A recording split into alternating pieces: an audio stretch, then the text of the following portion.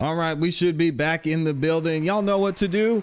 Welcome everybody. Welcome to Block News right here on the 99 Block channel, and welcome to day 6 of the Keffe D versus the state of Nevada trial, the Tupac murder trial as it has been infamously called. How's everybody doing this afternoon? Good to see y'all in here. Hopefully everybody's doing well, and we are going to get into some interesting testimony today. So if y'all could do me a favor, drop a 1 in the chat if you can hear me, drop a 1 in the chat if you can see me, and we're about to get into it. So we got a lot that's going to happen today. We're going to hear some more witness testimony. We had some information that we received on day 5, which was Friday, and we didn't get to complete that testimony because court was running on a short day. So we're going to get back into that here shortly. But before I do, I got to say what's up to the people, man. Shout out to everybody who's in here. Happy Monday. Good to see y'all in the building. Hopefully everybody's doing well. My beautiful, awesome, amazing Amy E is in the building doing what she does. That's be amazing. Dropping the 1 in the chat. Good to see you in here, Amy. We've got Kitty Cats in the building. BTA Zalove is up in this thing too. Taco Tuesday is in here on the Monday. Good to see you in here, Taco Tuesday. We got the big dog, J Money is in the building. Good to see you, J Money, and good to see all of y'all in here. All right, we're gonna go ahead and get into it shortly, but before we do, I do have a major favor to ask you. It's not a big deal to do. It doesn't take a lot of pressure, but it is really helpful to the channel, and that's please guys, like the video on your way in. The reason I beg for likes is because likes are free. It takes less than a second for you to like the video, and it really helps us out a lot. So thank you to everyone that's done that so far. I appreciate y'all. Make sure you keep liking the video as we go throughout the live stream. I think I sneezed. Hold on a second. Let me mute.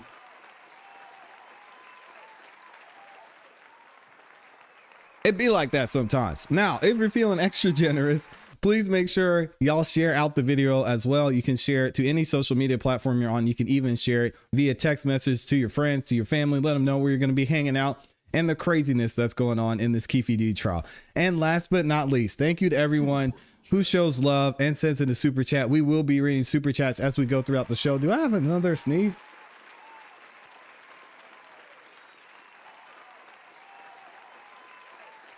I gotta get it together. We will be reading super chats as we go throughout the trial. And if you want your voice to be heard, we will be highlighting those super chats on the screen as well. Hopefully that's all the sneezes today. Oh man, good to see y'all in here. Let me see. Let me double check. Oh, we're having some issues over on Twitch. Okay, let me see. So hopefully we can get that fixed. But thank you to everybody who's on Twitch. Let me see. We got all of y'all in here from YouTube. Okay. So everything looks like we're good to go. Let's go ahead and get into the court coverage. I don't believe court has started yet. We might be on the seal. And if we are, that could be a great opportunity to go back and rewatch some of the other court proceedings. Yep. So it looks like court has not started yet, but usually this judge starts on time. So maybe I'll give it a couple more minutes. If you guys missed it, we did drop a couple of, well, I say a couple, we dropped a lot of extra content for you all on the channel. So if you missed some of the content, make sure you go check out all the videos that we dropped, all the shorts we dropped over there as well. We are putting in some major work when it comes to the production of the channel, the production of the content we put out. So I want you guys to go check that out. Leave a comment on the videos. Let us know what you think, because there's so much that we cover during these live streams that maybe you may have missed. I don't know. Some of y'all will be cooking. Shout out to Mary during the live stream. You got to go to the bathroom, whatever happens, but we've got you covered, and we'll make sure that we get the best content available for you guys as well. So thank you to everybody that did that as well. Let me see if we got anybody else in here. So while we're waiting for this to start, I might go ahead and we might do a little bit of a rewind. I was reviewing some of the testimony from day 2, and we might have to go back to this testimony of Mob James again, because that guy was something else. And if you guys missed it, we actually covered what happened with Mob James, and he actually apologized to Keffe D's attorney in this case. And the interesting thing about him apologizing was he actually shook hands with the attorney. He said, "Hey, listen, man, you know, I apologize for what I said, but I was just worried. I was just stressed out about what was going on because, I mean, Keffe D did all that talking, and I don't think you could save him. And you were asking me questions that were going to make things worse. So I'm actually fine. Let me find this video in case y'all haven't seen it, and I can highlight it for you so you can see exactly what I'm talking about, because Mob James was not happy about what he had to do during the court proceedings. I think I've got it here. Let me see if I can find it.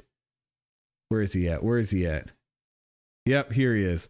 So let me play this interview for you guys. Should have set his ass down and mind his business. Should have, instead of trying to join him. So you can see what happened with Mob James. And then once the trial coverage starts, we'll actually go ahead and get into that. So let me put this up here. All right, here we go. Check this out.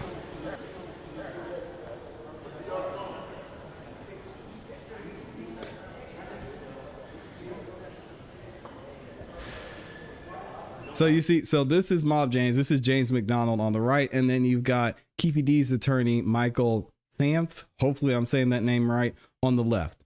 And if you all missed the testimony, during the regular testimony, Mob James was giving Keffe D's attorney the business, basically saying he was going to get him thrown in jail. He didn't understand what was happening, what was going down, why he was asking the questions he was asking, because if he had to answer them, it could implicate Keffe D in a crime. And, you know, Michael is over there smiling, just asking his questions all nonchalant, because we know he has a purpose in asking the questions that he's asking, not just because he's an attorney, but because we know that he wants everybody to say what they heard, what Keffe D said, what he did, because not only will he be able to point out the contradictions, but he'll also be able to make a point that his client is a liar. And that's been the whole premise of this defense, which is what we're going to see here. So check this out. I saw him walking out of here, and I wanted to apologize to him because I didn't want to come off offensive or like I didn't like him. I didn't know him, but the questions he was asking me is not in the best interest of Keffe D, and I'm trying to explain him to that. You really want me to answer that? If I talk, he wants to play and attorney. Answer the questions he answered, the jury is going to look and say, Keffe D is who he say he is. Keffe D was involved in what he was involved in. Again, that's kind of what his attorney wants. His attorney wants you to tell what Keffe D said so he can say Keffe D was lying. The only reason people know this is because of a book that was published. The only reason people know this is because of what they heard on the street. Nobody actually saw Keffe D. Well, no one that's alive anyway, because Baby Lane and the rest of them are dead, right? Suge Knight's not going to talk. Tupac's gone. So again, I mean, all we have is what people are saying Keffe D said, which his attorney's going to say he lied. Easy defense, and right? I'm not here for that. Keffe D put himself in this situation. Thank you for the super chat, Amy. Mouth. Shut up. Shout out to Amy with the super chat. She dropped the Husky. I love that. I love that super sticker. The 800 jewels for the Husky gift. I wish I could put it on the screen too. Let me see. Oh, it's going to let me do it. Look at that. Thank you, Amy, for the love. She's got the super sticker up there. We finally figured it out. We might be able to put them up there. This case is old. It's over. But for $4,000, $3,000, you want to sit up here and tell people what you did? The average gang member don't do that. And he paying for it.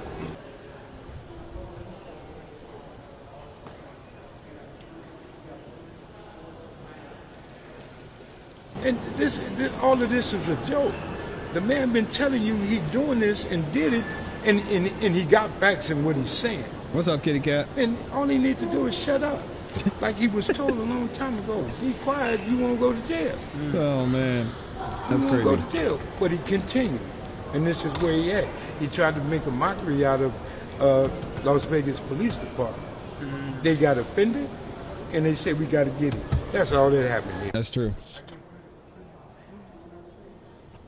I didn't realize I was that far off the camera. I say this, it was between Suge and Puffy.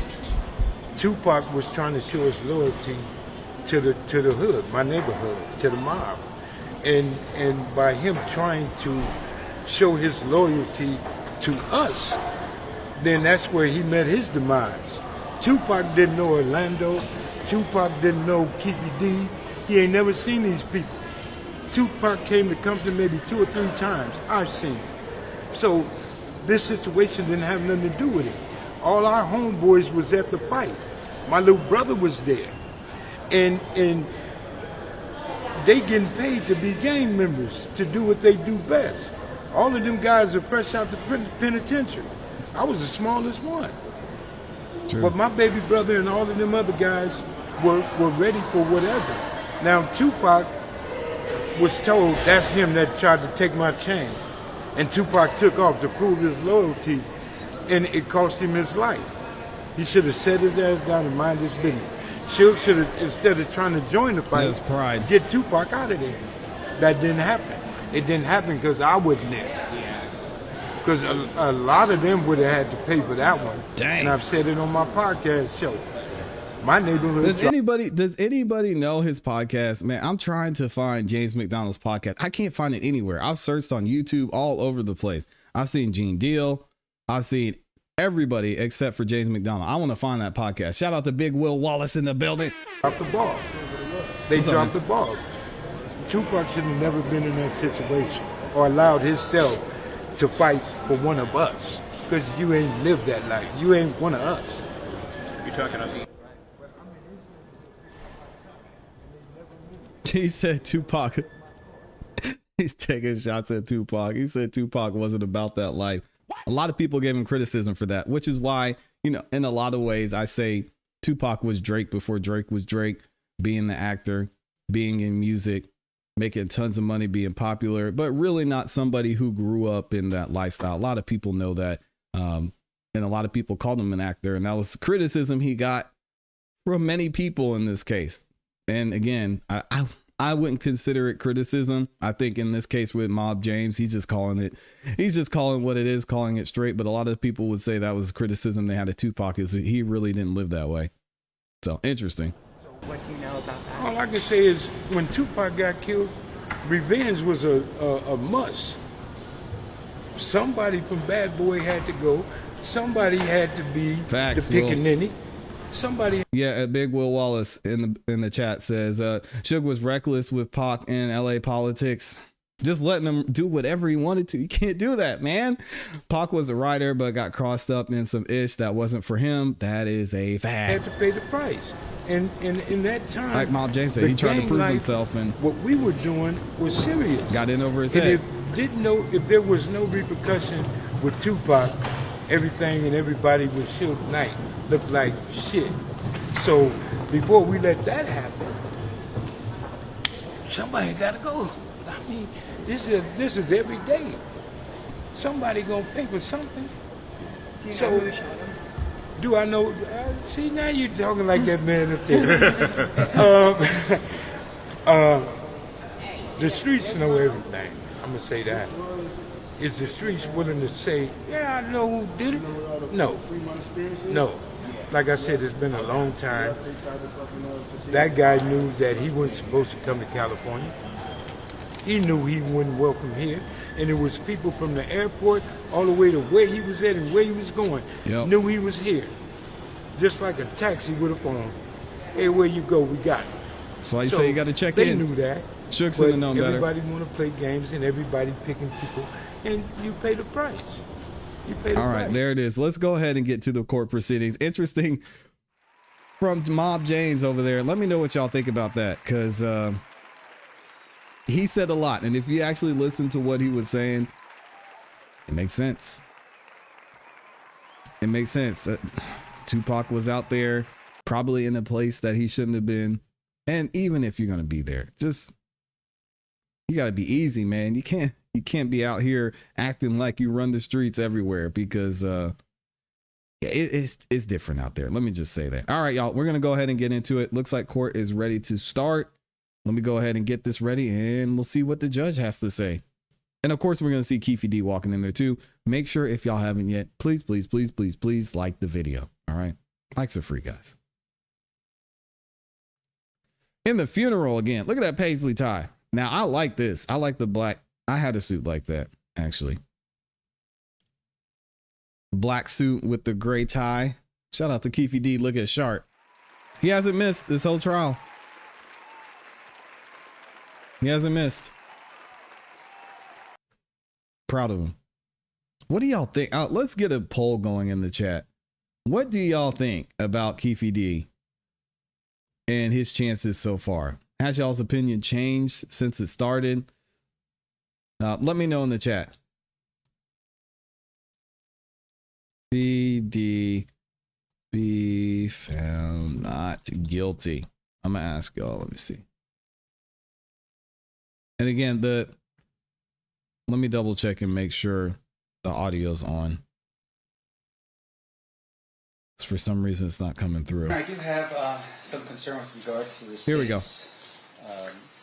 Current presentation of evidence in this case. Okay. There was some discussion, I believe, that was on recording. That was something that I did not believe should have been included. Some prior bad act that was in the first, I don't know, maybe 5 or 6 minutes of the recording that we listened to. Ooh, the audio is I did off. not make an objection to that particular point because I was trying to figure out whether it came in under some motion practice prior, and I don't believe it does. And specifically what that act is that? Is that Mr. Davis is talking specifically about criminal history, and he had mentioned something along the lines that he was involved in a shooting, and that and it was also because of drugs. We've always known about drugs, that's in his criminal history, but with regards to his reference to a shooting, I think it's highly prejudicial in this case. And I don't know where it's at in there. I was trying to figure out with my people over the weekend where it was exactly, but we don't have this exact recording. Okay. So in my motion regarding the bad acts and regarding essentially all of the evidence that was going to be admitted in this case, there was a caveat that there would be certain things that would be excluded, that could be redacted out. Was this something you were familiar with in your previous listenings? Or All right, hold on a second, y'all. I got to refresh this video because for some reason the audio is off on this. We got to make sure this motive is and good. identity? Yes, in his book, he starts off with, my first criminal conviction is shooting into an occupied house, and describes the event. Oh, it might actually be the That court comes in. feed. What shouldn't come in, and if he wants a limiting instruction on Let me see. Let me try. I do have one other further matter, Your Honor. Okay. We're done with this particular issue. The other issue is this. With regards to Mr. Dorsey's testimony, the bigger issue is that, we have this recording now. I mean, obviously, if there's things in here that is potentially Okay, gonna be a I think it's problem, that it would that be, specific stream. So we'll just go over. Let's go over to another stream. Here we go. current presentation of evidence in this case. Okay. There We'll go was with the some long crime. discussion, I believe, that was on recording, that was something that I did not believe should have been included, some prior bad act that was in the first, I don't know, maybe 5 or 6 minutes of the recording that we listened to on Friday. We got it, we got I did not make an objection to that particular point because I was trying to figure out whether it came in under some motion practice prior, and I don't believe it does. And specifically what that act is that?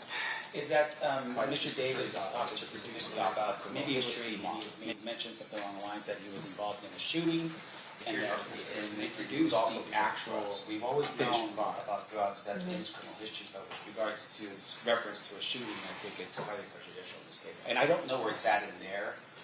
I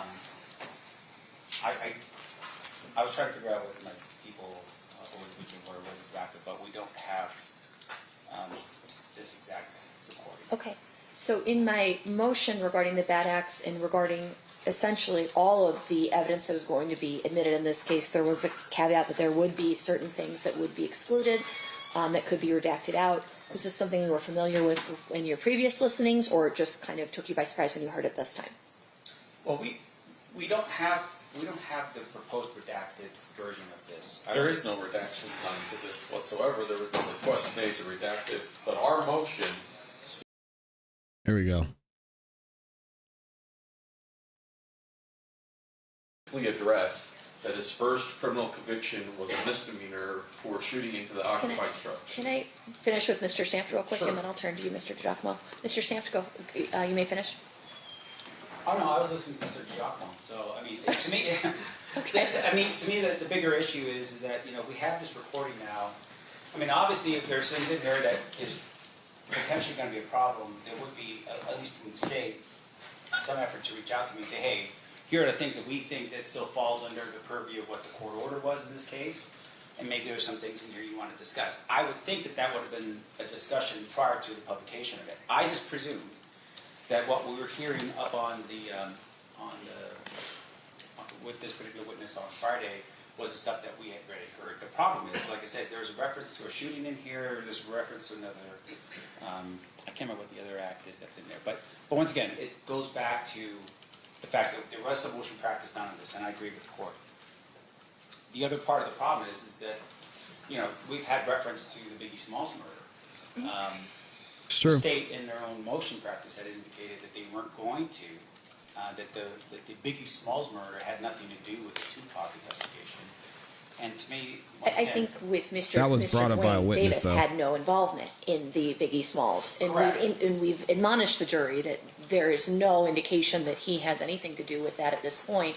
But ultimately, the nexus of this investigation was such that they were investigated together, for better or for worse. right. And I mean, we could sit here and talk words all day with that jury waiting outside, but I think what we're proposing the court to do, what I would propose the court to do, is just have some type of limiting instruction to the jury, in indicating to them you may be hearing other things that are not the focus of this particular investigation of Tupac's murder, something along those lines. Just a limiting instruction. Sure. Mr. DiGiacomo, do you have an objection to the limiting instruction? No, I actually think before every witness, maybe you just read that Tavares instruction to them Okay. each time. So just to remedy what we're talking about now, I'll have Mr. Samp propose a limiting instruction, and then I'll, from here on out, given the party's dual request, I'll read the Tavares instruction, unless it's a witness that has nothing to do with. That makes sense. If it were, for example, the gentleman who'd taken the photo, he wouldn't have anything to do with the bad acts that we wouldn't have to read. But if it were anybody else, anybody, probably law enforcement at this point, Yeah. I can read it. Yes, Judge, and just so that there's complete candor to the court, we did a motion on his prior shooting. It sounds like to me it's not real clear. We didn't do a motion on his 2015 conviction. I didn't realize until it was rolling and you hear it's actually being spoken. You might get a little. He does reference some police contact in 2015, and I do realize he was convicted of that. I didn't know or recognize that was in there. If the court wants to, since we're past that portion where he talks about it, we can have somebody redact the audio so that the one that goes back to the jury removes the reference to the 2015 conviction. Because he talks about the last time I was in the feds or the last time I was in prison, and then he mentions 2015. Okay. And that has to do with an event that's completely unrelated to our investigation. I just didn't realize, I didn't tie those two together until I heard the audio being played with the transcript running. Okay. So we'll have that redacted when it does go back in case they spend more time with it. Mr. Samp, what is the proposed instruction that you would like at this time for me to read to the jury when they walk in? You're asking me to put words together? Yeah. That's your job. I That's know, what you're good right? at. It is my job. Here's my famous people. Okay. Your Honor, I'll let Colleen make a proposal. Yeah. Your Honor, I would think it'd be something along the line. I'm going to let him propose it. Okay. Yeah. He's- Propose it. Okay, then we can have some discussions about what it actually is. Okay, let him Because propose it, and then you can object. But I think it's cleaner for the record if he proposes it. That's I don't know funny. that it matters for Tavares, but okay. Huh? I don't think it matters for the purposes of Tavares, but okay. This isn't a Tavares instruction. The Tavares instruction's already been determined because this isn't something that's being let in for the purposes that I let in bad acts. This is something that they're asking just to disregard. And that's only the 2015. Yeah. The Correct. shooting should still come in because the court ruled upon that. Yeah, that's what I thought we were talking about. So what is the shooting is there for credibility Some of the confusion statements here. of defendant, motive, and identity? Yes. In his book, he starts off with, my first criminal conviction is shooting into an occupied house, and describes the event. That comes in. What shouldn't come in, and if he wants a limiting instruction on, is the 2015. I don't know if they would want a limiting instruction, since we're going to redact the audio before the jury gets it. We'll also redact the transcript before the jury gets it. So I don't know if he wants to draw attention because they may not have caught. I'm going to let them Yeah. talk, and then I'll let you guys weigh in. I do have one other further matter, Your Honor. Okay. We're done with this particular issue. The other issue is this. With regards to Mr. Dorsey's testimony, we have a record from Detective Mock, who interviews Mr. Dorsey prior to his testimony. His testimony, though, on the stand really made things a little bit more easier to understand in terms of how his relation is with this case. In essence, what happens is that BET is asked by the district attorney's office to produce documents. Maybe it was through MOG. Maybe MOG is the one who does it. But in either event, BET says, okay, here's what we're going to produce. And they produce the actual finished product as their production. Right. They don't introduce B-rolls. They don't do anything other than that. And they basically said, that's all we've got. I think Mr. Diaz or Rios or whatever his name was prior to this had said something along the same lines that, hey, this is just how they do. The problem with what we're doing now is this. Mr. Dorsey gets up there and testifies and he says, look, my job, from what I understand, was to listen in to the interview that's being conducted between Mr. Davis and the interviewer, whoever that person is.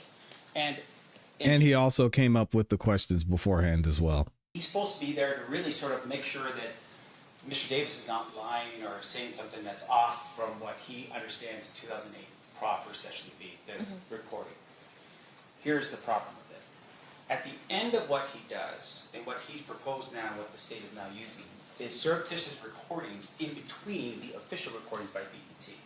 Now what does that mean? That means that while Mr. Davis is sitting in that room, he's sitting in that room with the interviewer, and at some point he's going to be asking for breaks. He's going to be asking for time to talk to somebody else. Okay. Which we understand it to be Wayne Higgins, his His attorney. attorney. Those conversations are not hot mic conversations. They are conversations between attorney and client, and there is a reasonable expectation of privacy there because of the fact that it's done off camera, because Interesting. it's not recorded. And on top of it too, that as that's happening, they're talking in a tone, they're not yelling and screaming it out loud, but they're talking in a tone to say, hey, what do we do here, whatever the issues are. I think those parts of this recording that Mr. What's his name again? Dorsey had done. Mike Dorsey. Had done. I think those are parts that need to be included from the jury's understanding, because here's the thing. That's an interesting point, because just a little background, guys. He's talking about the audio from the person who produced this 2009 documentary. And in 2009, Mike Dorsey was in charge of the production of this documentary with BET. When he helped produce that, he was in charge of making sure the recordings were good, listening in on the interviews to make sure the production was done well, and even coming up with some of the questions that would be asked of Keffe D. Now, the interesting thing was part of what they played, and we covered this going back during the audio, is Keffe D asked the people who were interviewing him, hey, can y'all step out of the room for a minute? I need to talk alone with my attorney. What happened was the mic was still on and the mic caught part of that. And now what Keffe D's defense attorney is arguing here is that testimony should be left out, or what was said should be left out, because technically that's attorney-client privilege and no one should be able to hear that. So interesting point by him. We'll see how he defends it. I understand he's not a state actor. I understand that it doesn't fall under this idea of, hey, well, he wasn't ordered by a detective to do that, and Dupree is definitely not a detective at this particular point. However, it is still a crime in California to record someone's conversations that they believe is private. Regardless of if we're in a room It's true. and having a conversation, if I'm having a conversation with this individual sitting right next to me and I believe that is private, under California law, that is still illegally obtained material. But ultimately, the remedy for a private actor acting in a nefarious, illegal, whatever you want to call it, way is not exclusion against the state, because the state's not the actor doing that. So that was sort of my comment when it was brought up that way. Interesting. I think the attorney-client privilege argument is definitely more interesting and is new. Or Yeah, I haven't heard any that final either. word on that before I turn to Mr. DiGiacomo? Well, I mean, because here's the issue that we have. Right now, what we have is an individual who basically takes his iPhone out, plugs it down on a speaker next to where he's at. He's hiding in a room to avoid detection by Mr. Davis, and he's recording the entire time. You hear other people communicating or having Yeah, but some it's type his of job. discussion on top of his recording, which means that it's done openly in front of this mic or whatever he's at.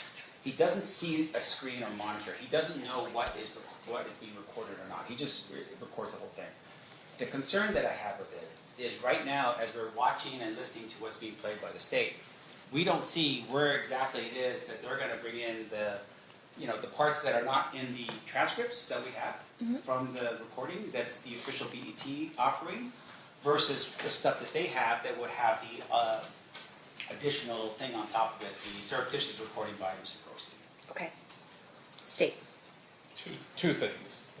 Mr. Dorsey had a transcript of his recordings that has been provided to the defense. Okay. And there's a transcript of the official BET recordings, which If you notice while listening to it, even the BET transcripts does not pick up background conversations or transcribe background conversations between other people when Mr. Diaz is asking questions. Okay. Mr. Dorsey will testify, because I specifically had asked him about the attorney-client thing. He will testify at no point in time when Mr. Davis is talking to Mr. Higgins is there not a third party present from E1 Entertainment. So there is no privileged communication that occurs between Mr. Davis and his attorney. Even at one point you're going to hear Mr. Davis say, hey, hold on, this is a hot mic. Let's bring him in and do a short evidentiary hearing then on that issue of attorney-client privilege. Sure. Okay. So they're going to do that now. Wow. I assume he's back there. We'll have Mr. Dorsey come in real quick. We'll have him resworn, and then we'll just proceed on this limited issue outside the presence, and then ultimately I'll make a determination. Yeah, this is interesting. I understand it's your proffer, but that's what he's going to say, but I'd rather have it fleshed out. That's fine. Oh. Bring in Mr. Dorsey. Just Mr. Dorsey, no jurors. No jurors yet.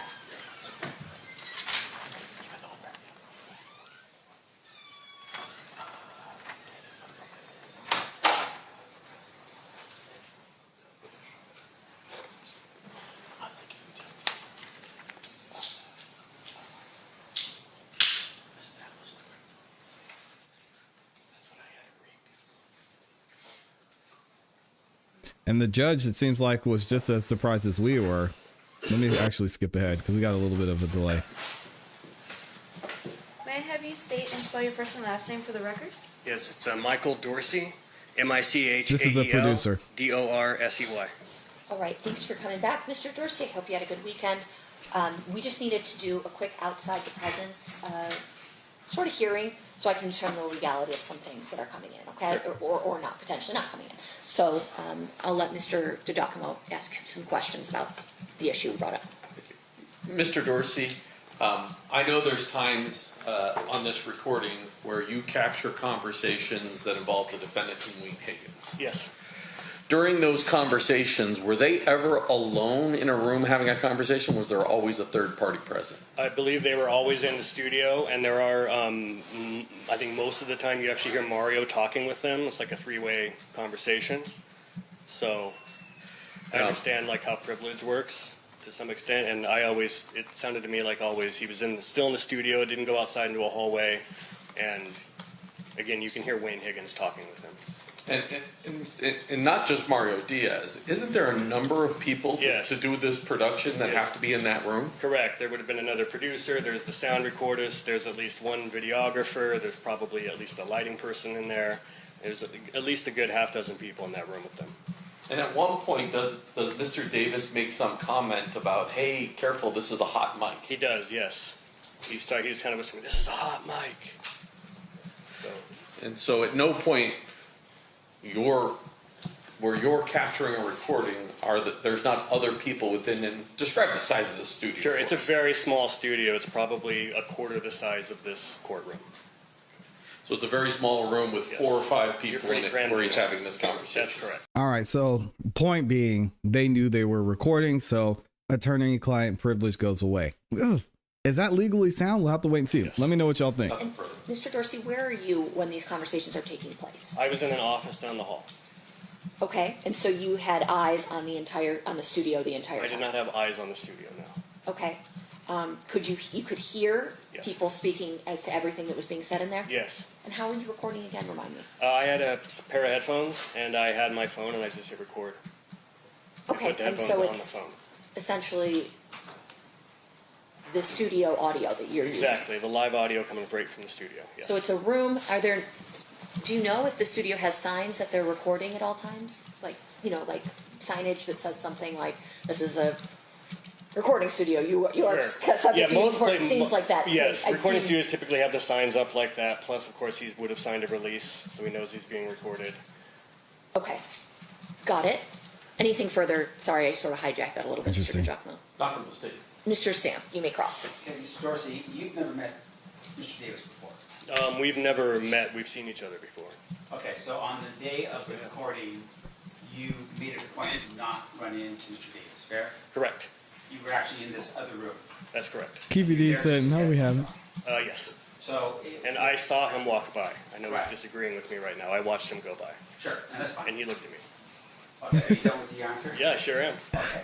Now, in terms of your work, I want to make sure I'm clear. Are you working as an employee of BET? No, Okay, what are you at that point? I am a contract employee, work for hire, as a technical consultant for specifically this production. I'm not hired by BET, I'm hired by the production company. By the production company? Yes, sir. And that's Entertainment One? Entertainment One and Creature Films, like a subsidiary of Entertainment One. All right. And then in terms of your Keffe D's over there shaking his head. was bound with a confidential. I don't know you, agreement, bro. Yes, Do you have proof right now that you're no longer bound to that agreement? I do. I have a letter from an attorney at Paramount Pictures, which owns BET, approving me sharing my information. And then I also have an email from Mark Ford, the head of Creature Films, also saying he had no objection. Okay. So in your work with Entertainment One, what you basically do is you have your phone or whatever recording device down Yes. next to the monitor in which you're listening to a conversation. Correct. You cannot tell us who's where in your recording, correct? Correct. You just hear noises, right? That's right. Now, in terms of the actual recording itself, as the individuals sitting there, are they sitting with mics on their lapels as they're sitting there being interviewed by that person?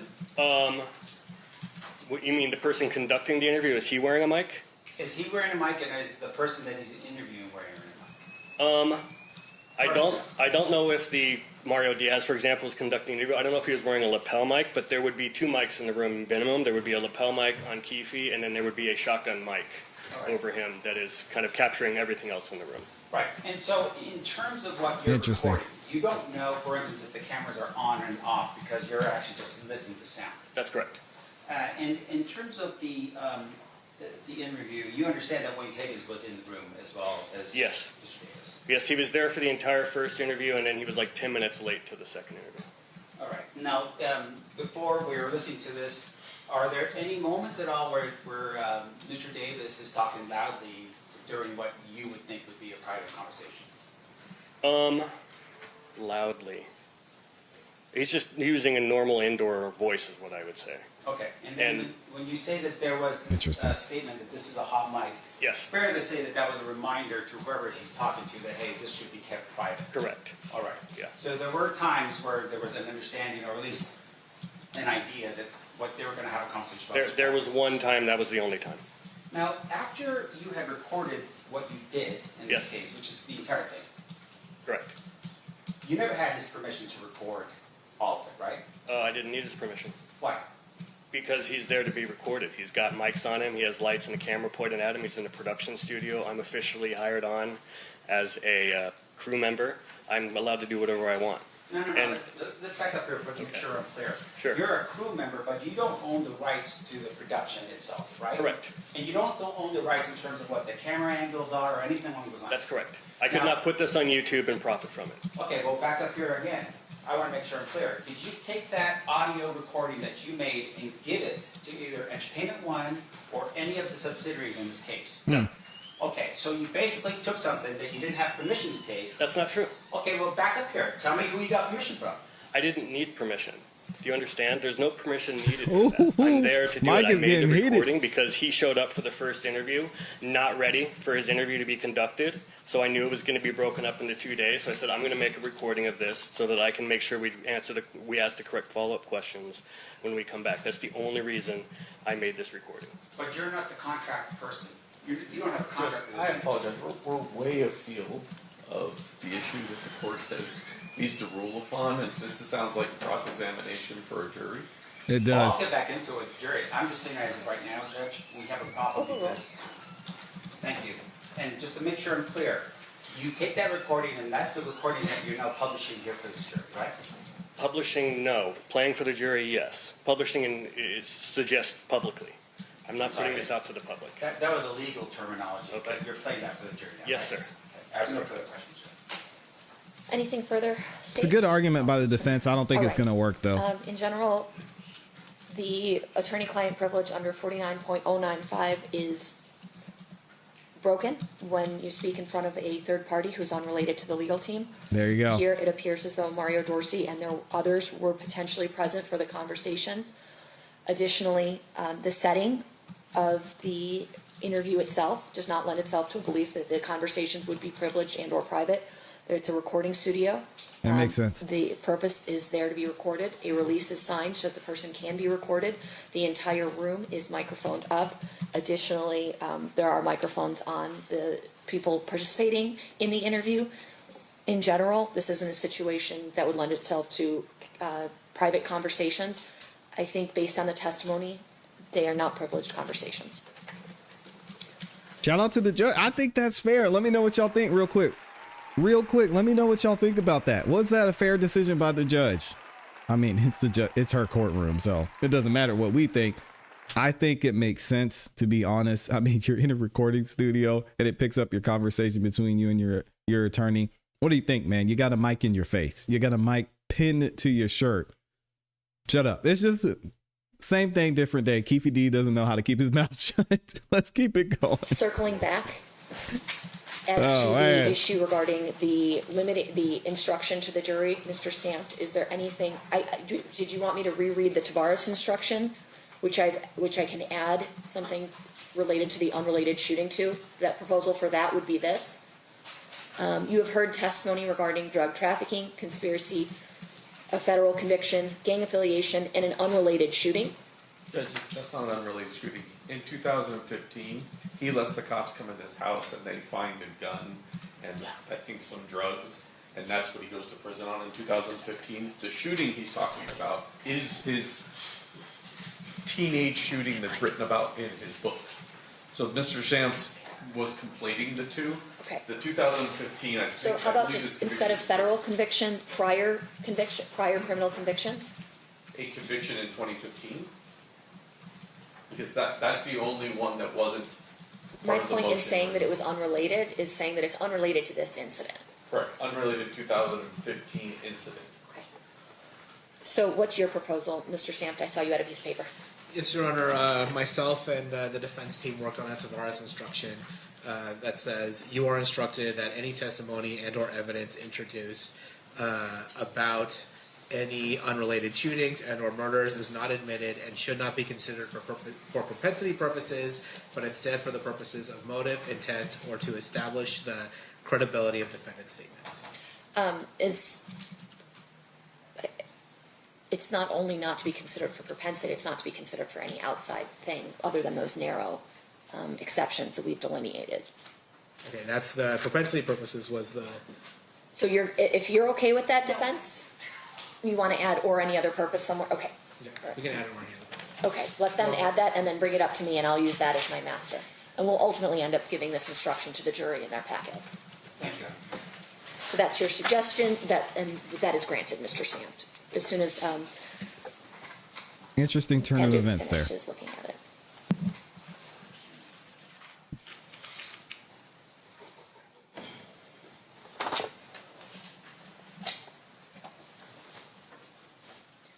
Almost there, Mr. Dorsey. Give us a minute. I'm fine. Okay.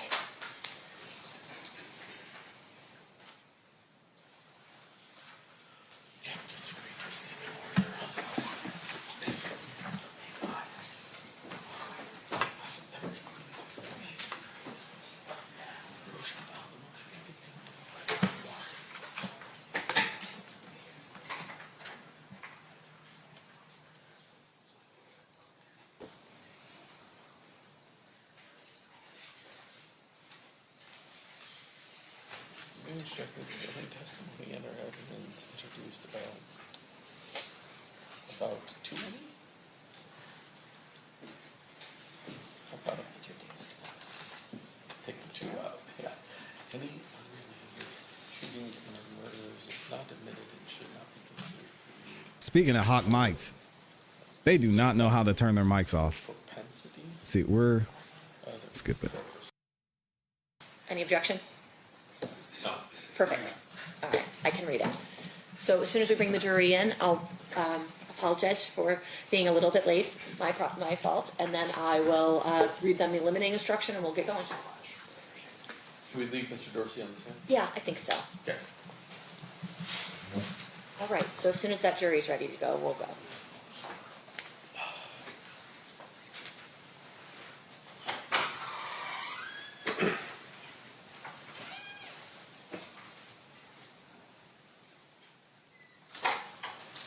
jury.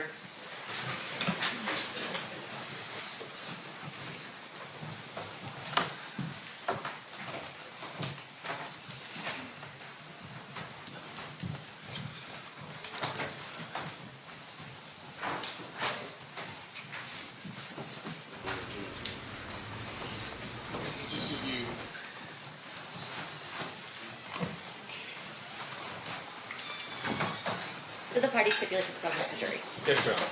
You may be seated. All right, welcome back, ladies and gentlemen. All right, I hope let's you get had a into good it. Weekend. I apologize for the delay. We had a legal issue that I did need to decide before we brought you in, so I do appreciate your patience in that We matter. know what it is. There's a limiting instruction that I need to read to you, and then we're going to resume with Mr. Dorsey's testimony. You are instructed that any testimony and or evidence introduced about any unrelated shootings and or murders is not admitted and should not be considered by you for propensity or any other purposes. It is admitted only for the purpose of motive, intent, or to establish the credibility of defendant's statements. All right, Mr. DiGiacomo, Mr. Dorsey has already been sworn, and so you may proceed. I wonder if we're going to hear in more that audio. First portion, the first 35, 17, and we're about to get back to it. Let me ask you this. After 2019, did you become aware that Mr. Davis published a book? Yes. He said Willy Wonka. Did you read the book? I did. Were there historical facts he provided you in 2017 that were included within that book? Yes, there were biographical facts from his childhood. They were in both. And do you recall what those various biographical I do. background, if you could tell the ladies and gentlemen? Sure. One of the stories was how his first time hanging out with the Crips when he was 9 years old, and he was shooting dice, and his dad drove by and saw him and ended up, punishing him for that. He talked about playing Pop Warner football with Suge Knight, and not just that, but also he talked about going to Suge's house after they would win for parties in their backyard, like pool parties. He talked about a baseball coach at the Compton College who was dealing drugs. I think Keffe was like in middle schooler, and he started running as kind of a courier for that guy. It was his first introduction to the drug game. He talked about being in the Upward Bound program at UCLA, and there may have been one other detail in there, but all details that I've only ever heard in that interview and read in his book. So I conclude that the author could have only gotten those from him. All right, Judge, I'm going to have to do a little bit to fast forward this to 35:17, I think we were at. And we put on record. We put on record when you paused it. Did you write that down? It was 35:17 was where we paused Okay. it. And so I'm trying to get there. This program doesn't make it real easy to just jump that far. Sounds good. Nope, he went a little too far. Yeah. You don't think?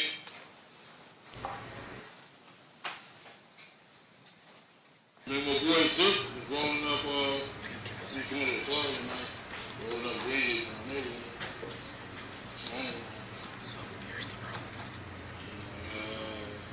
I guess they was. Sorry, Judge, the transcript won't come up if I don't start it at 17A. Start it over. I'm not starting it over. I just have to roll from here to wherever we're going. Okay. So I'm just going to have to guess, and hopefully we're close. No, we had ran into him at the House of Blues. Sorry. One more time here. We may just have to listen to a little bit more than we...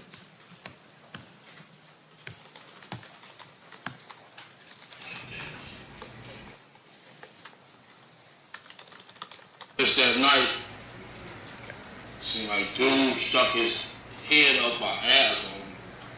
Dang. You know what I'm saying? He's a special agent in charge, and they made it front of me. It was just that night that dude made my life miserable.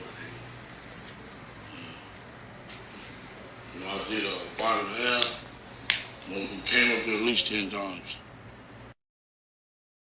I'm going to stop this. Before his interview in 2017, had you ever heard of Special Agent Holiday? I don't think so. I don't remember hearing much about the federal investigations into him. That was new information to me.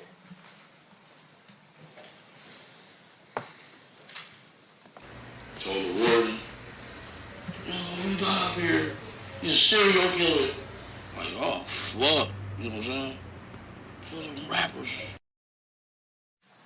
Like, how did it, like, evolve? Like, you guys were cool, and then you hung out a lot together. Now, when these people come to California, usually we always meet up and have fun. I was a baller, I had millions. In fact, I was doing better than him back then. You know, shit. Had fun, man. You know. Did he ever talk about Shook? Did he ever talk about getting scared? Fucked up. What's that? I said, did he ever talk about Shook? Did he ever talk about being scared and like, you know, all the bullshit, going back and forth, the East Coast, West Coast shit? You talked about that till later on in our relationship. That's right. Well, that's what I mean. Like, you know, when did we get to that spot, that place where you guys were talking about that? I remember my boy Zip was rolling up, he was going to the club one night, rolling up Greenleaf in the neighborhood. His phone rang. He was like, I guess they must have fucking blamed it. Something, I don't know. He's like, man, let me speak to Keffe. So I got on the phone. What's up, dog? Like, man, I'm giving a concert out there. You want to tour on the West Coast. He asked me, think it's cool to come out there? I just said, why it wouldn't be cool? He's like, the big CEO guy. CEO guy? He's like, yeah, the big guy. I knew what he was talking about. He was like cold and shit. So I guess he was kind of scared of the guy. So we went to the Irvine Meadows. It was something. Oh, let's get Irvine. He had the hottest song out in the world. You know what I'm saying? Shit, that song was One More Chance. Pulled me in on the stage. Suge was right there. So I came off the stage, he asked me, man, how you know that? Yeah, and we're listening to I know you.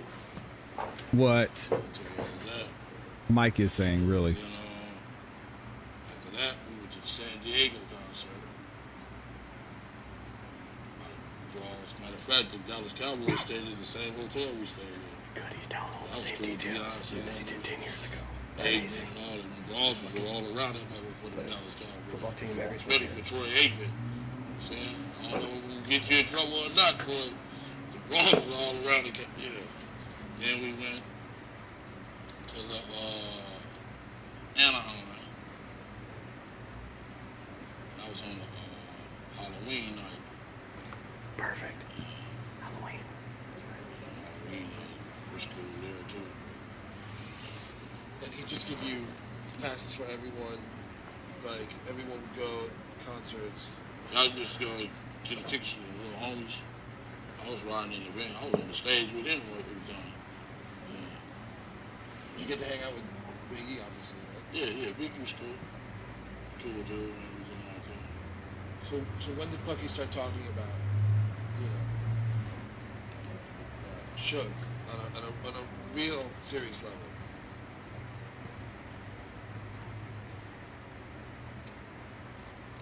You was back there?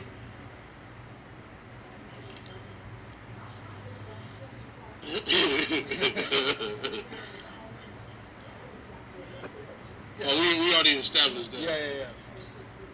Now, what'd you say? I said, when did he start talking about Shook? Like, Yeah, and Kitty Cat asked a great question. Is the whispering in the courtroom or in the audio? It's in the audio. So what we're hearing is basically what was described by the attorneys earlier is the man who's on the stand, Mike. He was a part of the production and he's listening into the audio that was being recorded in another room. So he has his phone sitting there just so he can record everything and monitor what's going on so he can reference it later for notes when he's doing post-production. And that's what we're hearing during this recording. So you'll hear the switch once they go back to what's actually taking place in the courtroom. a real serious level.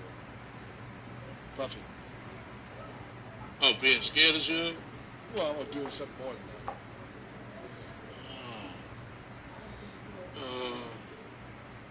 I ain't really comfortable talking about that right now.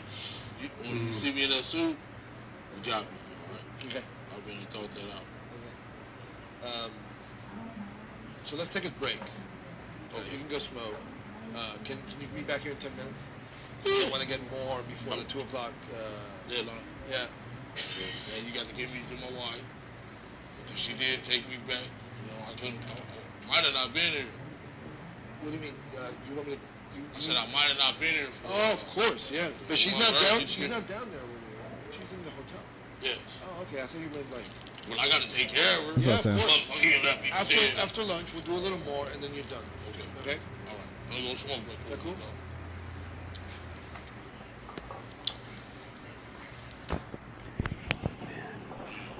Fans is watching. Fans is watching.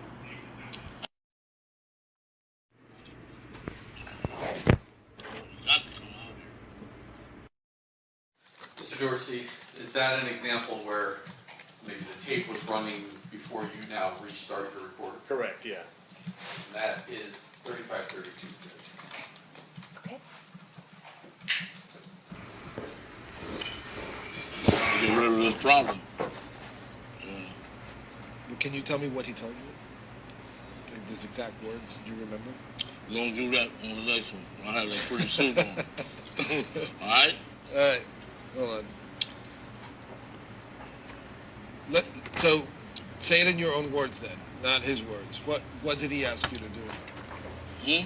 So say it in your own words then, not his words. What did he want? I guess he wanted to get rid of them dudes, his problems. He wanted to get rid of his problems, yeah. And who were his problems? CEO. The big guy. Yeah.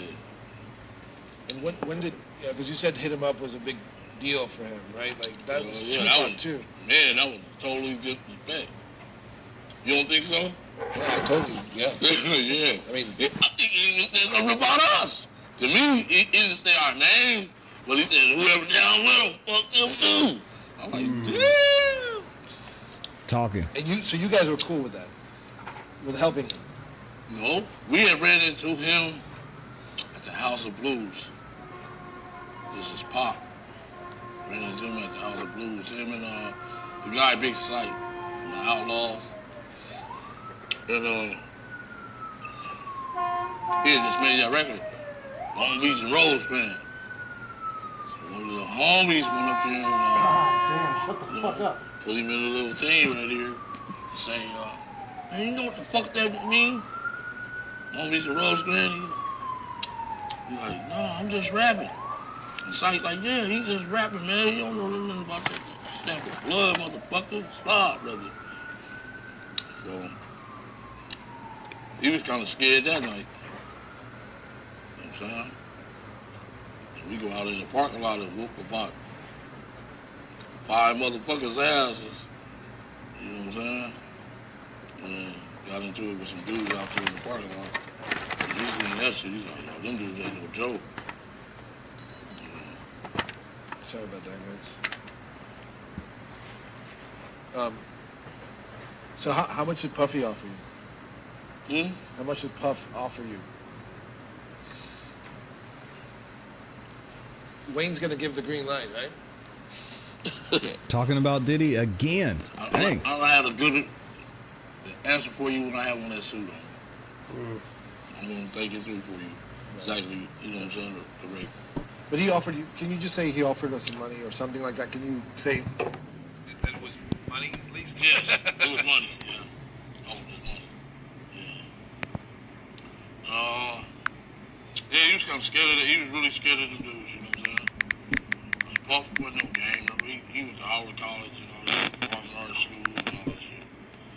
He ain't with that street life. But the really beef Jug should have had was, he should have been with Wu-Tang. Wu-Tang them the one was doing the damn food, acting a fool at the Shorts concert. They was calling you out. You two was picking some fucking kids, Junior Mafia. These are kids. You a grown-ass man. You know what I'm saying? The beef should have been with the Wu-Tang. He wanted to take it out on the bad boys, some kids, you know, start up. You know what I'm saying? Push his way around. Well, that's because Tupac was having that shit. Lit. Biggie. Yeah. He was lit. So Suge hooked up with Tupac and said, all right, we're going against these this before he got out of jail, though. Remember the Source Awards? He's like, every once in a while, like, you ain't got no love for two, you ain't got no love for the West Coast.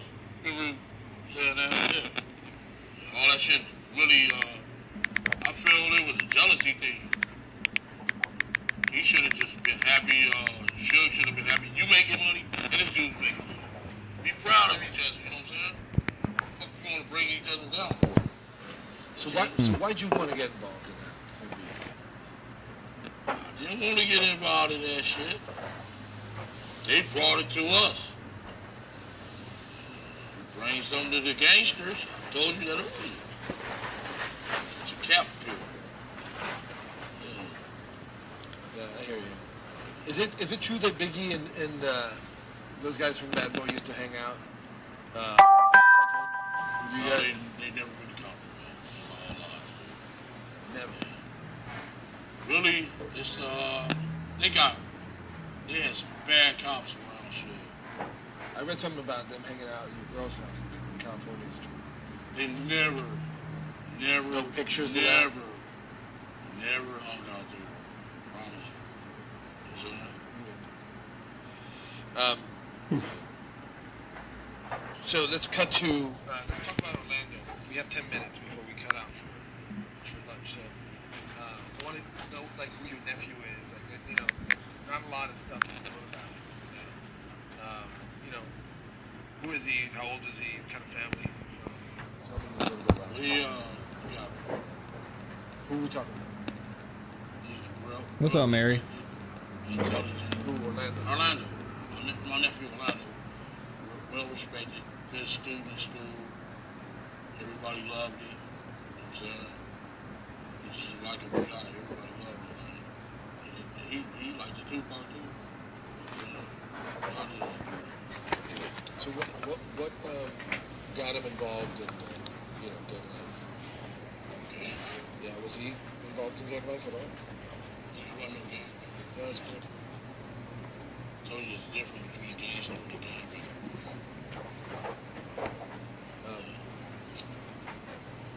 You want to talk to me about what happened at Lakewood Mall with Trevor Lane?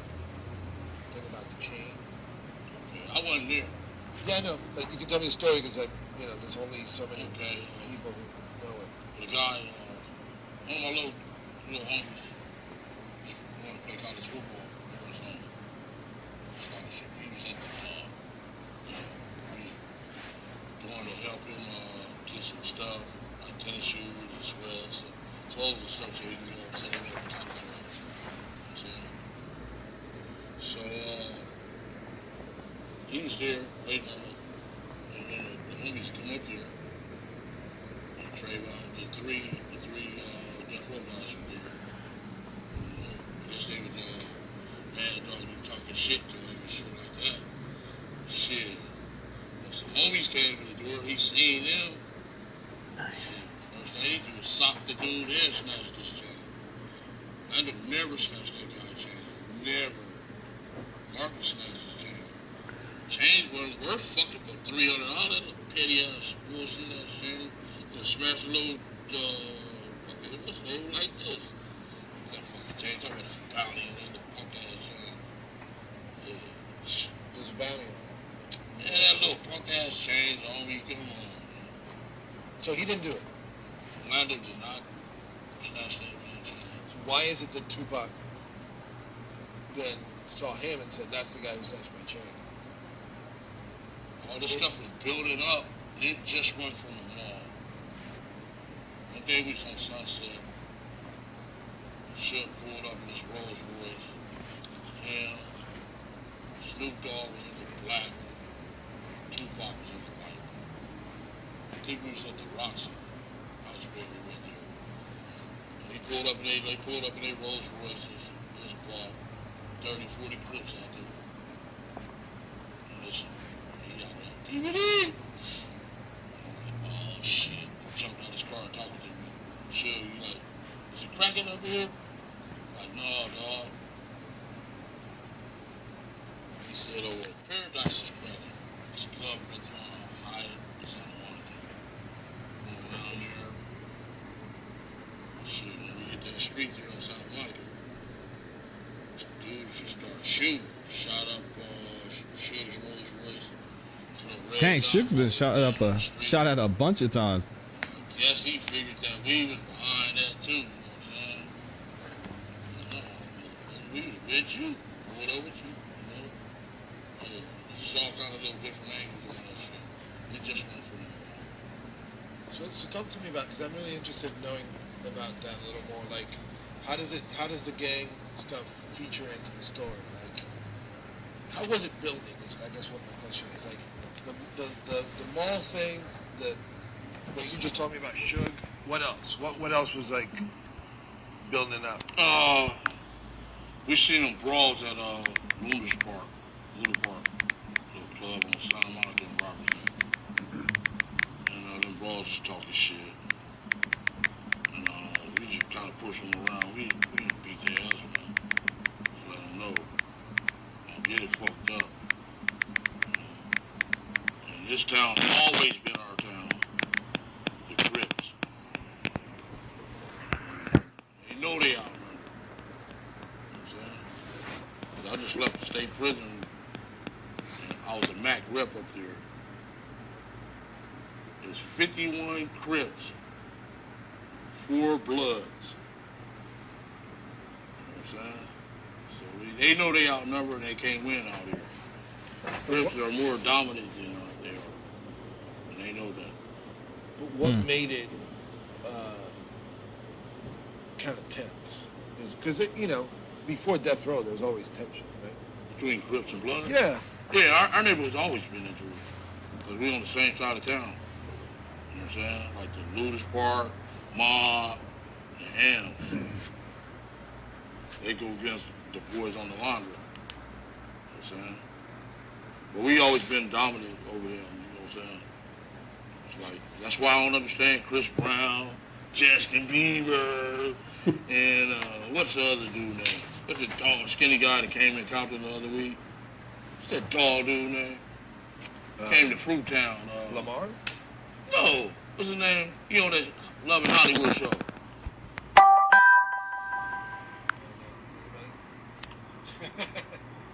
Soldier Boy and all. You don't understand. Get in trouble out here. Go to a state prison. Crips is gonna rape y'all. Justin Bieber, Chris Brown. What is he talking about? Man, y'all tripping on me. Yo, but I'm just trying to understand what happened back then. Back then, was it that they got cocky? Is that what happened? Because they were Suge? Is it that they got cocky? Is that what happened? That's what Mob James said. I guess money get you cocky. I guess money get you cocky. You know what I'm saying? They even beat up a rolling 60 and killed the guy at the club. Said DJ Quick and they jumped on the dude and all that shit. That's what I figured that shooting was about on Santa Monica that day when his hat was in the street I was just telling you about. Damn, I guess they gonna get his ass. So this is more gang related. It's another person saying that Pac thought he could do whatever he wanted to, and he learned his lesson. That's what he's saying. Dang.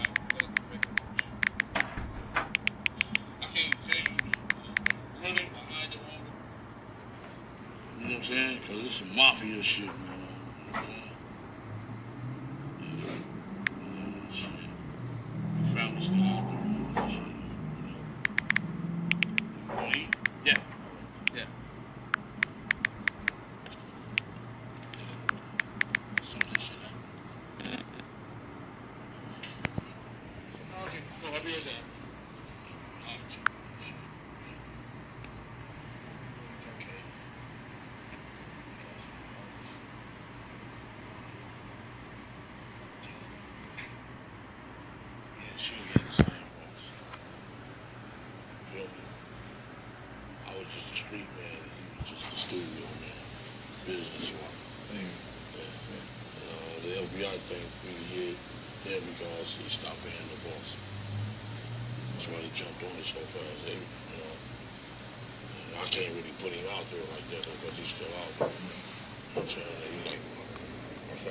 Since the 30s. You know what I'm saying? Yeah. And it ain't no Harry either. Yeah, no. But I mean, Suge might we in the same boat. Suge might be in jail for the rest of his life. Yeah, you right. Close to it. No, I think them police should start thinking. Good. All of them gonna do that. All the crooked cops and shit, we was really up against it, homie. One of the city of Compton, they got Reggie, right? Reggie Jr., Sergeant Reynolds, the mayor, all these dirty motherfuckers, you know what I'm saying? So we just gonna eventually have to have some shootouts with them motherfuckers. You know what I'm saying? Yeah. It just got busted too, Right. man. I loved it. I like, yeah! They didn't get the main one though. They didn't get the main fucking dude. He just running around. He's still a cop too. They got Reggie and his dad. Huh? They got Reggie and his dad. I said they didn't get the main one. His name Reynolds. Oh, really? Sergeant Reynolds. Pulled over my 60 keys. He's making my life miserable. Hell, behind some broad. Being jealous of broad, man. Dirty motherfucker. They didn't get his ass. That precinct was dirty as fuck. Yes, it was. And we was lived out there with him. Even the mayor, his councilman. We up there eating at IHOP, me and Lane. And here come the mayor. Man, you better sit your ass down, fool, and kill your ass. You know what I'm saying? Stupid bitch. You know? That dude was stupid. Wasn't that Bradley? Omar Bradley? Yeah. That dude was stupid on him. Let's eat some food, man. All right, thank you guys. We're back in 45. Are you leaving? No. No, my name. You're just there looking dapper? Wait till you see my suits, homie. Yeah. Thanks. All right, what's up? You got a big murder rap? Yeah. Can I see it? Yeah. Where are we eating? Was it? Just bring it to where we eating at. Oh, yeah, okay. Where are we eating? Oh, it's in there, okay. Okay. You talking about Craig K's book?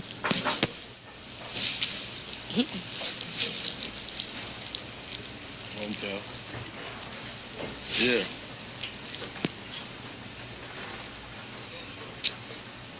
Don't say nothing about no people. That's Wayne.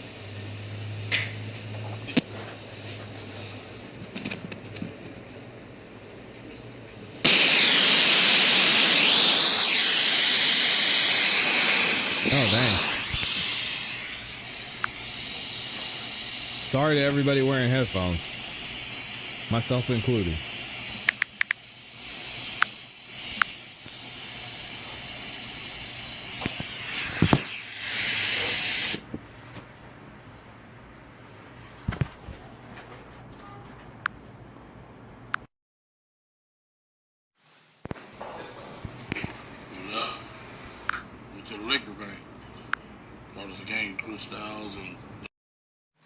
Once again, Mr. Dorsey, and that's around 52 minutes. There's a break where you missed some of the transcript. What the transcript shows. Yes. So that now we're back in the court where they're talking about it. Now we're back into the audio. Back to party. Back to the fight and shit. And then what happened? What's that? Then what happened? Then I'll tell you that when I get on my suit. Oh, come on. You can tell me a little bit. Just, What's that? you know, tell me a little bit of, you know, I mean, this is why we're here. We want to hear the true story of what happened that night. Yeah. Wayne, we need your permission. Well, I mean, Yeah. what?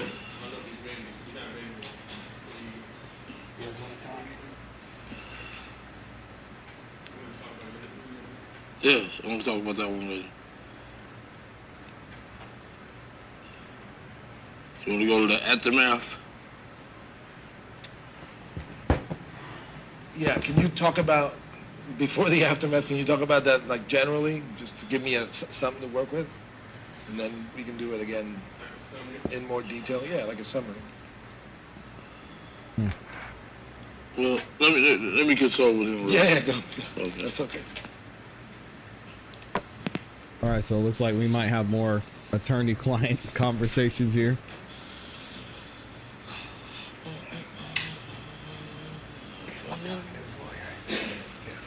Ray, still have the mic on, by the way. I thought we weren't going to say that, dude. Okay.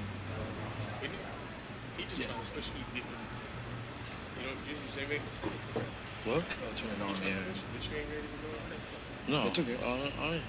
You need to tell him that. So we got to, that's some shit we got to discuss.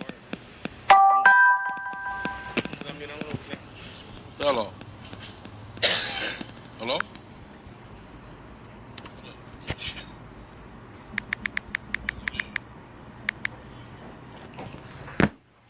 What are you about to do? Huh? The producer of the documentary was recording this. Yeah. Yeah, of course. For those of you just joining us. Is that in my pocket? Just tell him come here for a minute.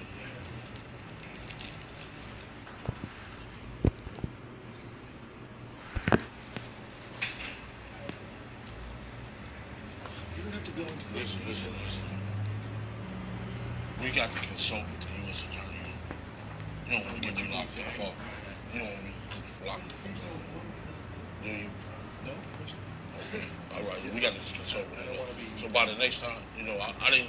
He asked me to come down there. Y'all see this lady in the background shaking her head? Like, damn. Boy, talking. I never did get a chance to talk to him. That's why I wasn't ready for it. She might be shaking her head at something else. You know what I'm saying? I want to know what I can say and what I can't say. So I got to discuss that because that dude can put me in fucking jail. Give me the death penalty.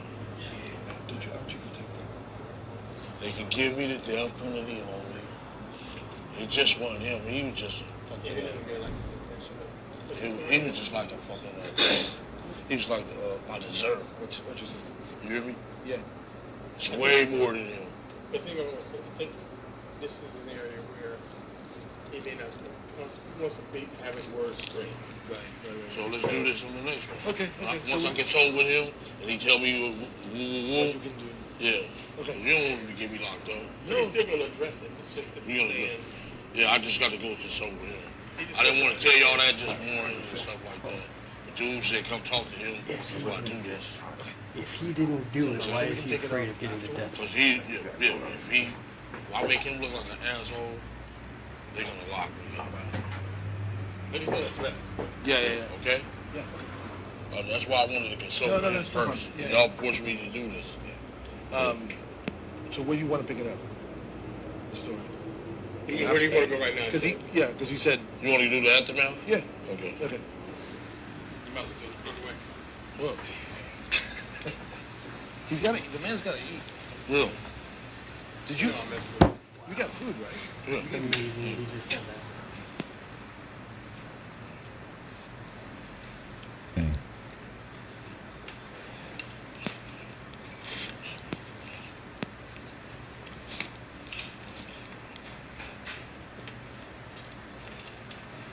All right, so we're gonna take this.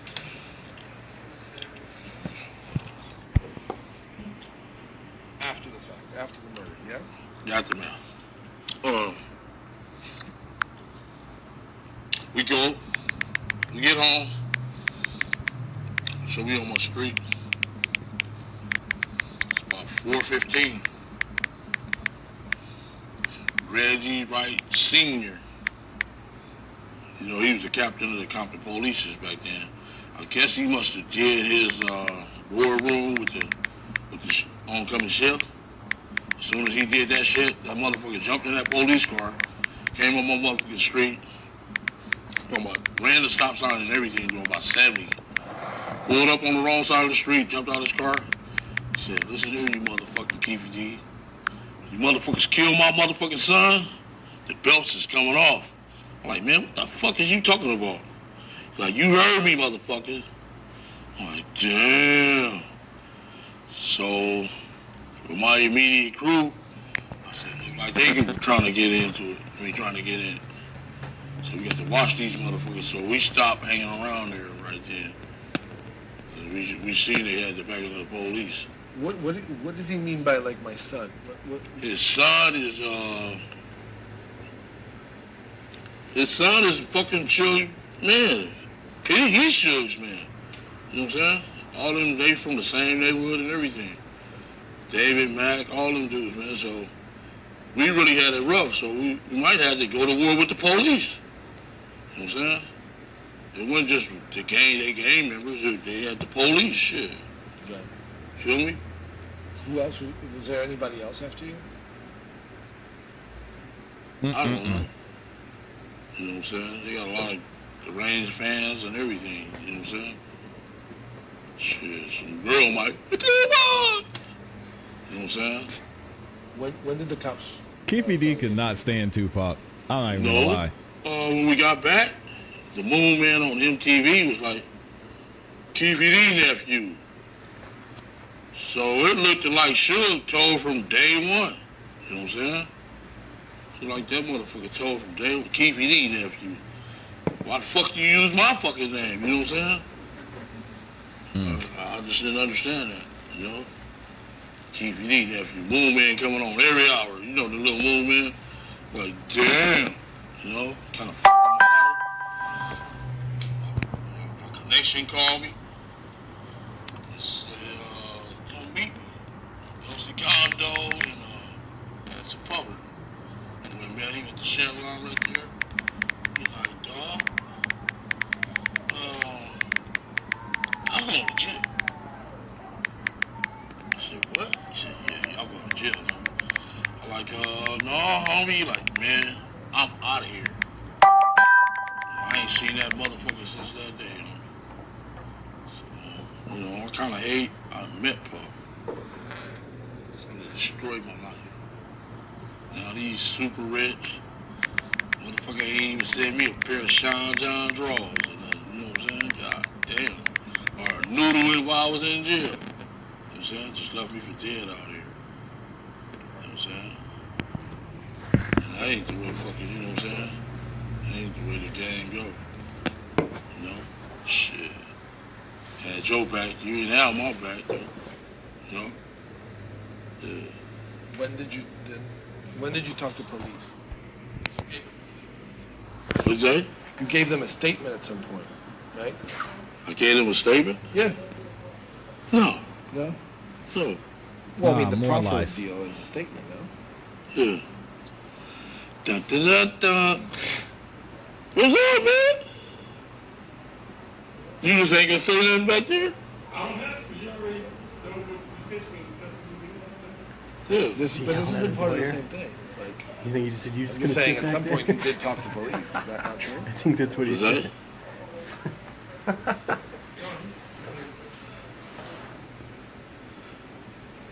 Remember what I told you outside? Like I said, that's why I didn't want to do this today. Right. Well, I mean, You know, some shit would give me motherfucking, you know. Right. Yeah. All right, I hear you. Well, yeah. Dude asked me to meet him last week, but I wasn't able, man. My wife was sick, homie. I could have had all your answers, you know what I'm saying? Shit. I didn't want to tell you all my business like that, you know, but force my hand. I blame Tara. All right. Yeah. Let me just see what I can talk to you about that. Because a lot of the stuff I have here is about that night. You know? Okay. Yeah. You're gonna have all the answers. Mm-hmm. I swear. So Keffe D was eating crayons. Crazy. Oh my god. Can you talk about Zip and talking to Puff afterwards? Zip and Puff? Yeah, I mean, at some point you needed to talk to them about shit. Is that the same shit? Yeah. Was it?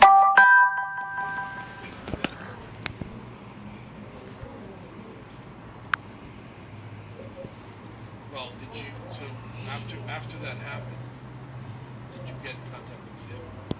Or Puffy? Me and Zip was together. He was with us at the point. No. And afterwards you didn't see him. Like, you didn't come back to LA with him, did you? Did him? You did? Yeah. Oh, We went up to Wingstop, Wings, LA Wings right there on the 3rd and the bread. Right there on the other side with Pinks, you know, Pink Stills. Oh. They got a LA Wingstop right there on that Eat side. with Zip. Yeah. It was Beverly though, or what did you Melrose. talk about? All kind of shit. Money.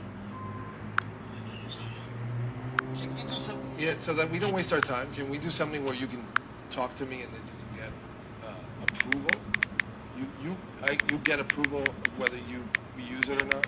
Because otherwise, we only can answer 3 questions, homie. I'm gonna go into full detail with you and everything, homie. No, you don't have to do.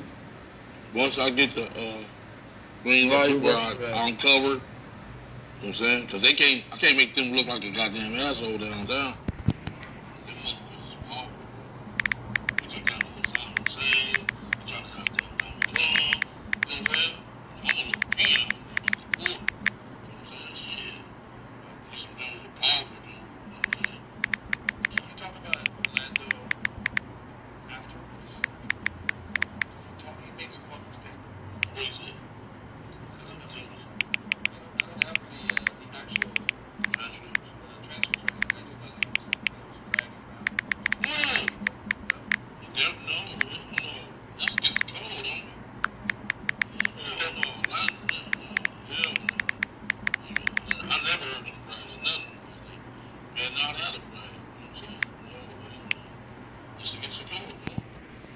So how did you guys lay low afterwards? What you guys do? You want to know the truth? We didn't lay low. Ooh, some new details. We was after they asked. Mr. Man laid low. He the one who flew out to the Caribbean and shit. But we some mafia shit, man. Yeah, don't. We didn't lay low. We had to stay sharp, man, because we had to watch out for the police. Had to watch out for them. You know what I'm saying? Yeah, we didn't lay low.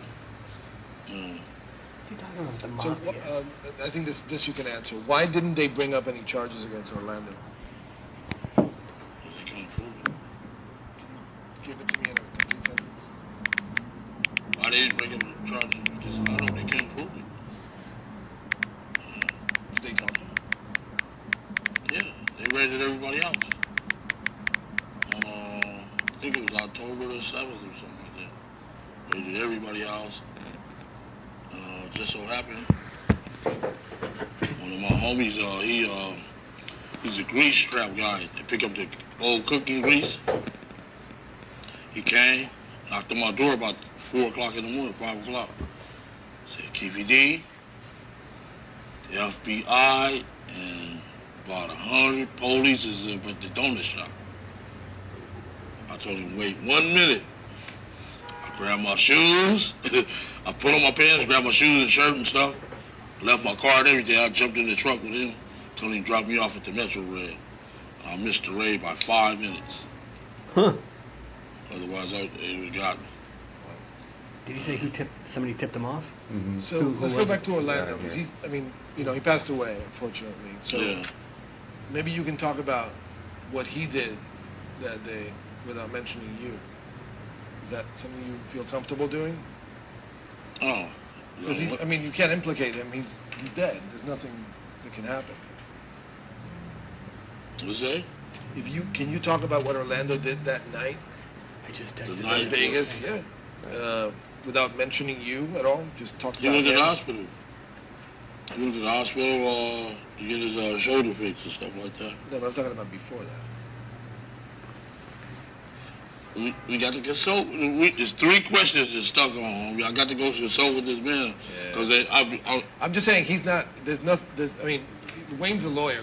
Wayne, can you confirm that? Can he talk about Orlando without mentioning his name? Without mentioning Keffe's name? That's what I asked Mario. I said, see if he'll talk. What does he know about what Orlando did that night without including himself in that? Do you know what I mean? Mm-hmm. Okay. Because Orlando's dead. Been dead almost 20 years. Yeah. Did Orlando go after Tupac that night after the fight?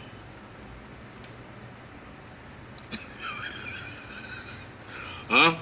I got to do my job. No, he didn't go after Tupac. He did not. Mm-mm. Man, wait till I get on the suit, man. You keep on. Let's go somewhere else. You want to talk about Paul? Something like that? What's that? I did. He didn't want to answer, but I'll ask you.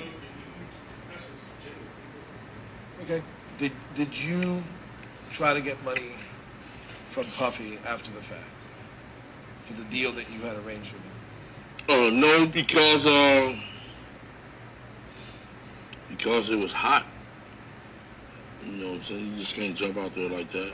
You have to be smart in this game. You know what I'm saying? Otherwise, they'd take your ass down. They would have bent your ass down. You know what I'm saying? And so what was your plan? I seen him about maybe like 6 months later at the House of Blues right there. And he invited us to the Keffe Pictures Museum the night before. And we went up there, fought.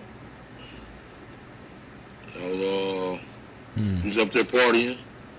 I seen him at the Keffe Pictures Museum. And he like, Keffe D, the FBI is all over us. I'm saying, if you want to catch our heat, you know what I'm saying? Said they up in this party right now. I'm like, for really? Like, yeah. So that's why I didn't understand how the fuck Biggie can get killed. You know what I'm saying? It was Biggie being brought up. FBI all around here, with, you know what I'm saying? Said they up in the party and everything. Ever since we got off the plane. Fuck. Dang. God, I just thought of something I never thought of. So we'll talk about This Biggie is Mike in a second, talking. but did you ask him for That's why there's the no money way that Keefe and the he owed you? Southside Crips killed Biggie. Was that? Did you ask him for the Fucking money Puff that he Pull owed and the you? FBI are all over. No, I So the Keefe Shit, would have we been got like, the fuck, the FBI FBI around, are fuck outside them right ass now, for money, murder's bro. off, we can't kill him right now. Yeah, of course. Guy never put that together before.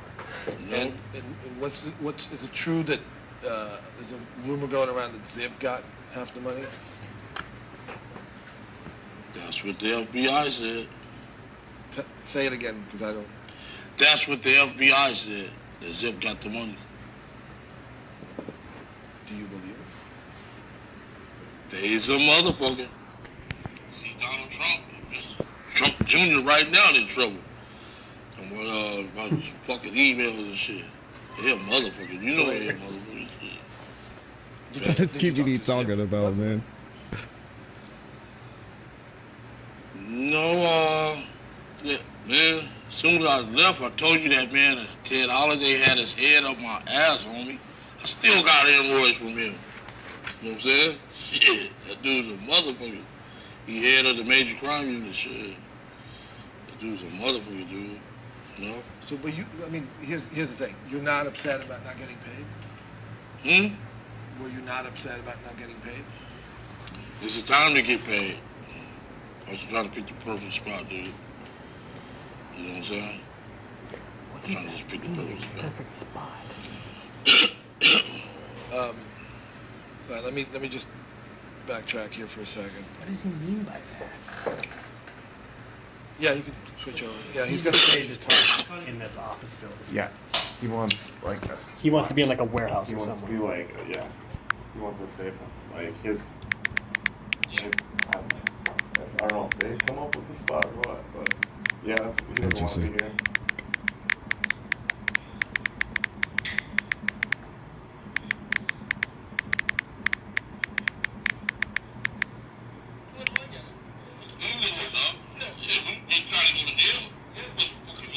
Right? What you gonna do with some money in here? Right. No, I mean, because you were saying like, yeah, I didn't do it then, I didn't do it then. I just want to make sure that, you know, I want to know where your head's at. You had a plan. I am a kingpin that was making more money than Paul than we were then. You're picking your spots. Couple more too. weeks, Yeah, Taco right. Tuesday. I hear you. Playing my cards right. Yeah.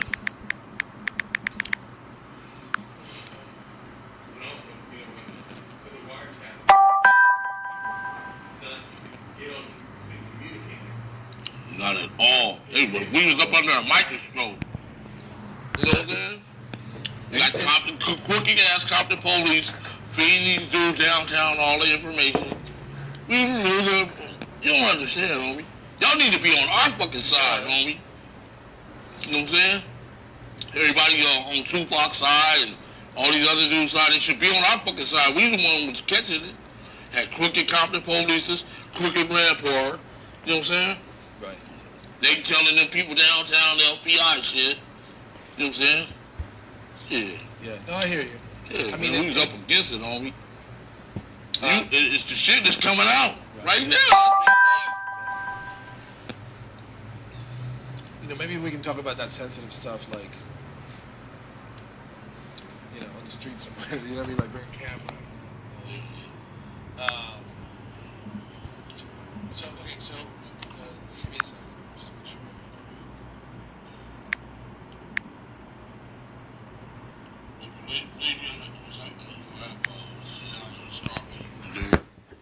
Yeah. Go over everything. Yeah, that's okay. And he gonna give me the green light. Right. Say yes or no. Is it true that you went to the that Hollywood Walk of Fame ceremony for Puffy? Huh? Where you heard that from? Him. He said it. It's true. You said that. He did say it too.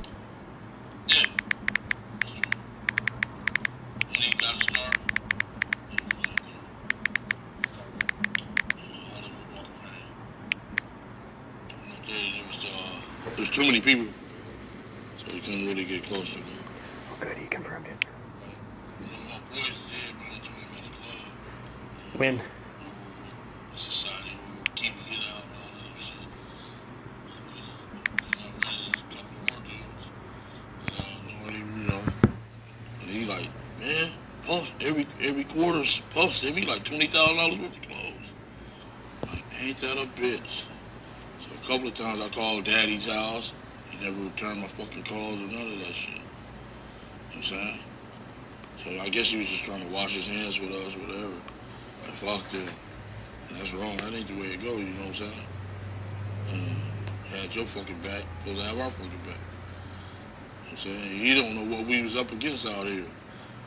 You know, I hate I took that fucking phone call from his ass. You know what I'm saying? Otherwise, we wouldn't have the crooked cops. Yeah, that's the producer that's on the stand right now. Because me and Sugar was friends. That's what he was saying back then. We've been knowing each other since we was 9, 10 years old. You said you told him. I'm tripping on him. Yeah. I'm kind of mad at the dude, dog. You know what I'm talking about, Puffy? Yeah, I'm kind of mad at him. Yeah. And there was never any, after you stopped trying after a while, there was never any contact. Yeah, no contact. Yeah. Why? Let's go to Biggie. So, he invited you to the Peterson Museum, to that vibe party. Yeah. Yeah. You said there were too many people there. The feds were there. Yeah, he said that. Right. So that wasn't the place or the time, right? Hell no. The FBI there, they see us together. You know, they put shit together. But why did you go in the first place? Why did I go? Because he thought smashing parties on me and all that, you know what I'm saying? We was just literally invited. You know what I'm saying? They kind of needed us. They should have kept us. You know, because probably still be alive today. You know what I'm saying? Instead of talking about the FBI around, I guess you were scared of us. I don't know. The FBI around. I guess the FBI was going to protect him, but it don't look like they protected him because he did. You know? Then 2-3 days later, Sergeant Reynolds pulled up talking about, we killed Biggie. Oh, you know what I'm saying? Calling the people downtown crooked cops, man. That's some bullshit, you know? Yeah. So can you tell me definitively that you had nothing to do with Biggie's murder? Nothing. Can you give me a full sentence? We had nothing to do with no Biggie Smalls murder. Biggie was our friend. You know, why would we want to kill our, you know? Why do you think people thought that? Because of the money and all this old shit.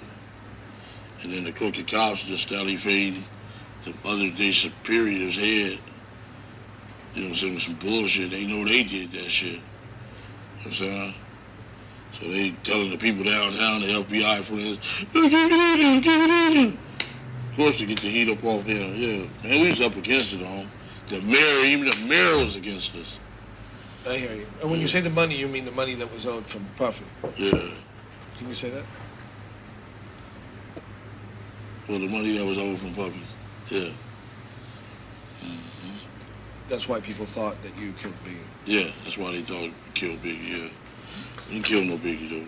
Y'all think Diddy was involved? So for real? why did you agree to tell your story after all these years? I agreed to tell my story. Yeah, to us. I mean, I know why you told your story to police. Because he wanted some money. Life. And I was really facing the death penalty. Yeah. And I just didn't say my life. I say though, my whole crew life. You know what I'm saying? They should have put down like 48 indictments. All my big hitters, all my homies, all my family, even the plugs, even the Colombians. You know what I'm saying? Shit.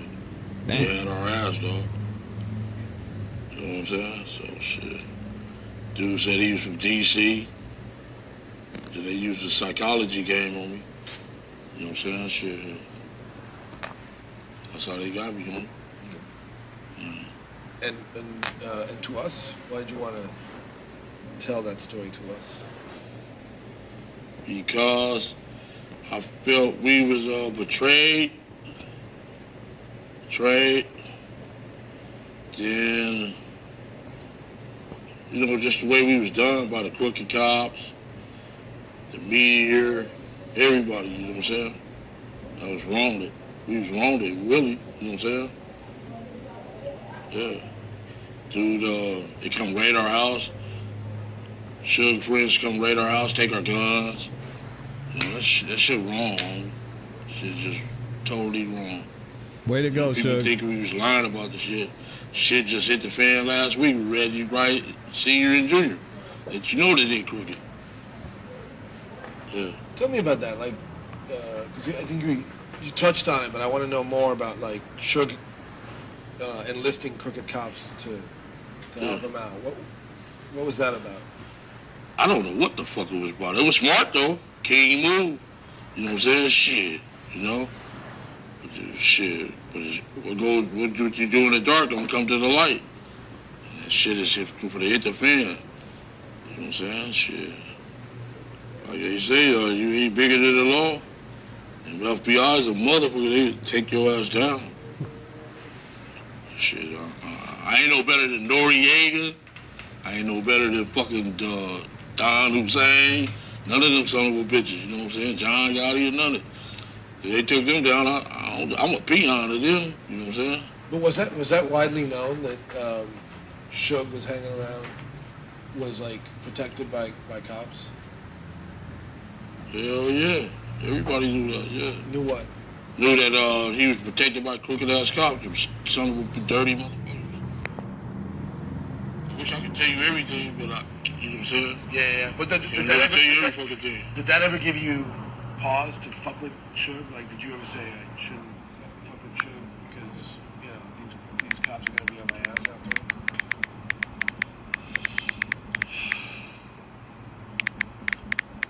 You know, I'm more down with my nephew than I am down with Suge. Fuck Suge, for us coming to that. Dang. I'm his uncle. I'm here to protect him. You know what I'm saying? And all that. And that's what I did. Was there ever a time where you felt bad about Tupac? Was it every time I felt bad about it? Yeah. I wish it never happened. That's good. I lost my plug. You know what I'm saying? Colombian boy left. Went back to Bogota. Shit. You know what I'm saying? Yeah, I hated it happen. Can you say what? So like you wish what hadn't happened? I wish that never happened to Tupac because shit, it changed my whole fucking life. You know what I'm saying? And it's still going on 30 years later. I was making all them hundreds of millions with. Fucking went to Bogota left. You know what I'm saying? He didn't want to get caught up in our bullshit. And I wish I would have listened to him. I should have jumped on the plane with his ass to Bogota. You know what I'm saying? Yeah. Oh, yeah, okay. All right, that's my son. Yeah. And my wife, they on my ass. We're almost out. Okay. Was that? Yeah, of course. Yeah, sorry, you have to repeat it because the phone was ringing. Okay, about the Bogota? No. About Tupac. Like, did you ever feel bad? I mean, this is a kid on, the prime of his life. I was like, an artist that everyone loves. to me, it was an ignorant kid in the prime of his life doing stupid shit out here. How so? How so? He shot the police in Atlanta. You know what I'm saying? Jumped on my nephew, him and his little gang. You know, you're a rapper. Stay in your lane. You know what I'm saying? Stay in your fucking lane. You're not a gangster. You're a fucking rapper. A lot of people said that. What's up, Bombay? Stay in your fucking lane, dude. You know what I'm saying? You're not doing what we doing. You know what I'm saying? So he should have just stayed in his lane. I hate it happened to him, stuff like that, and you know, it really changed my fucking life. You know what I'm saying? My plug left. That's the audio. That's not me I typing. I'm out of here. Y'all going to jail. Wish I would have been on the plane with his motherfucking ass. You know what I'm saying? Shit. I hate it happen, bro. You know. If Tupac had not gotten involved with your nephew in the lobby of the MGM, would he still be alive? I don't know. He ignorant. Some motherfucker, you know what I'm saying? The dude's, you know what I'm saying? I guess he, That's when guess the he went iPhone with first that came out. mob. iPhone 3. And that shit went to his head on me. You know what I'm saying? That's the way I feel about it. Shit went to his head. And shit, he was ignorant, so he run into a lot of problems out here trying to be a gang member. You know what I'm saying? But see, in our community, we try to get up out the game, like try to play sports, rap, and stuff like that. Try to get up out the game, our motive is to get up out the game, like get us a home, get us a family. These motherfuckers nowadays is got millions of dollars enjoying their fucking game. That shit is backwards. It's you know true. Shit is backwards. Thank you, Chris Keffe D. Brown. Thank you. Soulja Boy, Justin Bieber. Better listen. You know what I'm saying? You got all that money. Get away from this bullshit. Because all it leads to is death, penitentiary, and heartaches for your family. Facts. You know what I'm saying? People out here, we grew up in this shit. You guys from another town, dude. You need to leave that shit alone. Take Keffe D. Leave that shit alone, boy. So let me ask that question again. I really like that answer, by the way. I think it's true. It's like everyone's coming, Yeah, this dude from Virginia, he coming being gang members. That's stupid. That's backwards. So is the real gang members is trying to get up out this shit. He said a dude from Virginia coming out to the West Coast to try to be a gang member. He's right, man. It's not worth it. If that shit hadn't happened with Orlando, would you have left it alone that day? Yes. Me and Sugar's friends. Yeah, shout out, B. We were friends. We grew up together. Shit shouldn't have never happened. You know what I'm saying? Well, that shit shouldn't have never happened. Because me and this guy grew up together. We was friends since we was kids. You know what I'm saying? I want to tell you the whole truth about this shit, about the balls. That's okay, but this brings up a good question. Did Suge know that who he was dealing with Orlando? Did he know that he was your nephew? Yes. I told you, Moon Man came and said, Keffe D nephew. LA Times, Keffe D nephew. No, I don't mean then. I mean before. What? Before he kicked him in the head. Yes. I don't know. I think that was a stupid choice. But he did say that night, he told them police that night that Keffe D nephew, Keffe D nephew. You know what I'm saying? He knew. He did say that. You know what I'm saying? He keep on saying he ain't said nothing. Bitch, you know you said something. You know what I'm saying? Why you use my name? That's what I don't understand. Send a message. He's trying to get me arrested too. Right. Yeah. Orlando had a deal, right, to testify for Suge? Can you talk about that? What's that?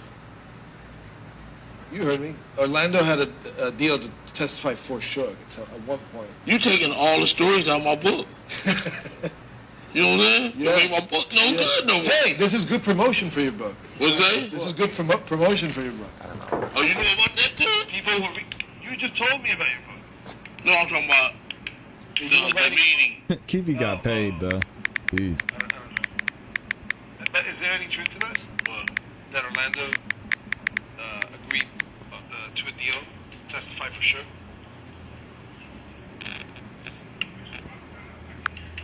Okay, all right, sorry about that. What's that? We not gonna go to that one. Okay. I'm gonna save me something for my motherfucking book. Goddamn, no surprises. Hey, homie, yeah. You did your work though. Right? I see. Well, next time we talk, I'm gonna drill you on those. There's no. All right. There's no escaping it. Nora, are we good? Do you have anything? He said he's gonna do what?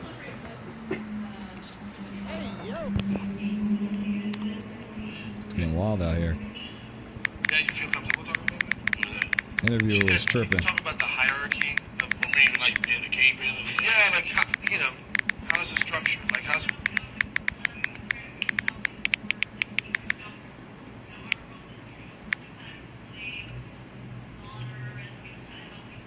Codes. Yeah.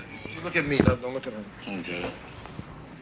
At the codes of the street, our gang is built through respect and the work you put in. And as far as power, you know what I'm saying? That's the way our gang is. Dated audio is in 2009. Double OGs, OGs, OBGs, BGs, and the TGs. Tell him where he was. And the OTSs and the, that's where our gang is instructed. So I could fall in the double OG because I was there when the gang was instructed. So this way it goes. People you either become a gangbanger as you get older, or a gangster, or go to school, or get a job. You know what I'm saying? About 25, that's when you determine whether you're gonna be who you're gonna be. You're gonna be a gangbanger, a little, you know what I'm saying, drinking, smoking weed, stuff all day long, with your pants hanging down. Or you gonna get a job, that means you out the game. Or are you gonna become a gangster, you know what I'm saying, for the game. You know, that's where our game is structured. Are you ever really out the game though? Do you think that Suge ran the label like a gang? Yeah. Yes. He kind of hired all gamers. You know what I'm saying? Yeah. He hired all gamers. So who was he in the structure? Who was Suge in the structure? I guess his money gave him the power. You know what I'm saying? How people listen to him. You know, money is power. You know, and shit, I guess they... Well, we knew he was a boss, the Crips did. I know our side of town did, because we played football with the guy. You know what I'm saying? Right.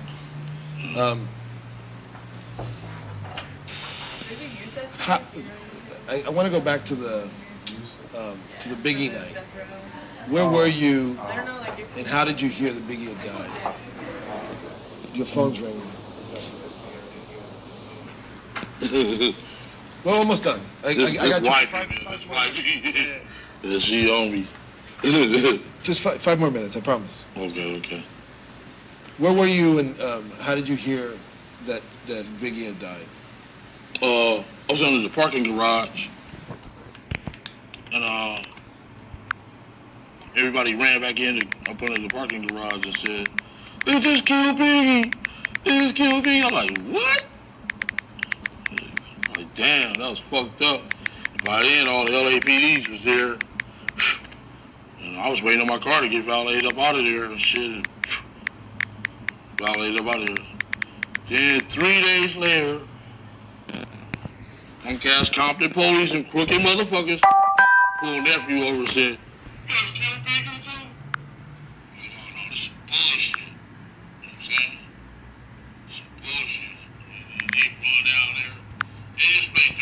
with us, dog. You know what I'm saying? I was really like a fall guy. To me, fucked over me, man. It fucked over my life. But they cleared you, right? I mean, you're But not. my life been fucked over ever since, homie. You just don't understand, dude. And I still gotta watch people. You know what I'm saying? To me, they violated my civil rights, my everything, dude. You know what I'm saying? Did you suspect that somebody was casing the party, Bad Boy? Casing the party? Yeah. You heard about that? Boy, you a motherfucker. Yeah, you did your little work. Yeah, they was up there. The Bloods was there. They came up there. I told Puff, man. You know what I'm saying? I said, y'all be careful. Them niggas is up here. And like, all right. And sure enough, it went down. Yeah. Sad. You know, they come up here and get ate up out of it's a zoo out here, a jungle. Y'all coming from that little punk ass town, this boy, the shit. Eat your ass up out here, boy. It's gorillas. I mean, this shit is lions and tigers and bears. They will eat up the weak out here. Oh, I know. Yeah. Did you? How'd you feel about Biggie dying since you knew him personally? Oh, they kind of fucked me up. You know what I'm saying? What fucked me up? When Biggie got killed, it kind of fucked me up. I was sad behind it, everything, man. It was fucked up behind it. Then these bullshit ass cops gonna put that out in the media like we did that bullshit just to get the heat up off their ass. You know what I'm saying? But it's all gonna come out. It's coming out every day, homeboy. Believe me. Yeah. All right, brother. I'm gonna set you. Yeah, let my wife give me. All right. Oh, wait. Just sit here for 20 seconds with no sound. So don't make any sound. You just gotta record the tone of the room.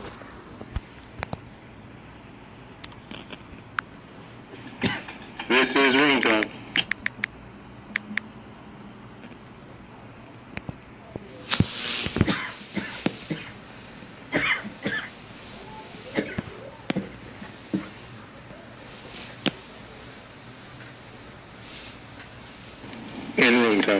Okay, thanks, man. Oh. Oh yeah, that's a good start. Because our street. Wait, stay there. Yeah, sit back. Just do this question real quick. Sorry, I thought you were done. That was your only question before. Okay.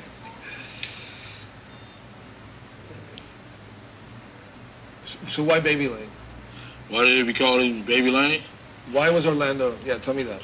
Because he was born on Burrs Lane. Sorry. Tell me the whole story, like the sentence. Orlando was called Baby Lane because... Orlando was called Baby Lane because he was born on Burrs Lane, the street, Burrs.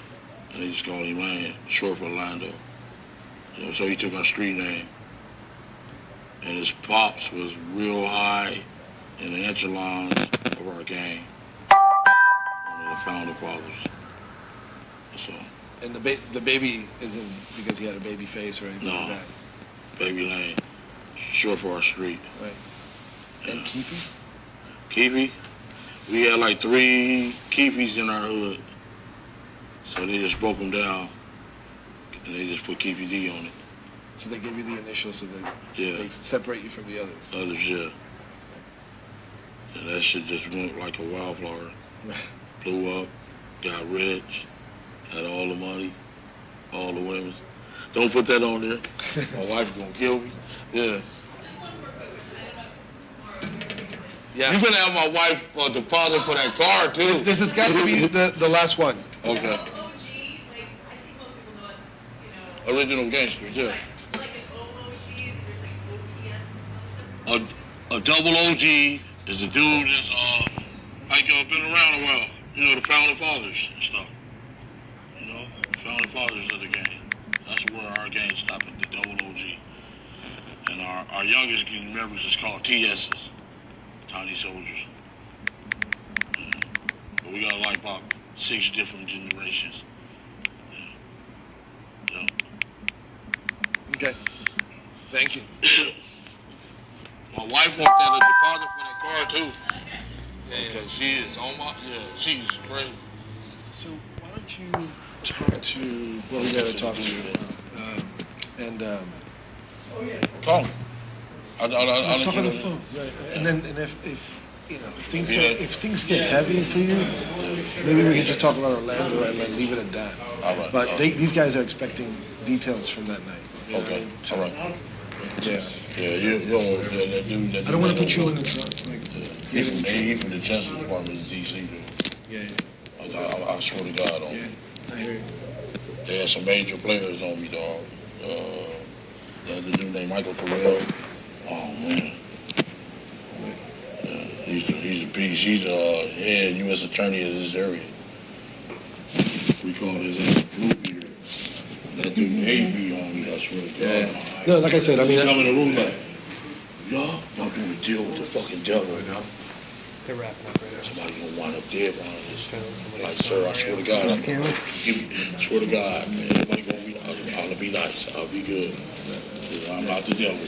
No, I mean, do what you got to do, and then can we set up a date, Nora, like an actual date where like there's no misunderstanding. You're here for this. Or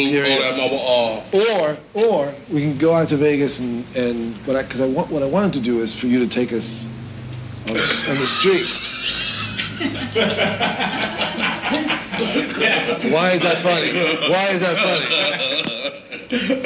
Bruce was at it. Yeah, right. Yeah. A little funny. Yeah. Hey, you know, Let me tell you. they never, you know. Like the dude, I seen Rick Ross at the airport. He just couldn't put my face on it.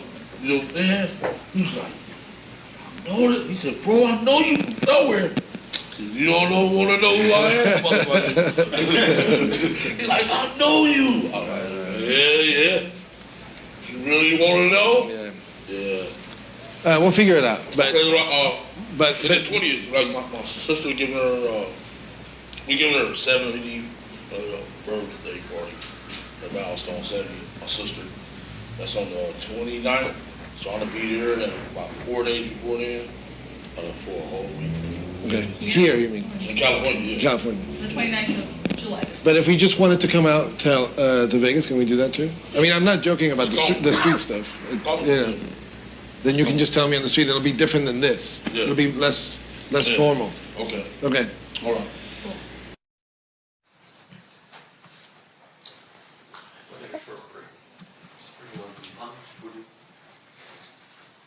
Let's see, we've been going for about an hour and a half. Ladies and gentlemen of the jury, do you guys have to take a restroom break? Anyone? Raise your hand. Okay. If you want to just do maybe another half hour and then we'll take our lunch break? Okay, perfect.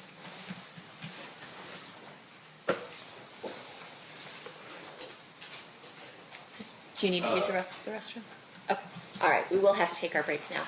So we will take a recess. During the recess, you are admonished not to talk or converse amongst yourselves or with anyone else on any subject connected to the trial, or read, watch, or listen to any report or commentary on the trial of any person connected with this case, finding medium of information, including without limitation, newspaper, television, internet, radio, or form or express any opinion on any subject connected with the trial until it is submitted to you. Please rise for the jury. We'll see you guys back here at, let's say, 11:40.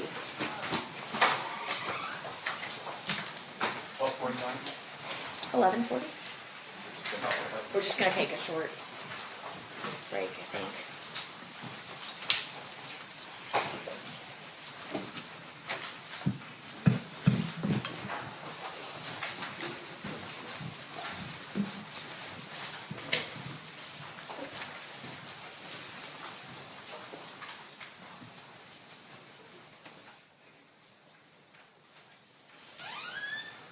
For the record, the jury has exited the room. When we get back, we can do another 30, 45 minutes or so. We have lunch coming somewhere around noon, so if we were to break now, I don't know if we'd have enough time to eat. Yes, ma'am. All right, we'll be in recess? Sure. Okay.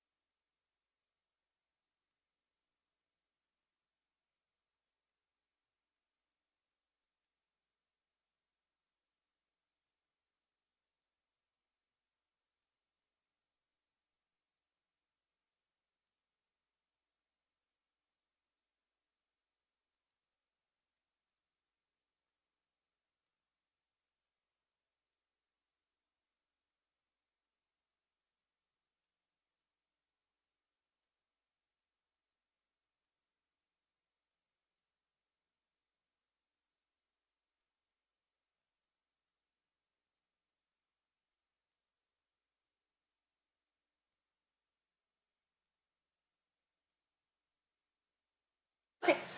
Back on record in State versus Davis, C-377-407. Anything we need to address outside the presence? No. Okay, let's bring in the jury. Please rise for the jury.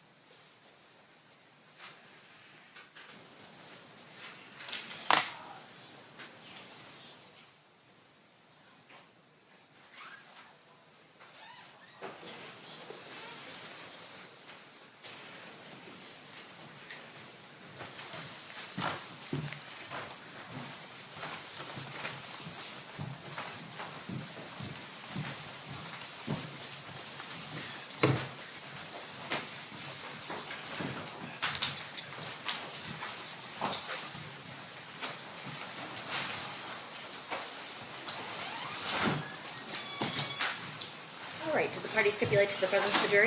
Yes, Your Honor. Yes, sir. You may be seated. We need to get the witness. Where's Mr. Dorsey? I assume he's still back there with your Okay. paper.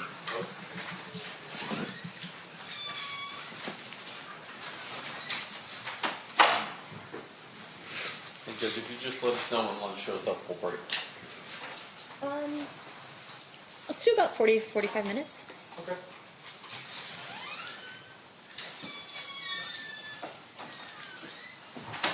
All right, we have Mr. Dorsey back. You're still under oath, sir. Mr. DiGiacomo, you may resume your questioning at this time. Thank you. Mr. Dorsey, that was the July 17th, 2017 conversation that we just listened to, correct? It was the first interview. All right, we're back at it, y'all. And then the second interview, and I have a copy of the transcript if you need to look at it, was July 28th of 2017. Does that sound accurate? That sounds right, yes. We're just going to start playing that, Judge. And that is State's Exhibit number 122. Okay. 122 is now playing. We got some more audio. Are you moving back, you think, anytime soon? You're gonna stay with you don't like, I know you don't. Yeah. But your wife's got that business of hers or whatever, right? Yeah. So she'd have to give it up for you to come back? Yeah. No, she with a corporation, so they'll move her around. Oh, that's Judge cool. said she wanted to come back.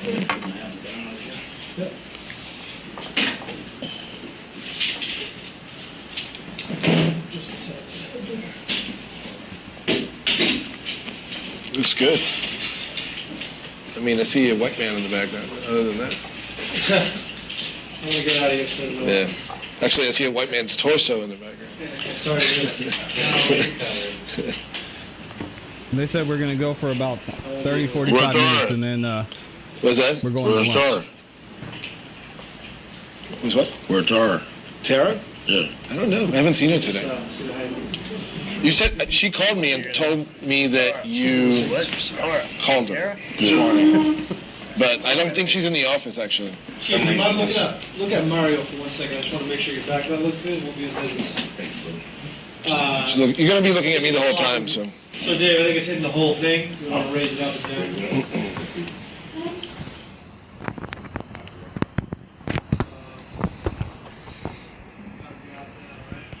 There we go. Just down.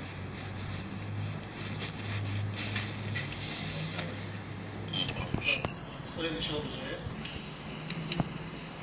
Try. Hey, Eric. Oh, well, I'll do this first. What the hell's happening over there? Thank you to everyone who's in here as well. Y'all, please make sure you like the video. We got 1,000 of y'all up in here. Go ahead and like that thing. No, he's not picking up for Nora either.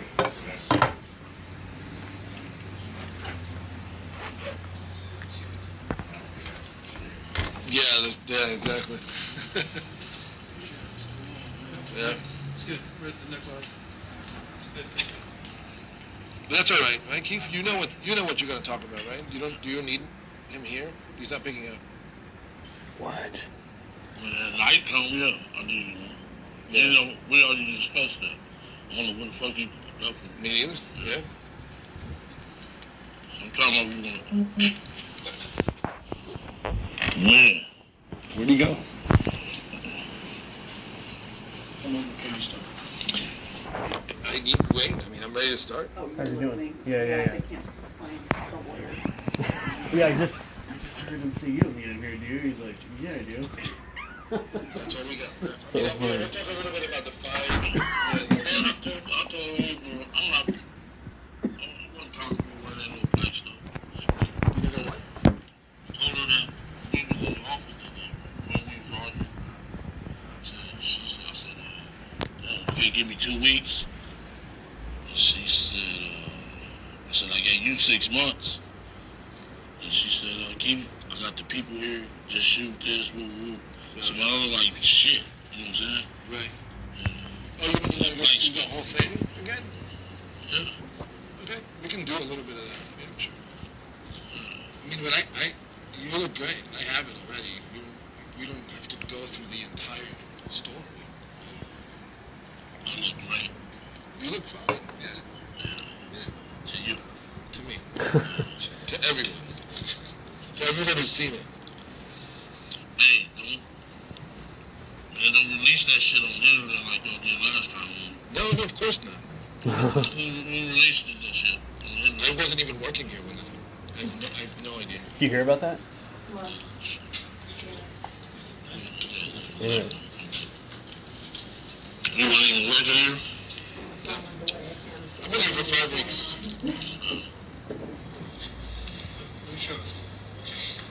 So he shot like a promo. He came in, before Mario got hired, and shot a promo, and then somebody like BET or somebody leaked it on the internet. I know. I actually was here for one. I was here working on a different program. Does that? No, the sound's really bad in this one. We'll get to that later. So I'm just gonna go back to the stuff that we talked about in the other. Yeah. Okay. And then we get to that. Yeah. Everybody ready to start? Yeah, that was bad. Can you give me a? All right, here we go.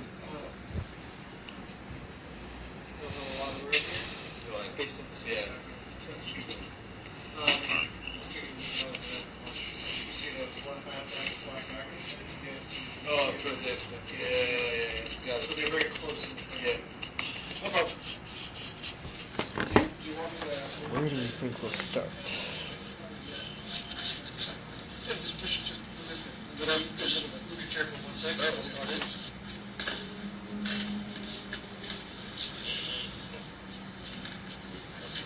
Yeah, just see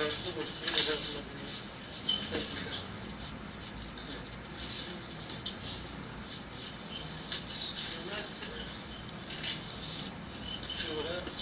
Right.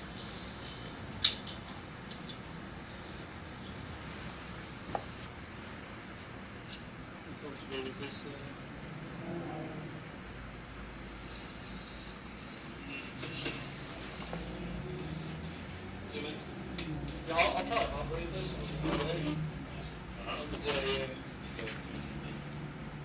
No, I see it. Do it exactly.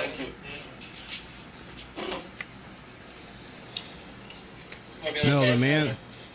So Pops had a good question. He says, is Diaz the witness on the stand currently? No, the witness on the stand is the gentleman you hear making little side comments and texting in the background. His name is Mike. He was the one in charge of production for this documentary they were shooting, and the reason they captured this audio in the first place. He came up with all the questions that they were going to ask Keffe D and so on and so forth. So that's who's on the stand right now. I'm not seeing it. I just told them I thought it was fine. I see. The one good thing is under the 78, which you maybe have a lot of pushback. To get the issue in, we got a lot of room on it. But anyways, we can do water. Right. You can't get water if you don't do water. All right, let's go. Eric. Yep. That's cool. Chairman. So everyone, please make sure your phones on silent or vibrate. So last time when we talked about, you gave me a little bit of your background. Where'd you grow up? What was Compton like when you grew up? Why don't we talk a little bit about that just to get us warmed up? Okay. Let me just move my chair up. I got you, Pops. Great question.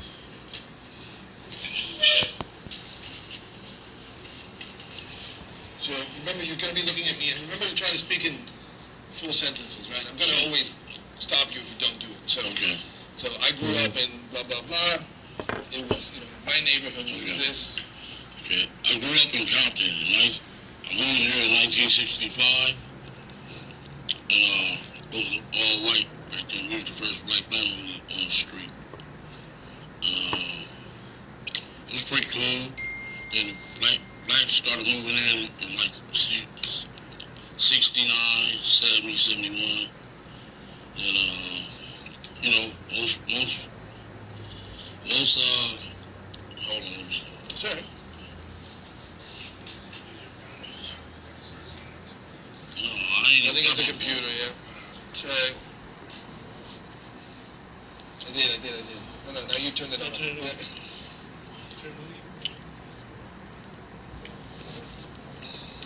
It's off. Go ahead.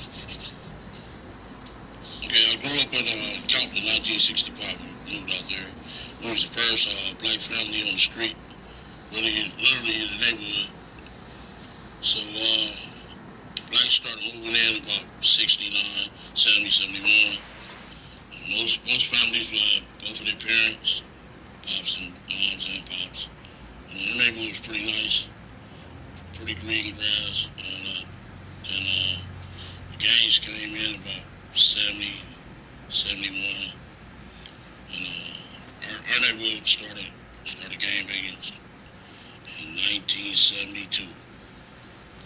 And what affiliation were the gangs? It was Crips and Bloods. And our neighborhood was U.S. at first. Then they turned to Crips in 1972. And you were a good kid, you were telling me, right? Yes. Like you were a good student and all that stuff. Good student, How did you go? Tell me that, and then tell me how you fell in with gang activity. I fell in with gangs. Yeah. Really, I fell in with gangs.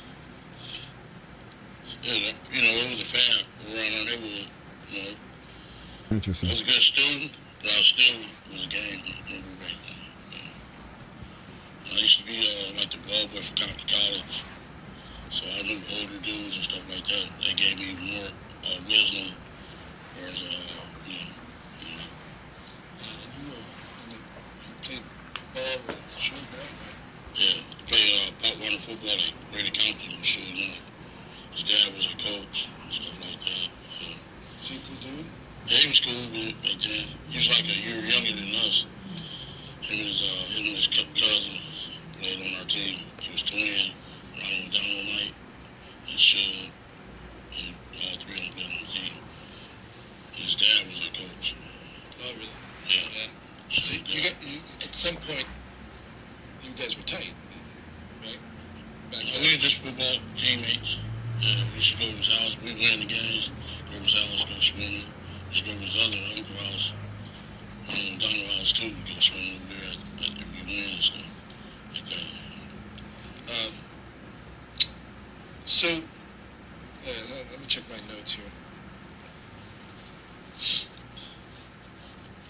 When did you first hear about Death Row? Death Row? Yeah, about the label and all that stuff. 1990. Just tell me in a full sentence. I heard about Death Row in 1990. Before Suge was even involved. What was your impression like? What were you? Is it true that you were somewhat involved at the beginning with them? Yes. Can you explain what that was? Well, I did the footwork for the project. I really didn't think it was going to work. 2 years later, it came up. So what was that footwork? What was the footwork? Yeah. Just footwork, basic footwork. We have it on camera. You told me about delivering the money and all that stuff. Yeah. So can you expand on that? What's that? Can you tell me about it? I just did the footwork with the money part. That's all. Yeah, but I can't tell you who I did it for. You know what I'm saying? But I did the footwork for the project. Okay. Yeah. So I think maybe Wayne's calling. Hey, Randy. Can you check to see somebody from the reception is calling me? Oh, he is. Okay. Okay. Yeah, you need to be in there. Yeah.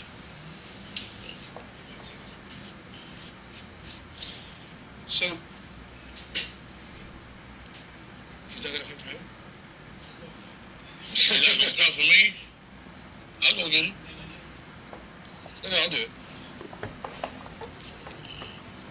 Let me just finish this thought before we forget it, and he can wait for a second. So what, without naming names, what kind of people did you do the footwork for? Huh? Without naming names, what kind of people did you do the footwork for? The bosses. Yeah, but just, tell me in a full sentence. I did the footwork for... I did the footwork for bosses. You know, me and Shakur got the same boss, really. Literally. Yeah. And was it drug money? Was it? Yes, yes it was. In a full sentence? Yes, it was drug money. Yes. Let me get Wayne then. Feel safer. We can step down. Yeah, well, how much time do we have in that? 10 of these rolls. Okay, let's just keep rolling.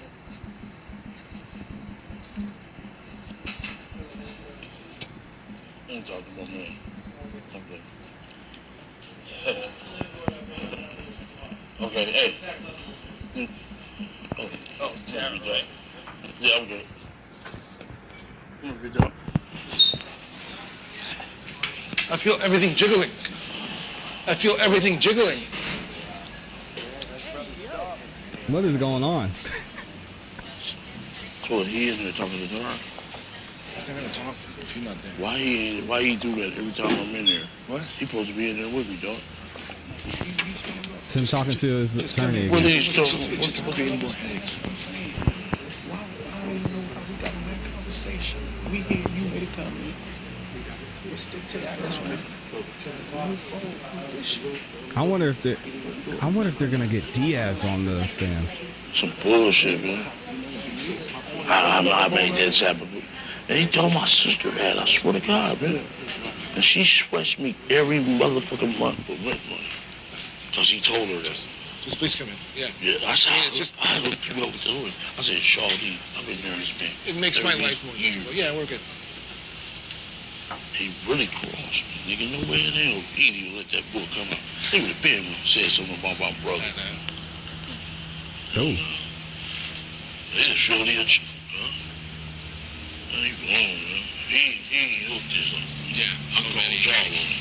In fact, I didn't even talk to him. I talked to him first about it. No, listen, I know we was already doing this house and all that, spending the night and all that. Oh, you get out? He's talking to Tara, and Tara has to leave, so he's going to be here in 10 minutes. Tara got to leave. Okay, I need to talk to her too, though. You know where she is? Yeah. What's up, man? Alright, you're just going to stop there. I'll translate. Where Tara at? Yeah. Right, basically, yeah. But just keep it. That's a huge admission from an OG from Compton with verifiable connections to stay on camera, yes. And again, that's Mike that y'all hear talking in the background. It doesn't have to be so complicated. It's like a fucking Nobody's talking about it right now because he's cut off, but no, they fell out. But certainly not after Tupac's here.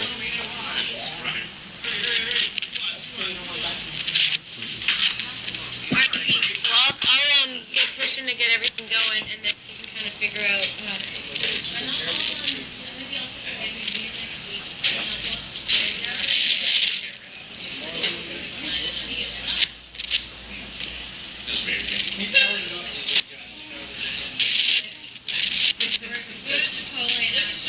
static is tough. Welcome back, Kitty Cat.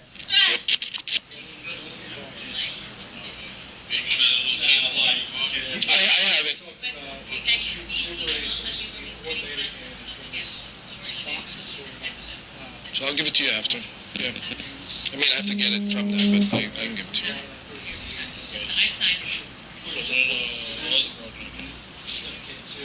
soon as we get everything done today, we can probably put it. Well, I wanted to go to Vegas. And, Do the hero shot. Yeah. Yes, right after the hero shot.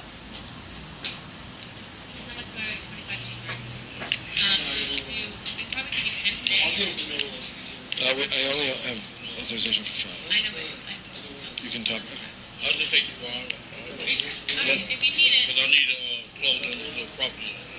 But if you need, then when we go meet you in Vegas for your hero shot, we'll just bring the other, 26 years. Does that work? Because I want to get some good hero shots. Like your check signed.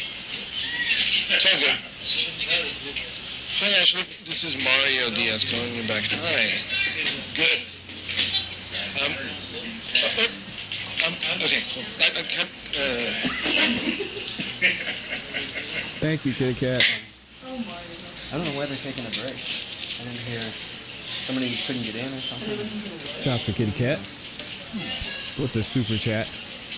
I have not heard his voice, but he didn't Keep say going. much Keep last going. time either. Didn't make a left. It was the wrong path. Oh, you gotta take the wrong path. Hey there, how are you? I'm good. I'm actually, I just wanted to call you back real quick because but I'm doing interviews today, so I don't have a lot of time. Tell me. Which one do you see going for lunch?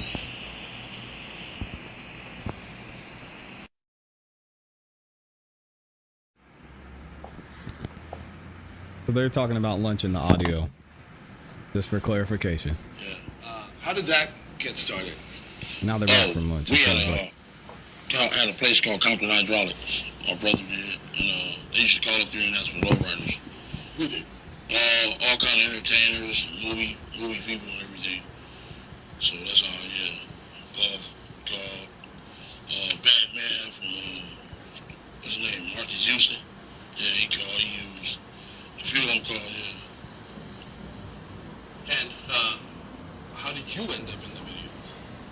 I went up. Well, you know, a crew. Like I never was in no video. I would never put myself out there like that. Was it in Orlando in some of the videos too? I feel like I've seen his face in some of the videos. Not that I know of. But you guys started, but you started hanging out with Puffy and going to concerts, and how did that relationship start? He called one night. Who did? Puff called one night and asked us was it cool to come out on the West Coast for his concerts. Yeah. And so, shit. Then he came. The first concert we went to was in Irvine at the Summer Jam. And then Suge was there. When they got off the stage, when Biggie did perform, Suge asked me how did I know them guys. I seen he was kind of getting jealous then because Biggie had a hot record back then. Had a one more chance. And that was the hottest thing going on right there. So how did you get on stage with those guys? I knew some New York people that knew them. New York guys. Yeah. So you were on stage Yeah. during the performance? Yes, I was on stage with them, yeah. I wanted to ask you how that works, because they call you guys up to see if it's okay to come to LA. What does that mean? For some of us who don't understand, Hold on. Yeah. No, he would call to see if it was cool to come out to LA because he was scared of Suge. Then, yeah. They had a beef. Some shit started in Atlanta or something. So did you Dang. guys offer him security? Is that how it went down, or? No, we ain't no security guards. You know what I'm saying? No, we just went to the concerts with him. I guess he was trying to be slick because we were Crips and his enemies are Bloods. You know what I'm saying? I guess he was being smart. But me and Suge was friends, so I used to go to parties. Everything was Suge. Me, Suge at parties and all that. Dang, that's crazy. So at that point, it was still cool. Yeah, it was you still talked to Suge, no problem. You still talked to, you hung out with Puffy's people, no problem. Yeah, no problem. Yeah. When did it become a problem? I guess when that guy, Big J, got killed in Atlanta. Tell me about that. Rest in peace. Word on the Big street J. was his Puffy bodyguard killed him. Yeah, out there in Atlanta. Gene Deal. And then, I want to understand how, Puffy is afraid that Sugar's going to do something, so he calls you guys out, right? No, he was having a tour that year, that BET tour, and he was just shit. I guess he was paranoid, scared. And he's like, I guess he used the Crips. You know what I'm saying? That's shit. So he just called and asked, can we come to the concert? Right. Did you guys have a good time with him? Oh yeah, it was cool. Had a nice time. All right, so let's go through all that stuff we talked about last time. How many times did you meet Puffy? How many times have I met Puffy? Yeah. Shit, I can't remember. It was so many times I can't remember.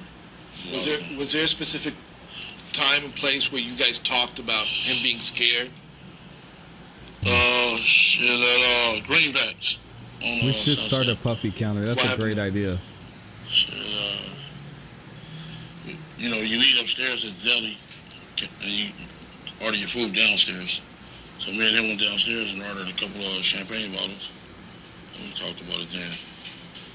What did he say? What did he say? Shit, he was just scared of the guy, shit. That's all. Did he ask you to do something for him? Shit. Not really. Yeah. But,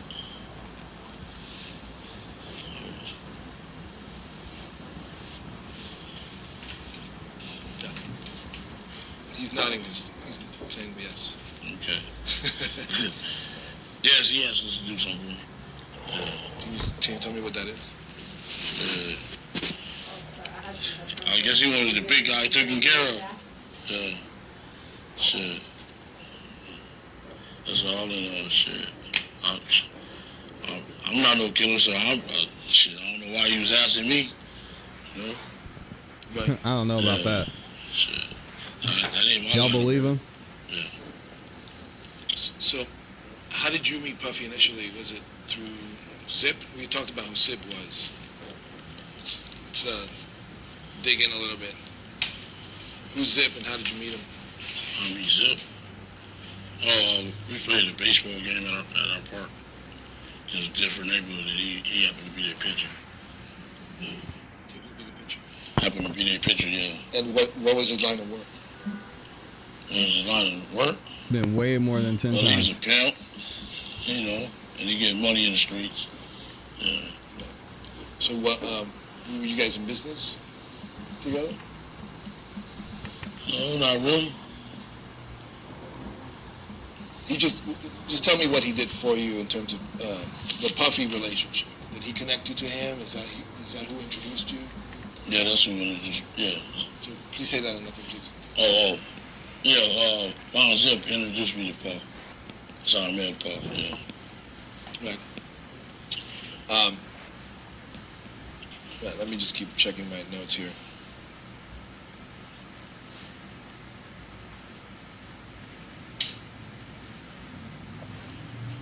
So once you knew what Puff wanted, did you look for an opportunity to, help him out with his problem? Oh no, sir. I didn't need the money. I was well off my damn self. Matter of fact, he was just starting out, so my pockets was fatter than his. Okay. He said he made hundreds of millions of dollars. What were you're pulling in a lot of money, right? Yes. Hundreds of millions, he said. Yeah. Paint a picture of what that looks like. Like what was it? How much money were you bringing in? You know, how large were you living? Do I got to say that? You can give an idea. You know, you don't have to be like super specific to the dollar amount. You know, just give me a sense of it. About 4.2, 4 million every month. Yeah. It wasn't mine, so. Yeah. How much did you keep? About 20%. Yeah. I gotta ask y'all a question while we're talking about this. Why, even if you got immunity for everything that you said, just knowing how things work with taxes, why in the world would you say you made 20% of $4 million? That makes no sense. Why would you say that? The IRS would be making a phone call, period. That's a lot of money. I don't get it. So to you, the money didn't matter. Jeez. When things got hot in Vegas, and we'll talk a little bit more about that, but when things got hot in Vegas, was it about the money? You know, when you guys went after Sugar and Tupac? Really, it seemed like they came after us. Jumped on my nephew at the, yeah. Seemed like they was targeting us. Yes. Yeah, that's cool. Okay. So,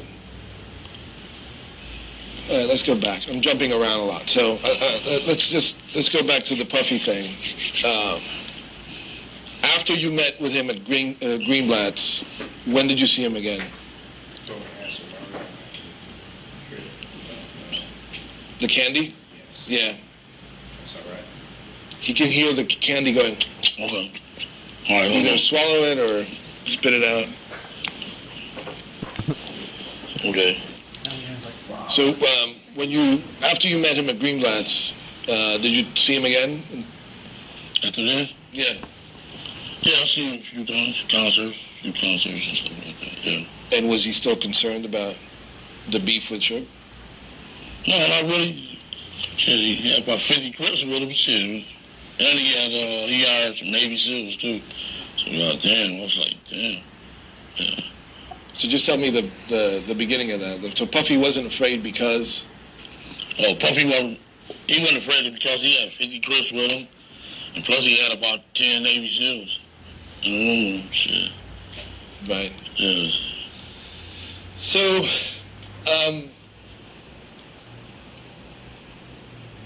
let's talk about Orlando. Who's Orlando Anderson? Orlando Anderson is my nephew.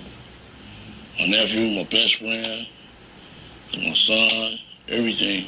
He's everything to me.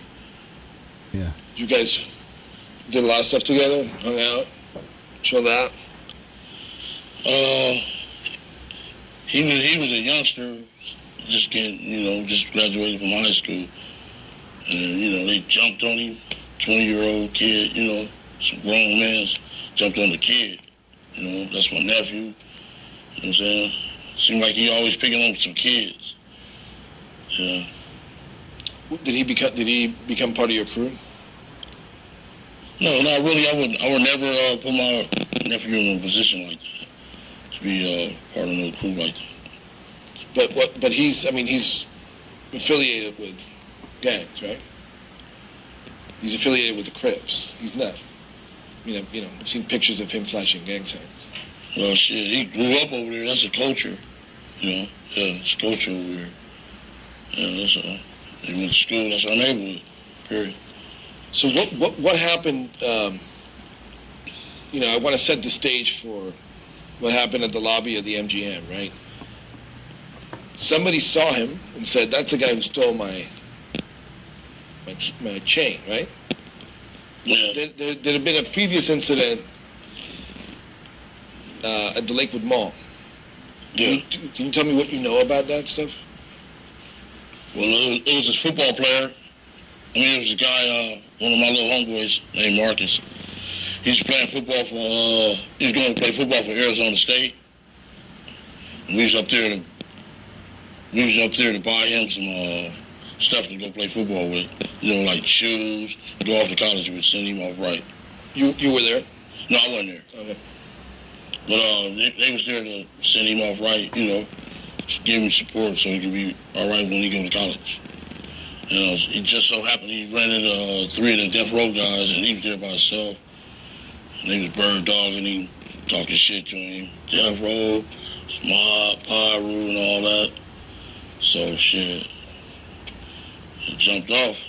You know, Marcus, he wasn't no punk. He could fight good, and he was a football player, so he athletic. So he grabbed, you know, he knocked the guy out, grabbed his chains. That's all. We ain't had no bounty on no change. We don't want that little punk ass chain. You know what I'm saying? The little changes, weren't worth shit. So so they started it. They started it, yeah. And who's Marcus? Marcus, he was a football player he was from our neighborhood. He was just graduated from Dominguez High School, so he could play football. And he was there that day with. He was there at the mall by himself. Then it was 3 guys from Death Row there, from Mob Pyro. They was bird dogging, talking shit to him, woo, because he had on a little S hat that represented our neighborhood. So they was, you know, bird dogging him, just so my nephew knew happened to come up to the mall. So he got involved because he saw what was happening, or how did he get there? Or how did my nephew get there? No, they was going to meet him up there so he can buy him some stuff, send him off right to Arizona State. You know, good athlete.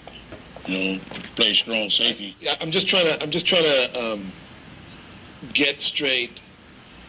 Like, they were together when they encountered the guys from Death Row? No, Marcus was by himself. How did Orlando get involved there?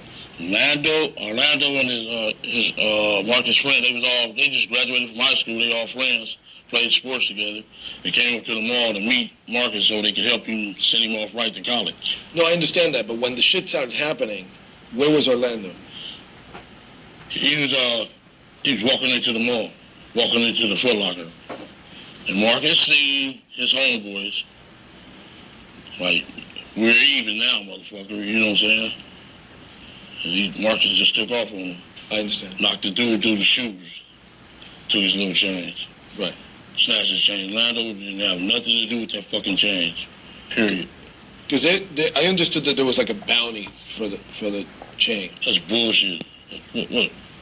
$200, $300 change? Bounty. We didn't need that fucking change. But, all right, so that's Orlando. We go to Vegas now, all right? In Vegas, you guys go to the fight. Tell me why you went to Vegas. We was going to the fight, the Mike Tyson fight. We've been going to the fight since like 88, 89. Before rappers was even famous going to the fucking fights. One fight I was at, sitting next door to Mike Douglas. MC Hammer was outside the fucking gate. I mean, you know, trying to get into the motherfucking VIP section. So, yeah, you know, shit. Yeah, I've been going to the fights. Las Vegas, yeah. And you knew that Sugar's going to be there? No, not really. I didn't know Sugar was be there. I seen Sugar the day before the fight. Outside in the lobby, he was in their Rolls Royces. And then, shit.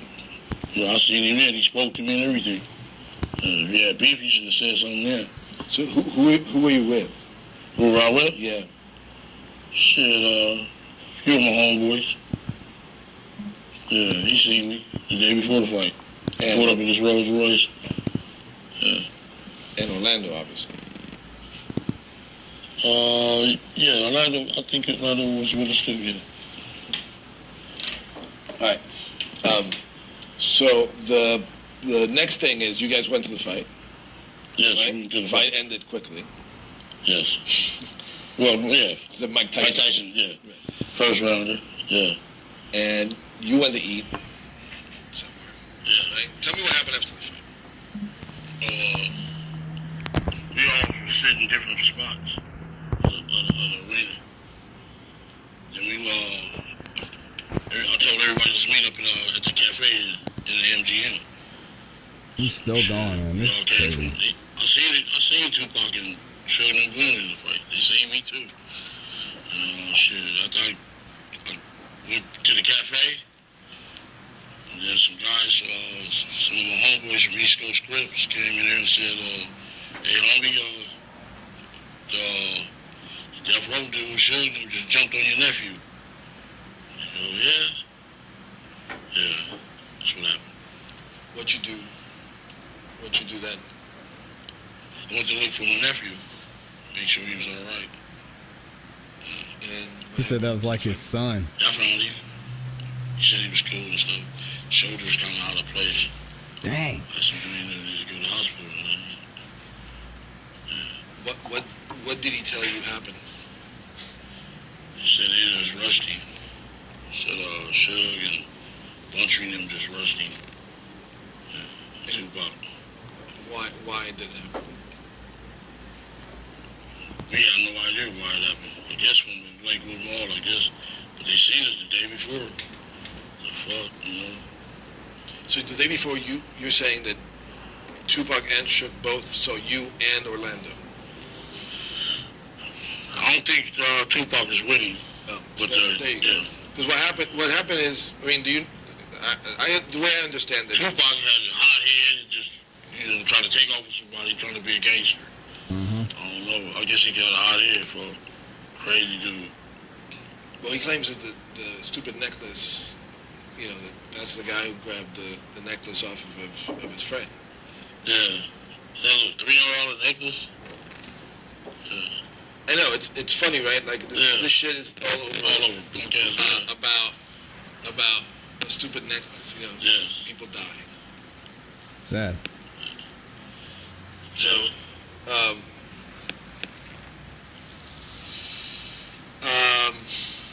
Hope it was worth it. what happened after that? what happened after that? Yeah. Shit, went to the parking lot. Out of cars. And, had a little meeting. And our little homie said they're gonna have a concert at the 662 Club. So I was just gonna confront him and ask him why would he jump on my nephew. You know what I'm saying? I understand. And then Yeah. what was the just tell me what the little conference was about. You had a little meeting, you said. What's that? You said you had a little meeting. What was that meeting about? No, we just going to the 662 Club and see Tupac wanted to get out. You know what I'm saying? Since we friends, man, Suge friends, I just want to see Tupac want to get out. Because I'm quite sure my nephew would knock his ass out. So my nephew athlete, really. Okay. And then what happened? You guys went off. Tell me, with as much detail as you can remember, what happened after that. I can't believe he did all this talking, man. This is crazy. It's been like, 20 years ago almost. I'll tell you as much as I can. So we went to the store. We went to the 662 Club. Waited there about an hour. They never show up. So we left. Started, we were going to go party. So we went and brought some champagne, case of champagne. Wait, let's take it step by step. So you went to 662 to look for them, and they never showed. No, we went to see what it was about. You know what I'm saying? I wanted to talk to Suge. Because, I've been knowing him since I was 9 years old, shit. Plus, I helped him get his record business going, shit. You know what I'm saying? You gonna bite the hand and feed you? Shit. But so you went into the club and he wasn't there. No, I never went into the club. I just went in the back where they was gonna come in. It's probably a good stopping point. Okay. I can go another 3 or 4 minutes. Well, like JEA just said, there was a mix-up with the food, so we're looking at about 15 more minutes. Okay. But I can also give them their break and then bring it in 15 minutes. Get you just a natural stopping point and we'll break. So this is it? This is it. Okay. All right. We'll take our lunch break now. During this recess, you are admonished not to talk or converse amongst yourselves or with anyone else on any subject connected to the trial. or read, watch, or listen to any report or commentary on the trial of any person connected with this case by any medium of information, including without limitation, newspaper, television, the internet, and radio, or form or express any opinion on any subject connected with the trial until the case is submitted to you. I'll have you guys back here at 1:30. Please rise for the jury.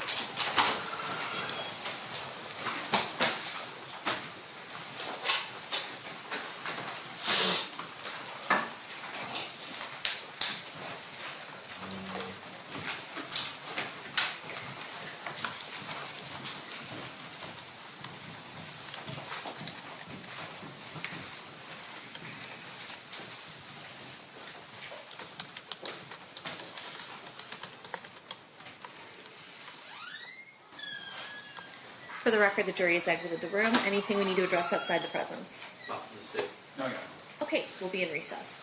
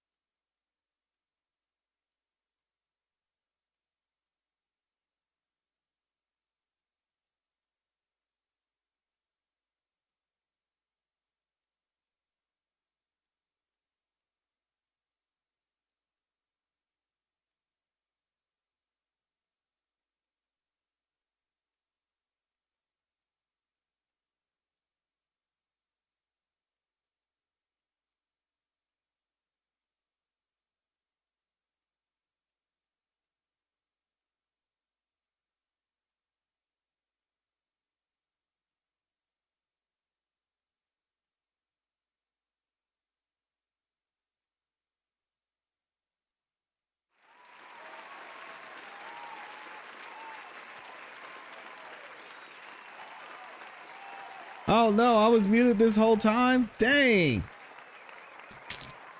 That's crazy. Thank you. Dang, Pops, my bad. I was just trying to explain what happened, what was going on with Discord. You can go over to Discord. It's a place to connect while we're not on stream, while we're not on YouTube. So there's sports over there. Find about the music that's going on, what upcoming live streams we have, what's going on with the YouTube. I mean, all that stuff. So you can go over there and check out. The Discord is in the description, and it's also in the chat for you as well. Sorry, y'all. I didn't realize I was muted. My bad. Dang. We're going to take lunch here until 4:30 p.m. Eastern Standard Time. It will be, and then it'll be 1:30 West Coast time, Pacific time. So yeah, I got you, Pause. My bad. Let's actually, I'm going to go back and play this testimony for y'all. I was going to do it earlier from, I want to find this testimony from Mob James. It's definitely entertaining, and at least that way there's, oh, okay. I'm on the wrong channel. That's why. That's why I couldn't find it. Okay, give me a second so I can put this up here for y'all. And let me see. So that way y'all have something to check out you can listen to while we're on our lunch break. Let me read a couple more comments too. Yeah, y'all only hear applause. My bad, y'all. We should be good. The sound is back now.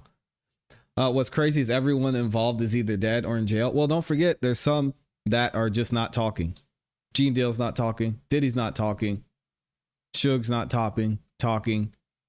Mob James said he wasn't going to talk. Yeah, I don't think it would have mattered even if they were here. I don't know if they'd say anything. Maybe they could have got someone to flip, but the only reason Keffe D started talking in the first place was because I believe they were dead. Oh yeah, and you're wondering what that is? I know it's a little hard to see. That is our 100K YouTube plaque for the Classy Beats channel. So let me bring back Onk.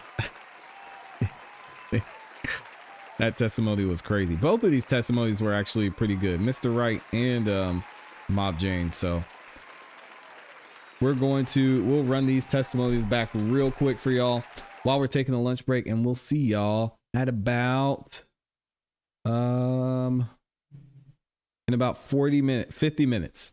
All right, I got you.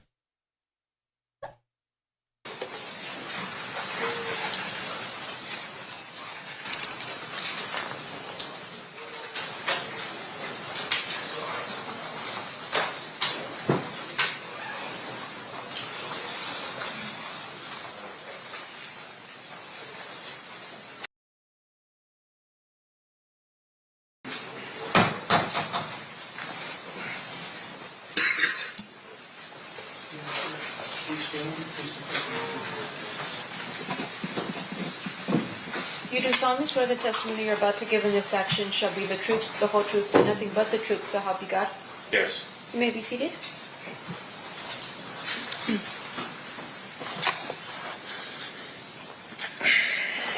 May I please have you state and spell your first and last name for the record? James McDonald. JAMES-MCDONALD. Thank you, Mr. McDonald. Mr. Paul, whenever you're ready. Thank you, Your Honor. Mr. McDonald, it's fair to say that you're here because of a court order. Is that right? Right. That you didn't volunteer to come or anything like that? Not at all. Okay. But you were instructed by a court that you had to attend? Yes. Okay.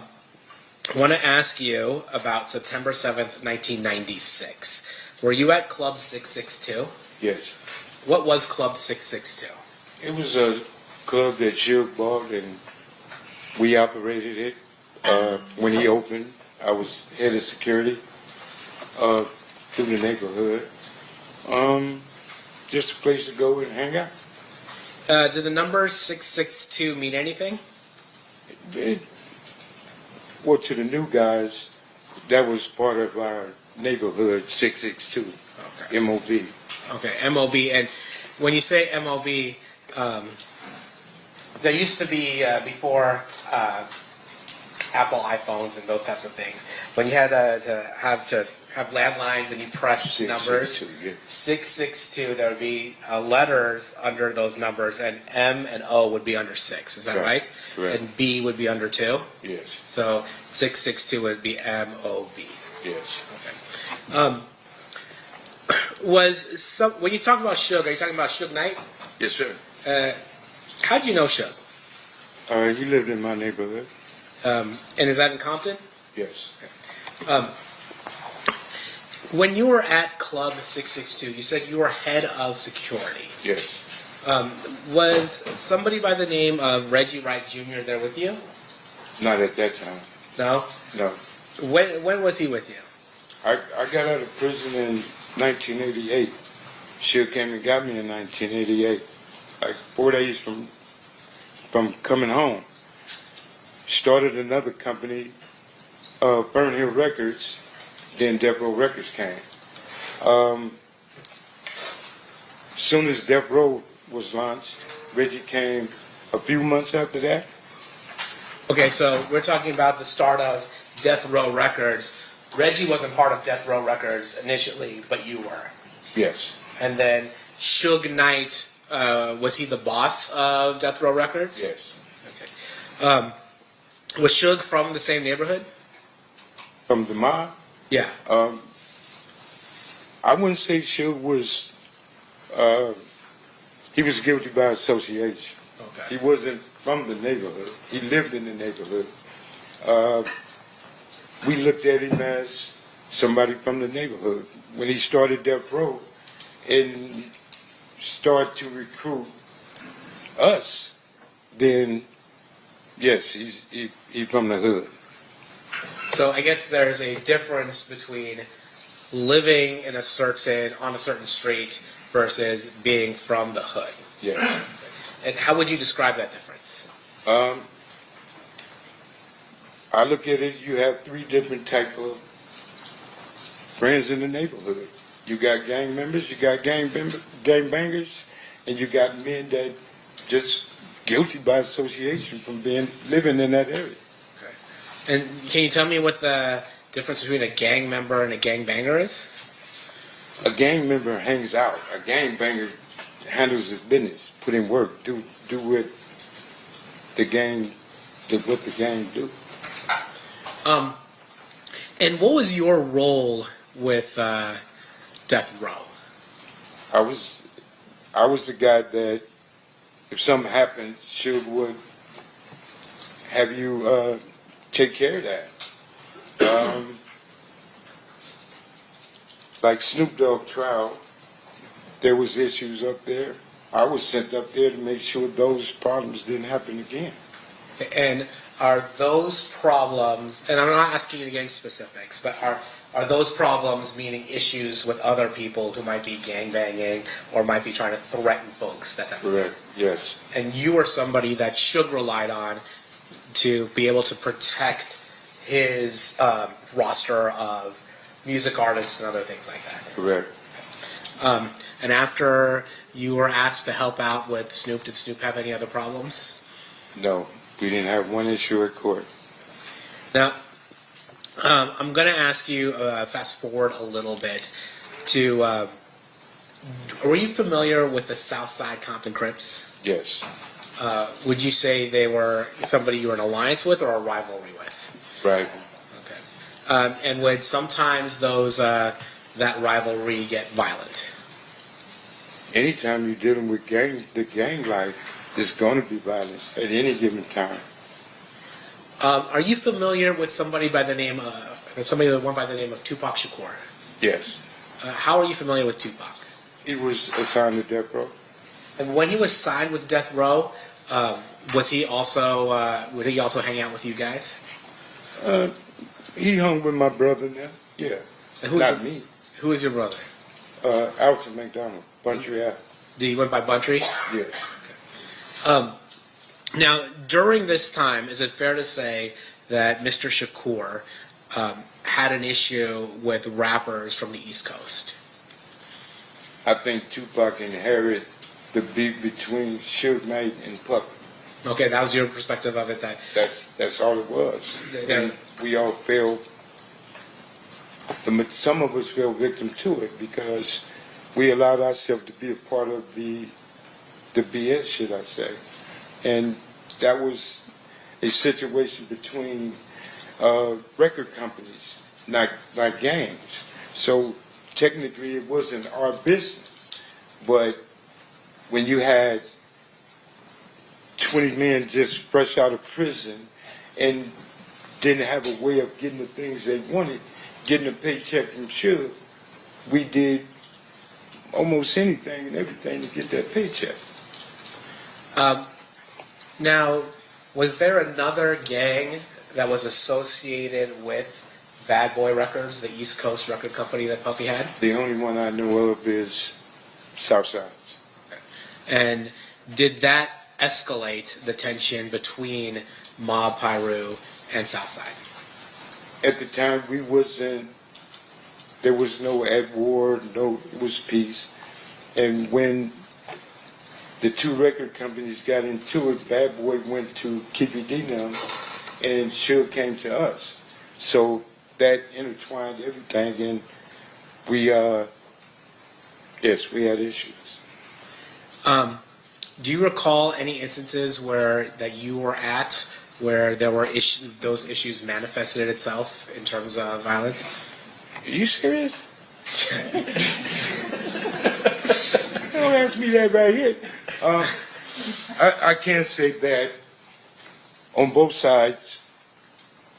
When each neighborhood met each other, there was a lot of tension. I'd say that. Okay.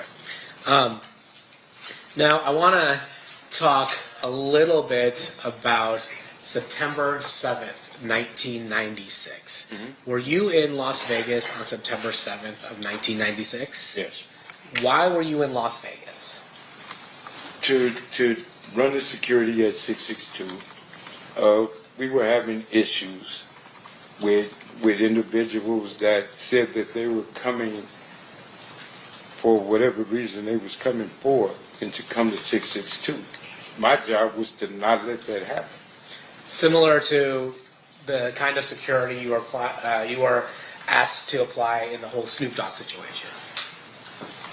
It didn't have nothing to do with Snoop Dogg. It was, everybody came, well, Suge and Bunch of them, his entourage, everybody went for the fight. My job and all of my people were there to make sure nothing funny happened at 662. So we were the fall guys. So if something happened, we was the one that's going to go to jail for it. Prepared to do that.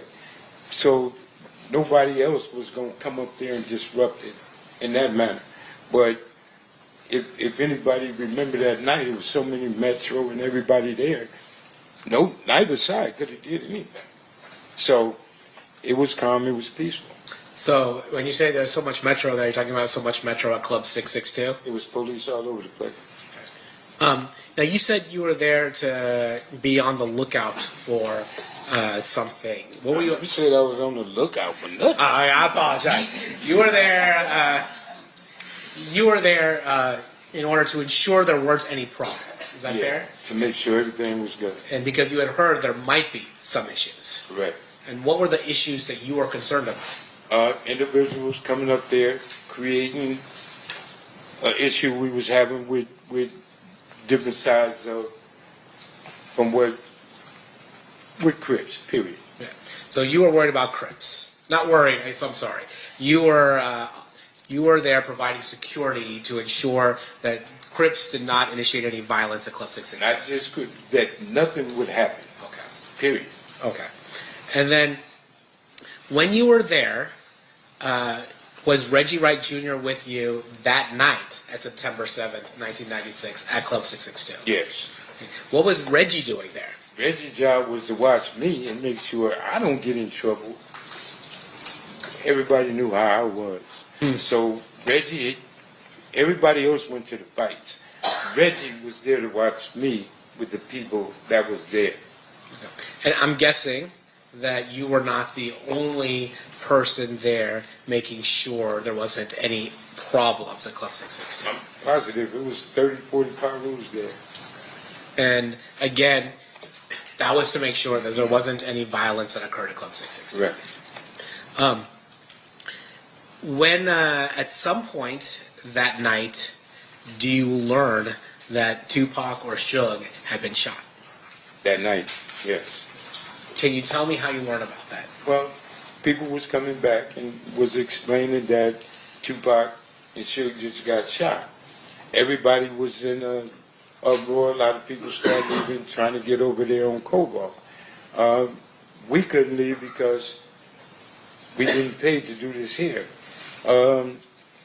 It wasn't too long after people started coming back, like Heron came back and went to the hospital.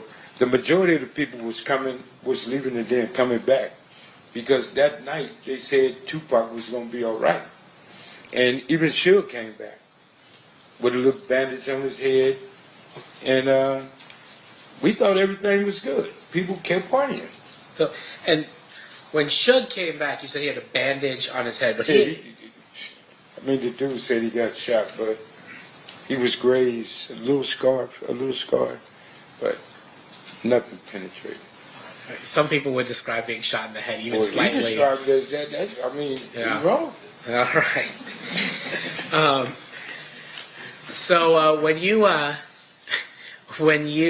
find out, well, let me ask you this: was Reggie with you when you found out that Tupac and Suge were shot? Yes.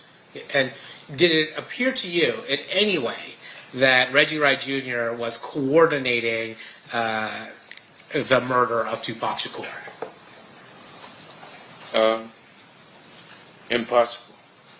I mean, and I say this because you're aware that there have been some conspiracy theories that Reggie Wright Jr. is responsible for the murder of Tupac. And it's so not true. His father was implicated, and his father had something to do with it. Reggie Wright used to be a police officer, And here again, I've been knowing Reggie Ryder for 50 years.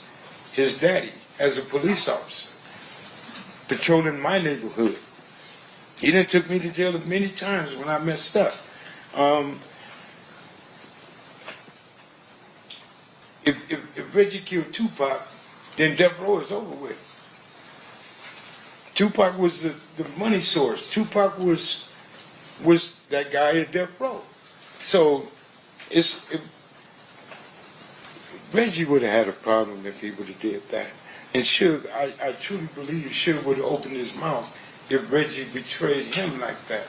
So people say what they want to say. After that night, do you stick around in Las Vegas or do you go back to Compton? Well, I stayed in Vegas and we left that morning because we knew we was going to have neighborhood issues, and everybody left and went back to Compton. Why were you thinking you might have neighborhood issues? Well, you asking me some.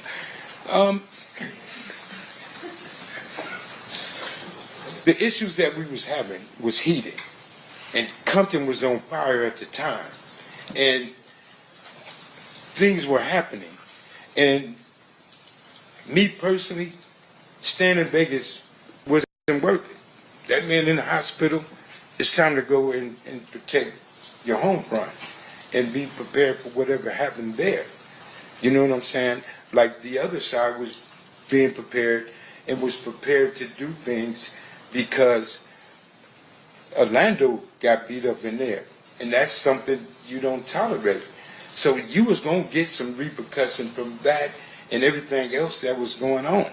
So living this life, you got to be ready. If you not, you might as well just lay down. Now, you weren't there for the beating of Orlando Anderson at the MGM, were you? No, I was. Like we talked earlier, you were at 662. Yeah. But are you aware of why Orlando was targeted?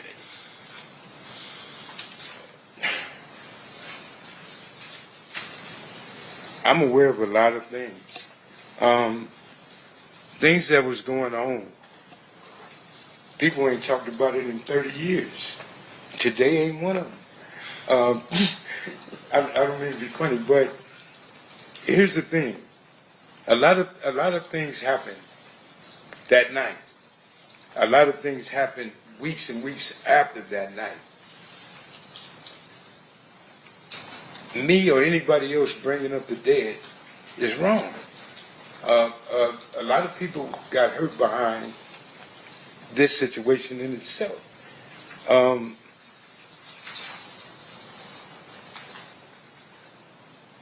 Living the life and how we lived in Compton is one thing. You bring back all of the guys that made it, like me, I'm 61 years old now, to rehash and relive this situation again. I told every attorney in here that tried to get me to come here, you better treat me as a hostile witness. And I think that's where I'm about to go now, because you're asking me questions, I can't answer those questions. Okay, well, let me ask you this. Then I'm not going to speak on Orlando. Let me ask you something about yourself. There was a rumor that Tupac had knocked you out one time. I'd have killed him. That would have been your response if that happened. Yeah, I'm being honest with you and everybody else. I said it on my podcast show. Him, Suge, and my brother. I'd have shot all three of them if he touched me. That's how I was living. Why is that? That's what I was back then. And so, is it fair to say that your reputation and your standing in the neighborhood would require you to do something if you're going to get punked by somebody like Tupac? You don't have a choice, or you can't be there. I'm sorry. We're doing some side talk here. No, that's my fault. I asked, that being in the life that you were, if somebody like Tupac is punking you, like by punching you in the face or something like that, you would have to retaliate, or you would lose your place in the neighborhood. You would have to go back home and fight everybody that called you a punk. You would have to go. There's some rules that you roll with, and some rules you just got to handle. Certain things need to be dealt with, adjusted, living that life. And when I was living that life, it wasn't no ifs, ands, or buts. It wasn't no, oh, you get a pass. No, I would have shot him, to be honest. So then you had mentioned, I'm not going to ask you to go into any specifics, but you had mentioned that after what happened here in Las Vegas, there were issues between the neighborhoods. How long did that last? Was it like, all right, one day we're good, everything's done, or did it last for longer than that? No, it was tension in the air for quite a long time, until I guess both sides, and he might agree, just said, let that shit go. Because it really wasn't our beef. This was between Suge Knight and Keffe D. And people put themselves in situations, like myself. I'm guilty as everybody else. Like myself, I put myself in a situation to protect something and somebody that didn't have nothing to do with me. I did it for a paycheck. I did it on some just because. I'm older now. I get it. But we did things for all the wrong reasons at that time, in them days.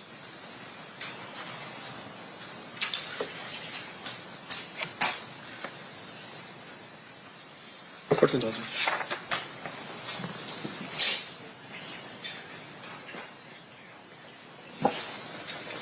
Your Honor, Steve will pass a witness. Okay.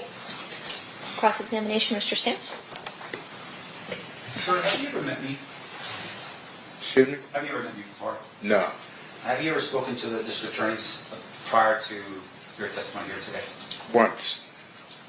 And is that what you're referring to as the time that you told them, like, hey, any attorney here is better treat me as hostile because... Yeah, I told him I didn't have nothing to do with it. Now, a couple questions for you, sir. This is more for clarification. So on the night of the murder, you were working as the head of security for 662. Yes. Explain for us a little bit about the club. Was that Suge's club or was it somebody else's club? Suge, to my understanding. Okay. And when you were there as head of security, were you there, had you worked there as head of security prior to this particular night? We did an event there once before. Yeah, same thing. Okay. And on this particular night, was this an event like some type of fundraiser or something for police officers or anything like that? Do you recall what the event was for? We wouldn't have been there. Okay. No. What was the reason for the event? It was Mike Tyson fight. Tyson was coming back. Tupac was supposed to perform like other people, and we was there for that. Okay. Can you describe for us how big the club is so that we can... 30 years ago, a little bit bigger than this room. So it's relatively, it's not like a two-story. It's no, not, it's you know, small. All right. And in terms of the club itself, you were there and you were sharing with us that there were other people that were there. Yes. Law enforcement as well as I don't know, people from your side of town. Oh, law enforcement was outside. The Metro was here. Why y'all put words in my mouth? Sure. They were outside. Okay. We were on the inside. Wasn't no law enforcement mingling with us. So, as far as you know, law enforcement wasn't hired by Reggie Wright to provide additional security? No, this was Metro posted up all over the place. And so they were there specifically just to, like what, harass or just send a warning or what? No, they were there. Like when you have events in Las Vegas, everybody knows. You're going to see Metro here, every block. Yeah. They was posted up, which they do all the time.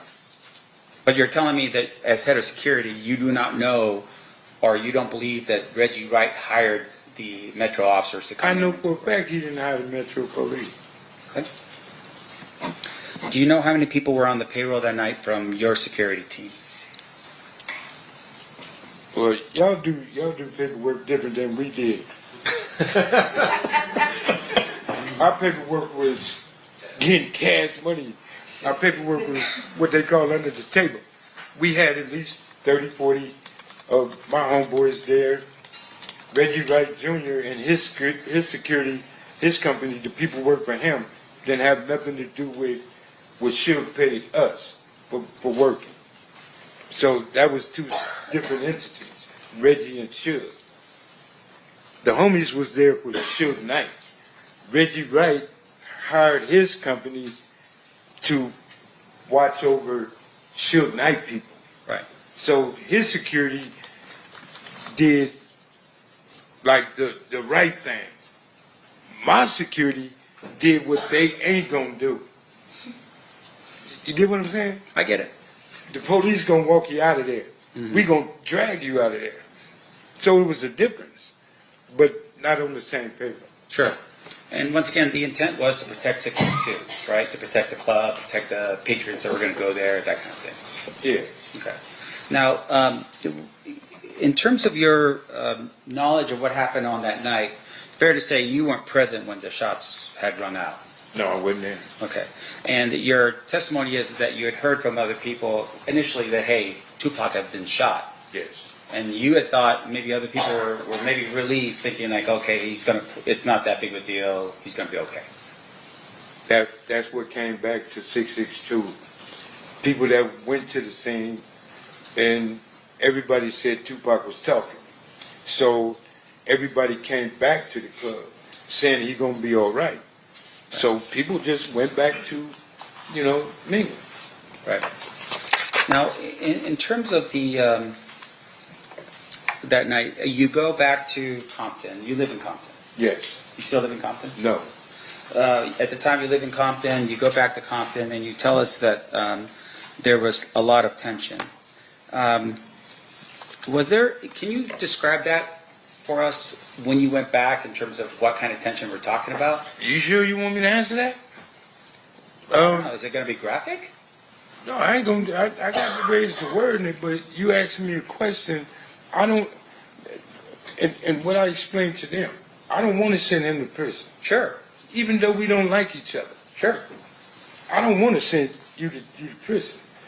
So that's why I'm here where I'm at and the way I am, because I've changed my life. I'm raising my grandkids, teaching them never to be like their papa. And here I am explaining to people what I used to be. And I'm not proud of that. I'm not proud of that at all. And you asking me questions that can hurt him. And like I told them, I'm trying to avoid to answer the questions that they might look at me and say, something is wrong. Well, let me put this way. Let me help you out with this. Okay. So these people right here, what they want to know from you is, did you see who shot Tupac? I told you no. Correct. So outside of that question, right, the next question I'm asking you is, when you went back to Compton, was it like a Southside Crip that shoots a Pyru Blood, and then a Pyru Blood shoots a Southside Crip? Is that the tension that we're talking about? Do I answer this? That's a straightforward question. It's a yes or no answer. Okay. Did you see that? When I was a part of that life, I was a part of that. And I was, no, because you asking something that's going to hurt this dude. And okay, let me stop. And once again, I want to emphasize. When we got back to Compton, okay, it was a gang war. People were getting hurt. Okay. People was being sought. People were looking for certain individuals from his neighborhood, okay, as well they did mine. Okay. But Orlando, him, and certain other people were being assaulted because people wanted to kill them. Sure. Were they the only ones that they wanted to kill? I'm not the only one up in here. No, they weren't the only one. Okay. It's his neighborhood in particular. Right. But they were the main subjects of a gang war. They was in the middle, such as me. So you're telling us that people back home somehow had some type of information that said that guy, as a bunch of other people, were involved in what? In the murder of Tupac. Okay, but my question to you... My question to you... Stop. Can you focus on me for a second, sir? Yeah, I will. And I apologize. I just want to make sure that we're clear, okay, for these people. In terms of that information, none of those people were there, right? And what people you be speaking on? The people that was already in the neighborhood, or the people that left Las Vegas that same night Tupac was shot to go home, bear their arms, and go to somebody else's neighborhood to look for somebody? They had to pay it back. So once again, my question to you is that the information that I'm asking about is the people that back home, you're saying were eyewitnesses to this? How could people back home be eyewitnesses to something that happened in Vegas? No, that's not what I'm saying. The people that were here in listen to my question, sir. The people that were here in Las Vegas, you're telling me were eyewitnesses to what happened and went back home. Is that what you're telling me? I'm telling you, the people that was at 662. Just answer my question, sir. Yes or no? I can't Is it answer a yes that or no? without a what you call it. You trying to tell me to say something that you're not going to understand. If you let me explain to you. No, answer my question. I'm not answering nothing. I don't know what you're talking about. Okay. Okay, Mr. McDonald, focus for a second. No, I am focused. Very. Focus on this. My question to you is this. You didn't know what happened that night because you weren't there. I was at 662. Right. Do you know who that was there? I know everybody that was there. Okay. Like who? Talk to your lawyer, man. This dude is tripping. I'm not going to explain that. I can't answer that. Okay, let me ask you this next question then. You are telling us that people back in Compton, for some reason, knew what happened here in Las Vegas. A phone conversation? People found out when people left Las Vegas the same night Tupac was shot, went straight back to Compton. It only takes 3.5 hours to get home. Sure. Yes, it wasn't a problem for people to find out what happened. No problem at all. They got on their phones, they texted people, they let them know what happened here on the night of the shooting? Yeah. They had walkie-talkies, they had all kind of phones. They had ways to call people to say whatever. But when people left Las Vegas that same night, after they found out and got in their cars and went home because it was a situation, Pac was shot. Okay. Retaliation is a mug. Come on, man. It was for real, for real. All of this was for real. Now, the night of the shooting, did you have a walkie-talkie, a Nextel thing or something like that? No. Did Reggie Wright?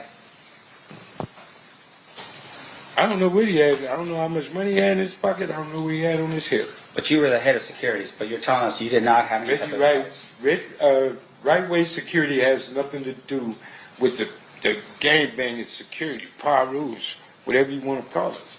They had nothing to do with us. Okay. The phones that Suge had for certain individuals, they had the phones. Like the guy that was bodyguard for Tupac that night. Like some of the guys that was at the Tyson fight, like Suge Knight. Certain individuals had phones. Yes, they did. Okay, so, all right, I get what you're saying. You're not there, but you're saying other people were. Yes, I'm saying there was a lot of people there. A lot of people were there at the shooting that took place. That was in the entourage, yes. Let's see.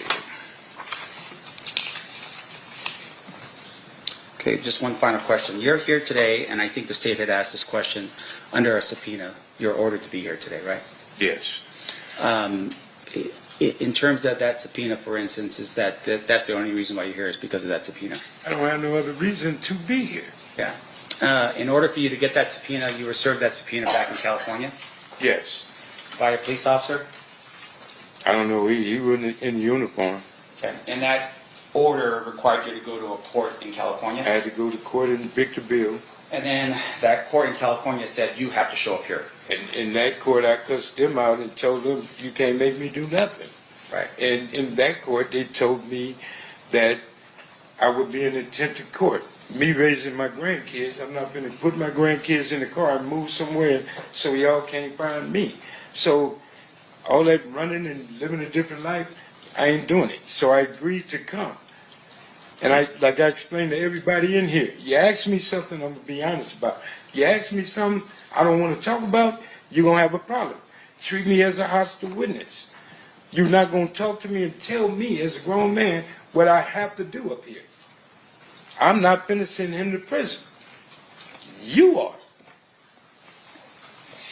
So the accusation now is because of the fact that we're trying to ask you questions, you're blaming it on me. You asking me questions. If I just like answer your questions, we gonna have a problem in here, a misunderstanding, and you're asking me something that wouldn't be good for him. Right. And once again, I just want to look. We're just trying to figure out who shot Tupac.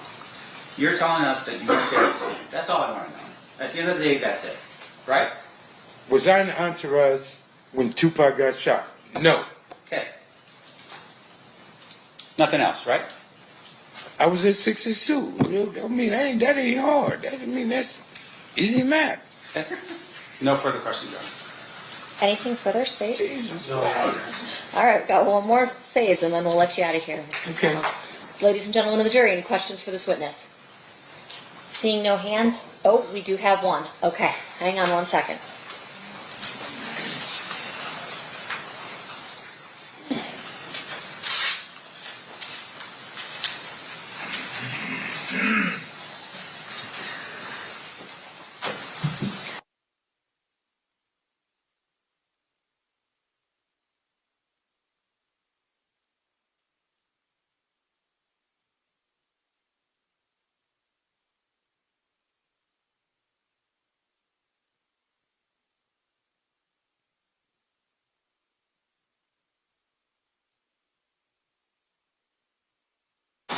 All right, I have a question for you from one of our jurors, if you can answer it.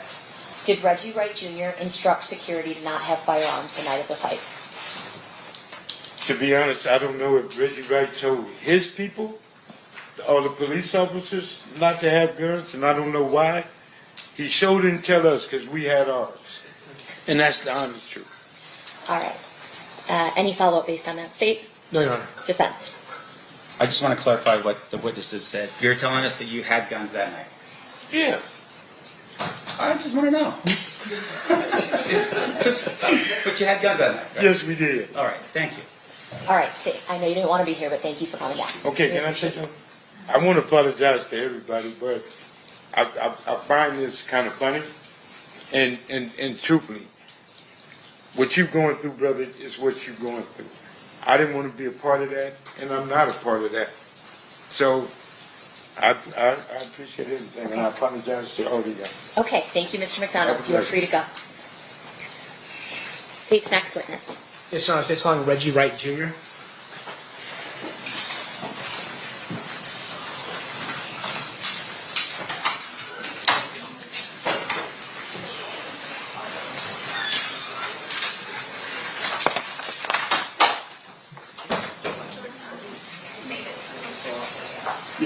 All right, Jordan's investigating the burning smell. Anyone like smelling that? The burning smell?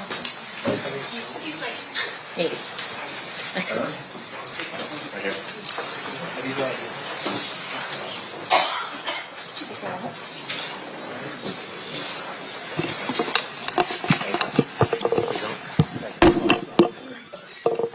If anybody's smelling something burning, it's a burnt bagel from back there, so don't worry, we're all fine.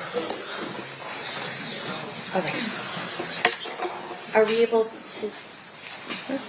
Is this good? I think he was leaving like that to swear, and then we'll turn him off. Okay, perfect, got it. All right, we'll have you sworn then, Mr. Wright. Raise your right hand.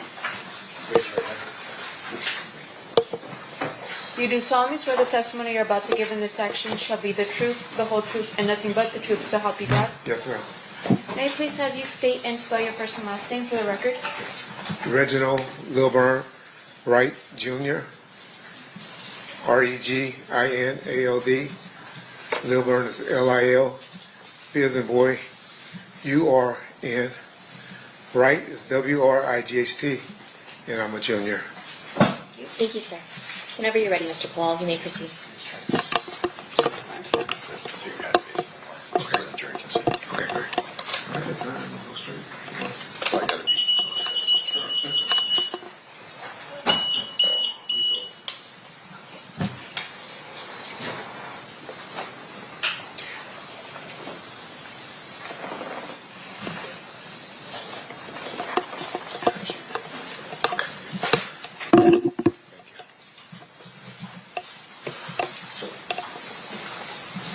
You're good.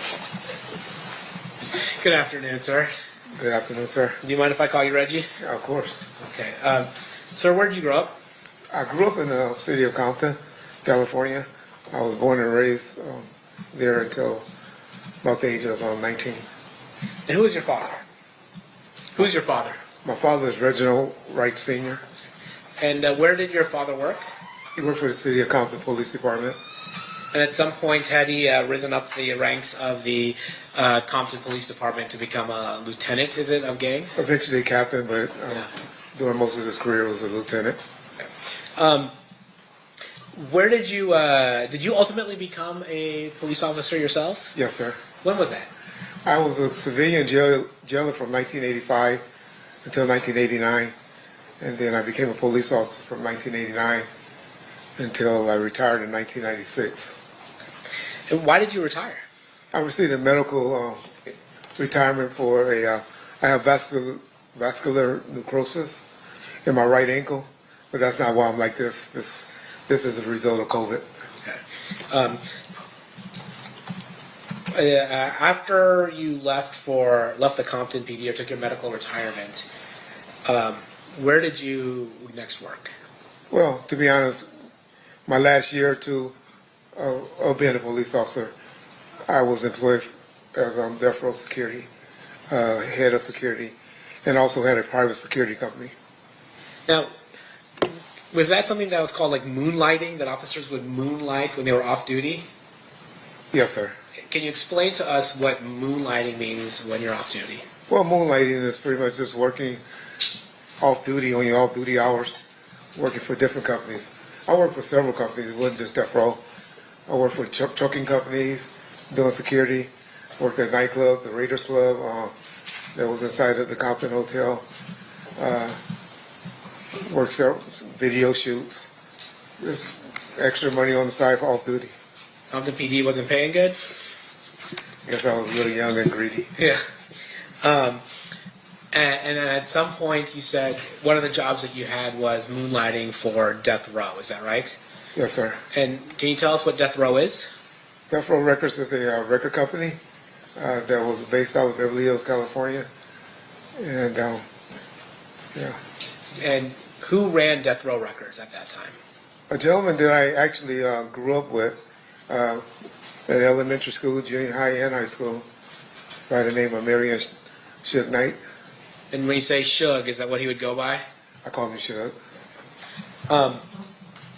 So after you retired, did you, well actually let me take a step back. As part of your role as a police officer in Compton, were you familiar with the different neighborhoods and the members of different neighborhoods? Yes, sir. Was that part of your job to know what areas were associated with what gangs? Pretty much a job, and like I said, I started in like 1985, so kind of got familiar while I was working in jail, and it was something that was curious to me, you know, being that my father was active with the gangs, and it was something that was intriguing to me as well. So when you said you grew up with Suge, did you grow up in the same neighborhood that Suge grew up in? Yes, about 2 blocks away. Was that considered Mob Piru territory? That's correct, sir. Were you so when you were growing up, were you familiar with the Mob Piru? They came on eventually later. It was really a Luther's Park, Piru area. But then, I guess when I was about in the 7th grade, which would have been like 1978, maybe a little later, 80, they started calling themselves the Mob Piru. So they were Luther's Park, Piru before, and then they transitioned to being called Mob Piru. Yeah, we pretty much divided it, everything south of Rosecrans was mob, and everything north was, or the other way around. North was mob, and south were Luther's area of Rosecrans Avenue. Were you familiar with a gang called the Southside Compton Crips? Yes, sir. How were you familiar with the Southside Compton Crips? Well, growing up in the city of Compton, we all played sports together, and heard of them when I was playing at Kelly Park, baseball, Little League baseball, at Compton Northern. And then my time in '85 as a jailer, and then working the streets of Compton as a police officer from 1989. Were you familiar with somebody by the name that went by the moniker Keffe D? Well, heard of him. Had no personal interactions with him at that point, especially in law enforcement. Heard of him, knew of him, but I had no personal contact with Keffe at that time. So he was somebody that was on your radar, even though you had never met him and already had personal interaction with him. Heard of him. He was mainly known as well, at one point he was known as a crackhead, but then later on he was known as a drug dealer. And I mainly was a gang guy, and didn't really enforce on the level of narcotics he was working. All right, so then you had mentioned that after you had left the Compton PD, you formed a company. Can you tell us about that? Yes, sir.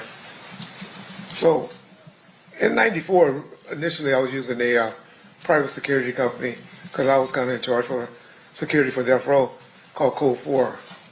But once I saw I was about to get retired, I opened up my own private company called Right Way Protective Services. And that didn't really get started until about 1995. But in '94, I was using another private company. And who were your clients? Was your client just death row, or did you do anything else? I had a couple of clients, like Honda of Pasadena, which was a automotive dealership, a dealership in Compton that they were repoing people's cars and they needed a car. But my biggest, 95% of my clientele was Death Row Records. Now, tell me about that. What were you doing when you're saying you're security, or you're a security company that's working for Death Row Records or getting contracted by Death Row Records? What does that mean, actually? It grew over a time period. In '94, it was just mainly just special events. And then I have a couple of off-duty or retired police officers hanging with the artists in '94. '95, '96, it got a little bigger. Had security at the office, at the recording studios, driving Mr. Knight around,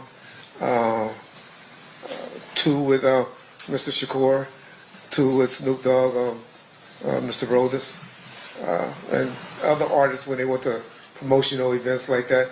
So I could pretty much have about 10 officers working a day. And when you say 10 officers, were the people that you would contract with or work for you in this world, were they largely off-duty police officers? Off-duty or reserves or retired. And why is that? Because they were able to carry guns concealed, where it's not exposed. We had exposed officers at the studio, but mainly the bodyguards carried their weapons concealed.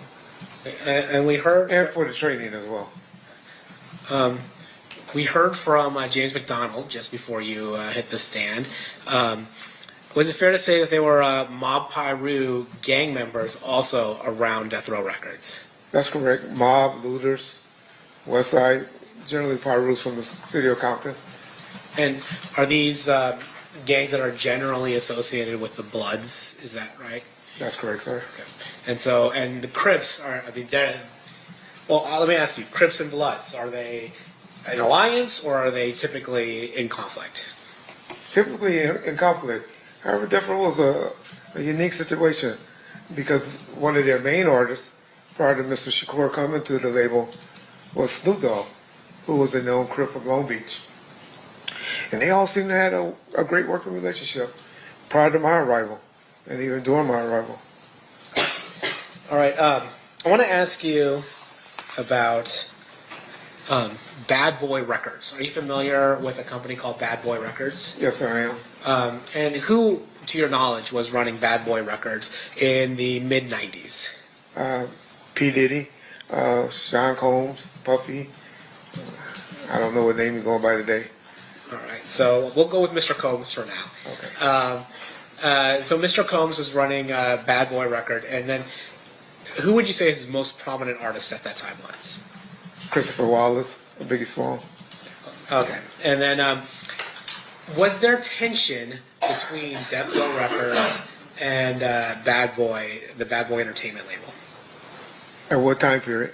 Well, you tell me. At any point, did tension develop between Bad Boy Records and Death Row Records? Initially, when I was around in '94, there wasn't.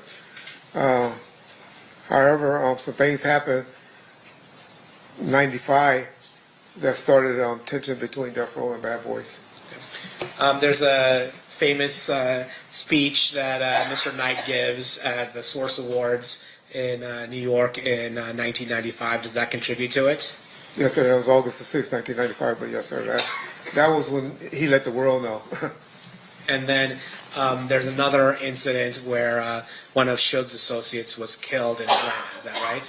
That was in September 25th, I believe. Yes, sir.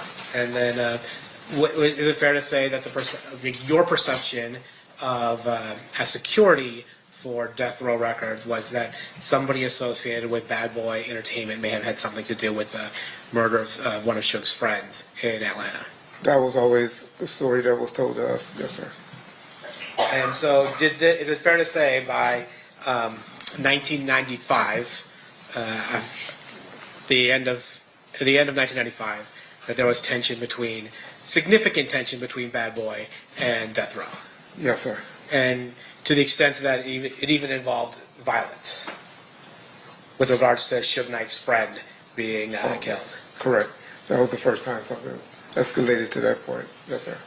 As security for Death Row, how did you handle this?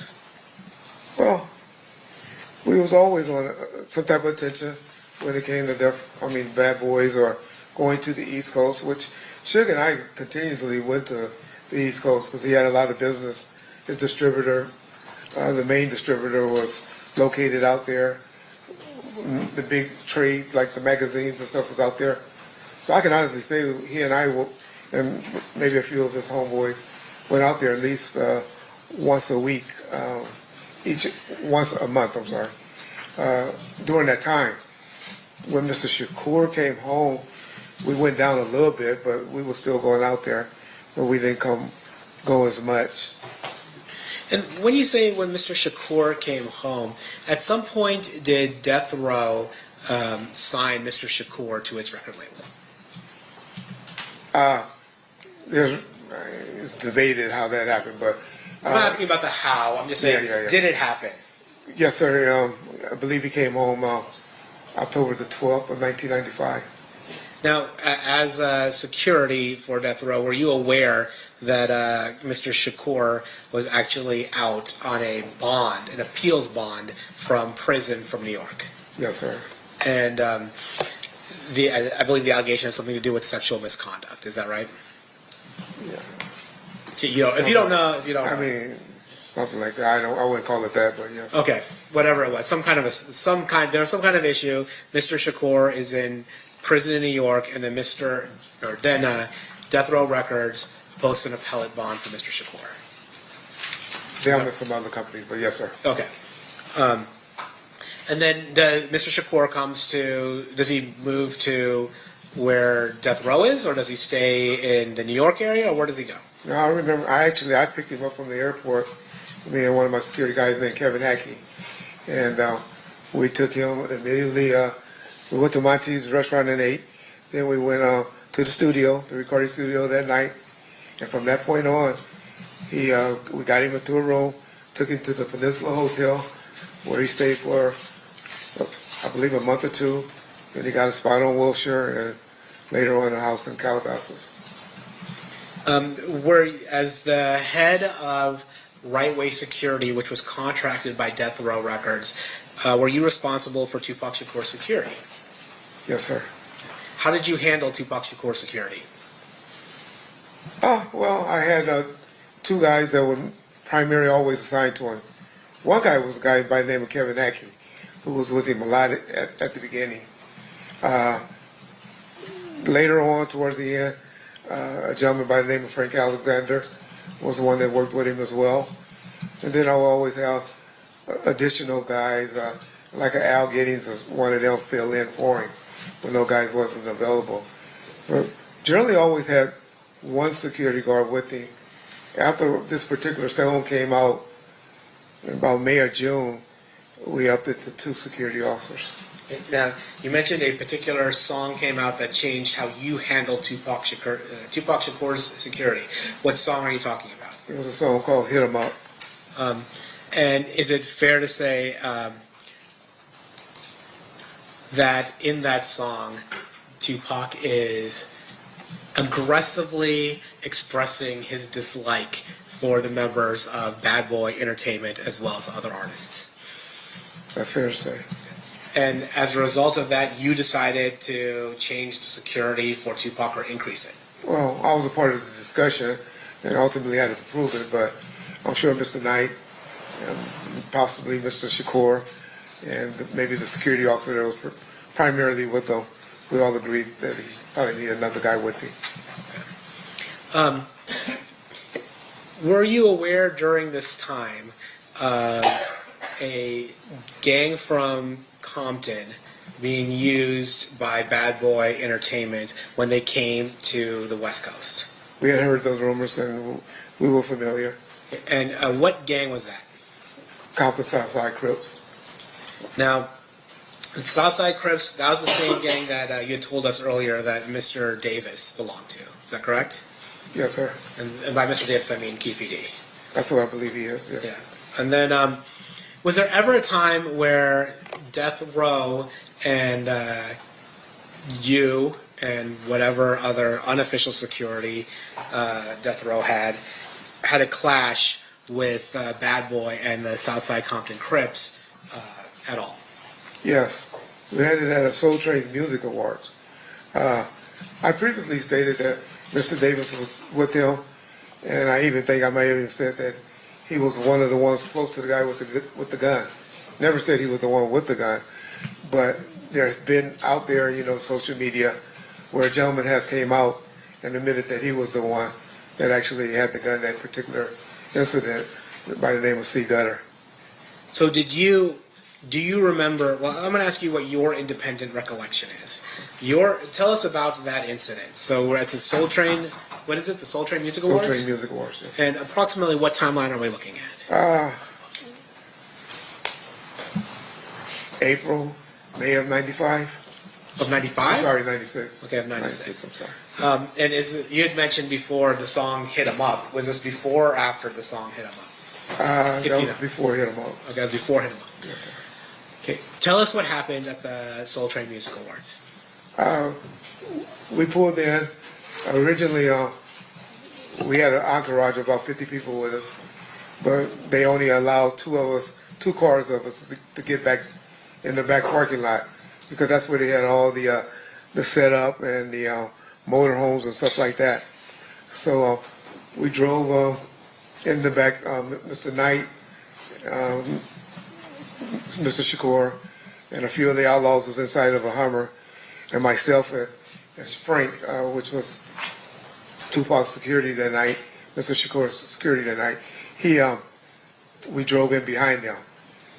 As we was getting out of the vehicle, or getting ready to park, Mr. Shakur saw Christopher Wallace and Puffy and a group of people, a few guys that I recognized from the South Side, in that entourage. As they were, Mr. Shakur immediately became enraged and started yelling, and confrontation between Mr. Small, Biggie, and Mr. Shakur took place to the point where one of their guys brandished a weapon. And then, all right, guys, we are back in the building. Hopefully I didn't scare hopefully I didn't scare any of y'all coming back on the screen. Court is back in session. So we're going to get back into it here and get back into some of this audio. If y'all haven't yet, please make sure that you like the video. I got to sneeze again. I don't know what's up with these sneezes, but we're going to get right back into it. Thank you to everybody who's in here. So many of y'all has showed love, like the video. There's still 1,000 of y'all up in this thing, but those likes are looking kind of low. Let me read a couple super chats and then we'll get into it. Shout out to Mary, today's sponsor, dropping the 10 bomb in the building. What's she say? She says, Love the coverage. Always listening from my bushes. Thank you so much, Mary, for the love, and appreciate you for the support as well. I appreciate y'all. All right, let's go ahead and get back into it and see what they talking about up in here. All right, here we go. Keffe D should be walking in shortly. Let me actually do this. And thank you again, Mary, for the love. And I am not on the screen. There we go.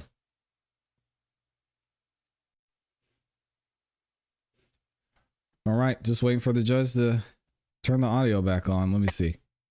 There we go. Come from the state. No yards. Okay, perfect. We'll bring him in. Let's go. All right, there's Keffe D, man, looking like he's ready for a funeral. I like that suit, though. I like it.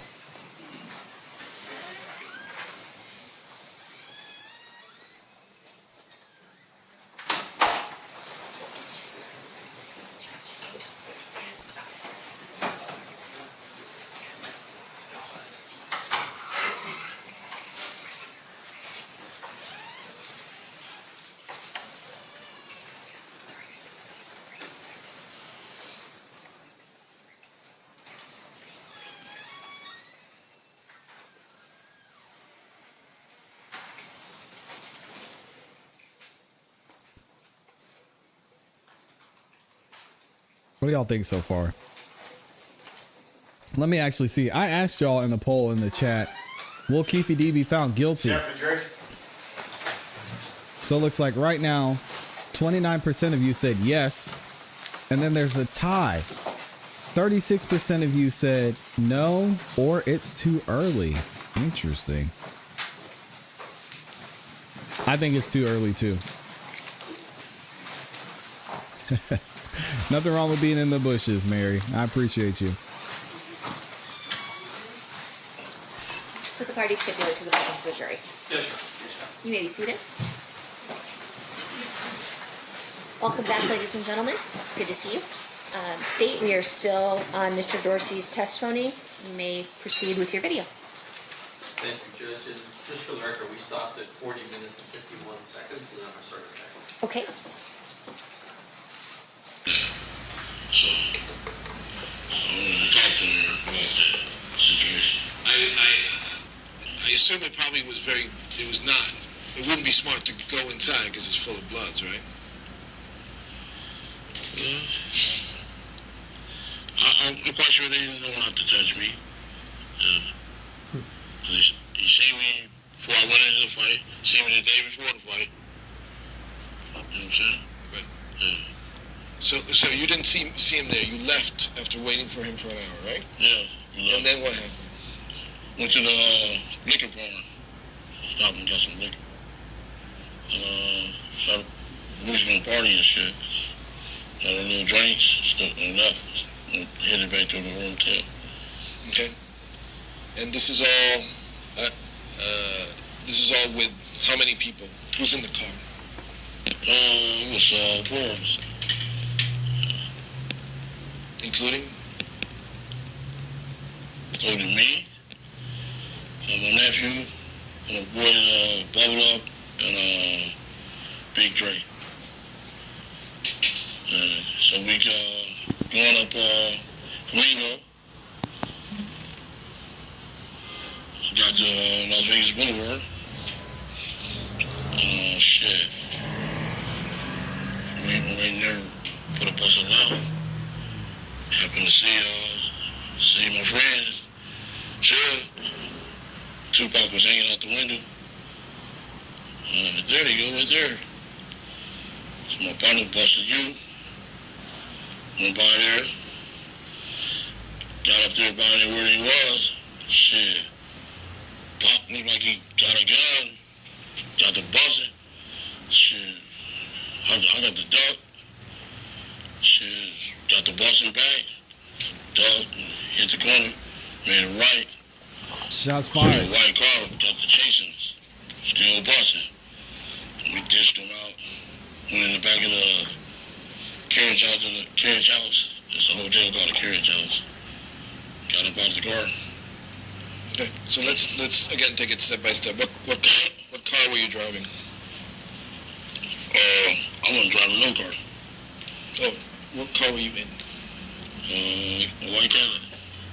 Yeah. A rented white car Cadillac. Okay. And then when you saw them, how did you recognize them? I mean, you were driving on the street. How did you know it was them? He was hanging out. Tupac was hanging out the window, passenger side window. Talking about this Tupac. I mean, all the chicks was like, Tupac. He was like a celebrity, like he was in a parade. He keeps saying that. They're all like, Tupac. And so, after that, you knew that they were, what were they driving? They was driving a BMW. Yeah. But, shit. Once we got back to Compton, he was saying, like, little Reggie and all of them was shooting at the car. So we got the car painted. We took it to the paint shop. You know what I'm saying? So we turned the car in so there wouldn't be no evidence. Okay, but let's go back to the moment that it happened, right? So you're driving, you see Suge and Tupac in the BMW. You turn around, right? You described it as a U-turn, yeah. So that you're facing, so that you're coming in the from the opposite direction, right? Tell me what happened in that moment. What'd you say one more time? Tell me what happened in that moment when you finally come close to their car. No, we came close. We came from the gutter lane. Shit. Pop reached down and got his little shit. Got the busing. Shit. We got the busing back. Shit. I never bust. I was on the ducking shit. I didn't want to get hit. A couple of people had some little fragments, glasses in the air and shit. Shit. Once we hit that right on Cobalt, the right of the sea breeze was chasing us. Shit, there was a lot of shots. We got the fuck on, we made a right there on, there's another little street right there where the carriage house was. So, who pulled the trigger?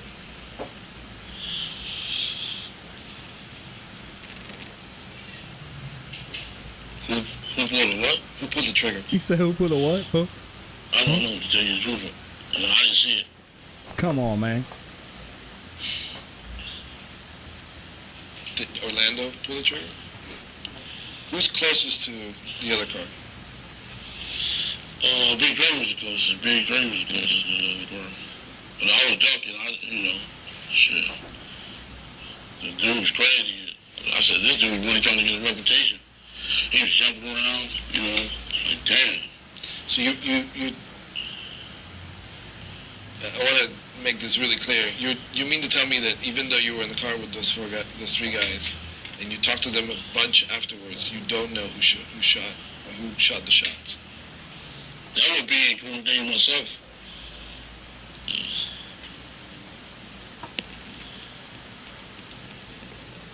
Okay. Are we cool with that, right? Yeah, okay. Let's stop there. Yeah. Come back. They took a break and then they came back.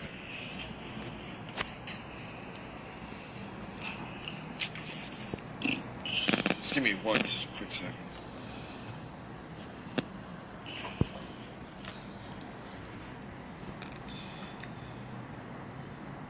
All right, so let's go back to that. Describe Tupac. What did he look? What did he look like? Did he look like he was going to pull something? Just tell me everything you remember. Okay, when we pulled up, I was in the front seat, passenger side. He went down, got his shit, and got the buzzing. So shit. Audio's better at least. All I know is shit came from the back seat and they got the busing back. Shit, we hit the corner after the shooting. And another white car got the chasing us. They got the shooting too. Shit. No, but you told me that already. So I just want to get it straight in my mind. Who's sitting in the back? My nephew and my partner Big Dre. And who's driving? My partner Bubble Up. So who?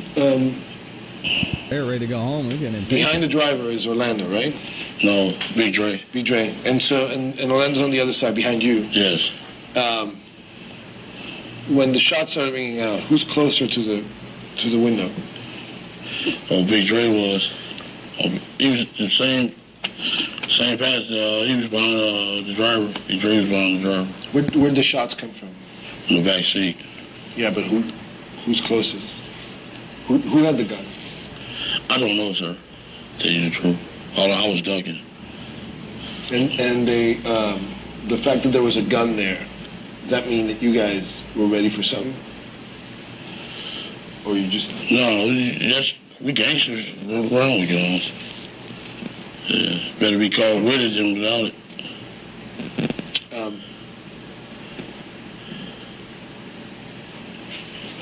Do you remember anything else about that moment where the two cars met? Oh, I'm so sorry. Yeah. Do you remember anything else about that moment? Oh, not really. It was like 20 years ago. I mean, the best recollection I can remember. So let's talk about what we sort of started talking about outside. Like, there's allegations by certain police detectives that you had made a statement about who shot Tupac. Not to my recollection. I'm telling you the truth. You know what I'm saying? You asking me for the truth. I'm here to tell you. 20 years, here to tell you. Get it from the horse's mouth. Right here. Was there ever any discussion about who actually did the shooting? Was there ever discussion with who? Yeah, you guys. No. That's the code of the streets. You know what I'm saying? He keeps talking about the code of the streets. Somebody can get out of free jail card when you tell people.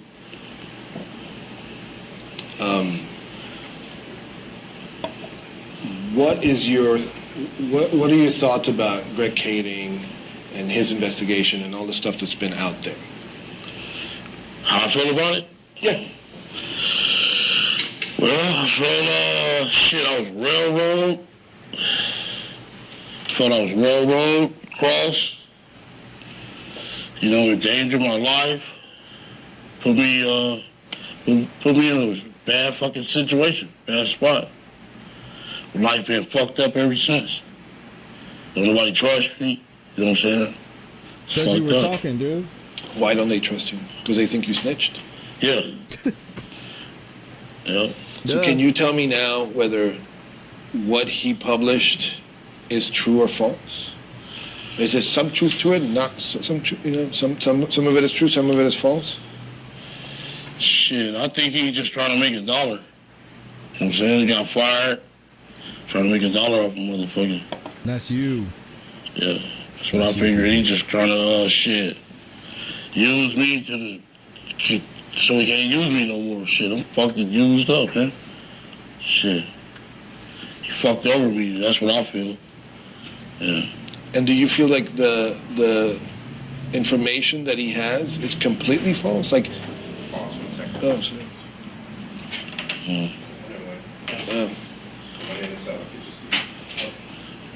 The information that you have is that he has is completely false. I mean, it's known that they had a case on you, so you talked to them. Is what you say? I said it's known that they had a case on you. It's known?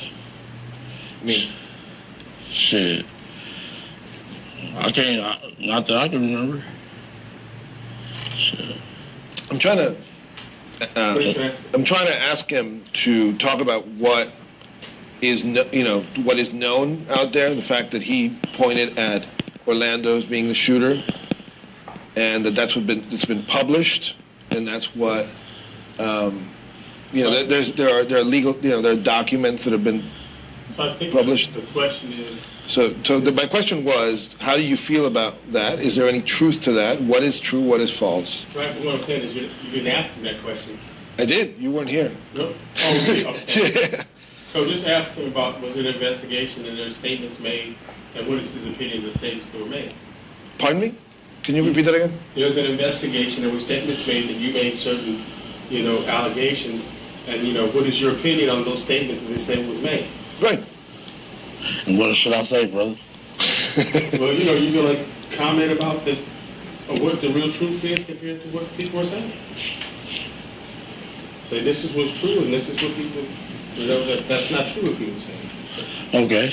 All right, come on. So what of that stuff that's been made public, what is true and what is false? I'm giving you the truth right here, sir. Getting it from the horse's mouth. So, shit, can't get it no truer. Right. So what I want to know is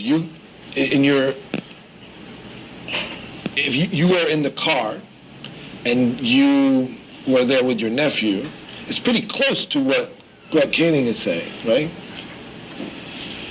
Shit. Is it pretty close? What'd you think? I think he's going to understand what he's asking.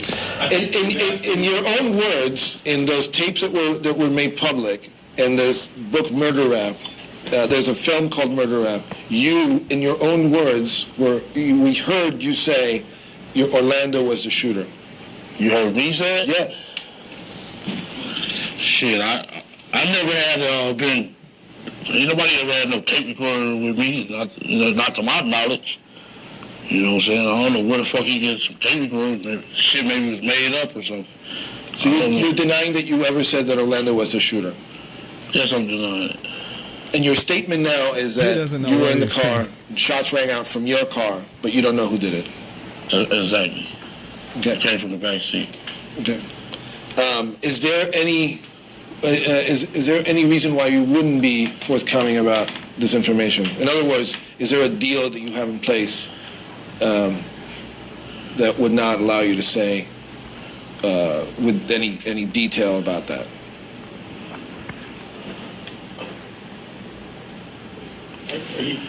I'll ask you. You want me to jump in? I mean, yeah.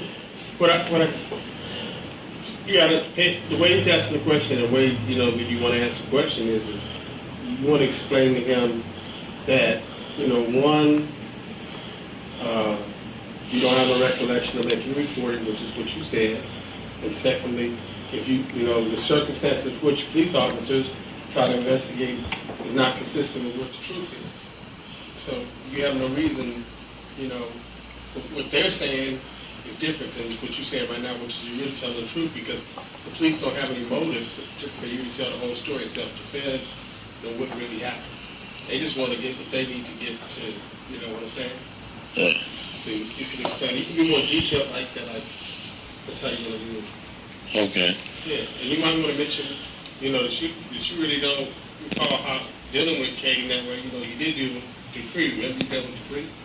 So you might want to, the only person that you remember. Well, let's start there. Because it just feels like a big.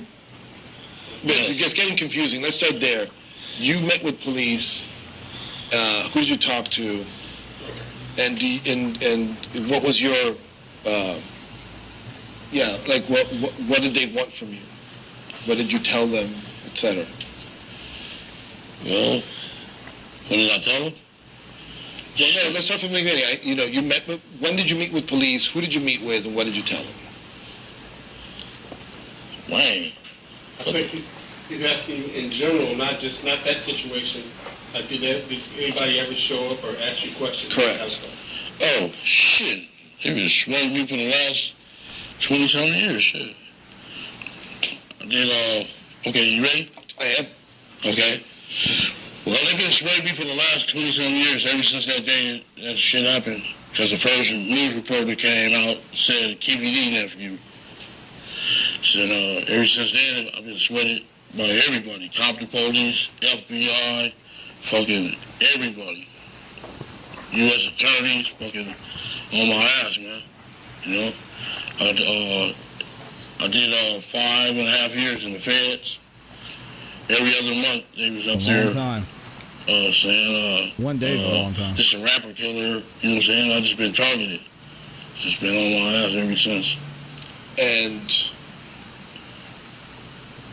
there's some truth to that, right? I mean, you were in the car.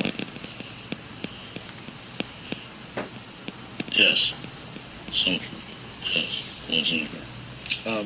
And then what statements did you give police? What statement I gave police?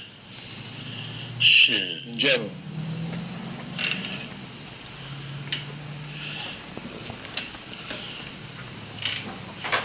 I didn't give them no statements. You know what I'm saying? Not that, Now he didn't say I ain't anything. ever been tape recorded or nothing. But when it first happened, did they come and interview you? Did they come and interview me? Yeah. Oh, yeah, the FBI. Oh, shit.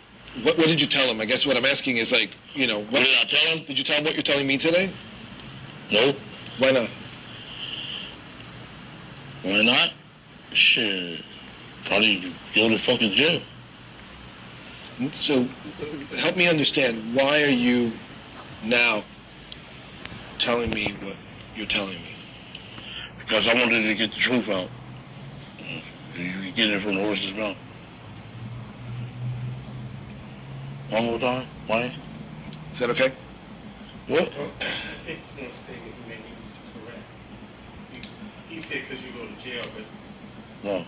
you want to explain because you were innocent. You didn't have to do. I think you can explain that. Oh, okay. Because I'm innocent, I had nothing to do with that. You know what I'm saying? I was putting myself in I was in a fucked up situation. I'm innocent. I didn't do a motherfucking thing. I want to jeopardize my freedom when I got got good things going on. I was living good, That's right. So you tell me that you're telling me now because you wanted the truth to come out. Why is that important to you? Because there's been several reports, and everybody just trying to make money off this shit. You know what I'm saying? Everybody soliciting me, hanging me out to dry, making me feel like a piece of shit. Yeah. Okay. So now There's a reason, brother. Let's just leave that, put that on the side for a while, okay. and go back to what happened after the shooting. What did you guys do? How did you cover your tracks? Well, I got away, and I went to the hotel room. Then the next morning, woke up and took off in the rental car that I had. Me and my nephew drove home. So once we got home, the guys was like, man, we need to get this car fixed. I said, man, I don't want nothing to do with that. Y'all go get that shit fixed. You know what I'm saying? So, what was the matter with the car?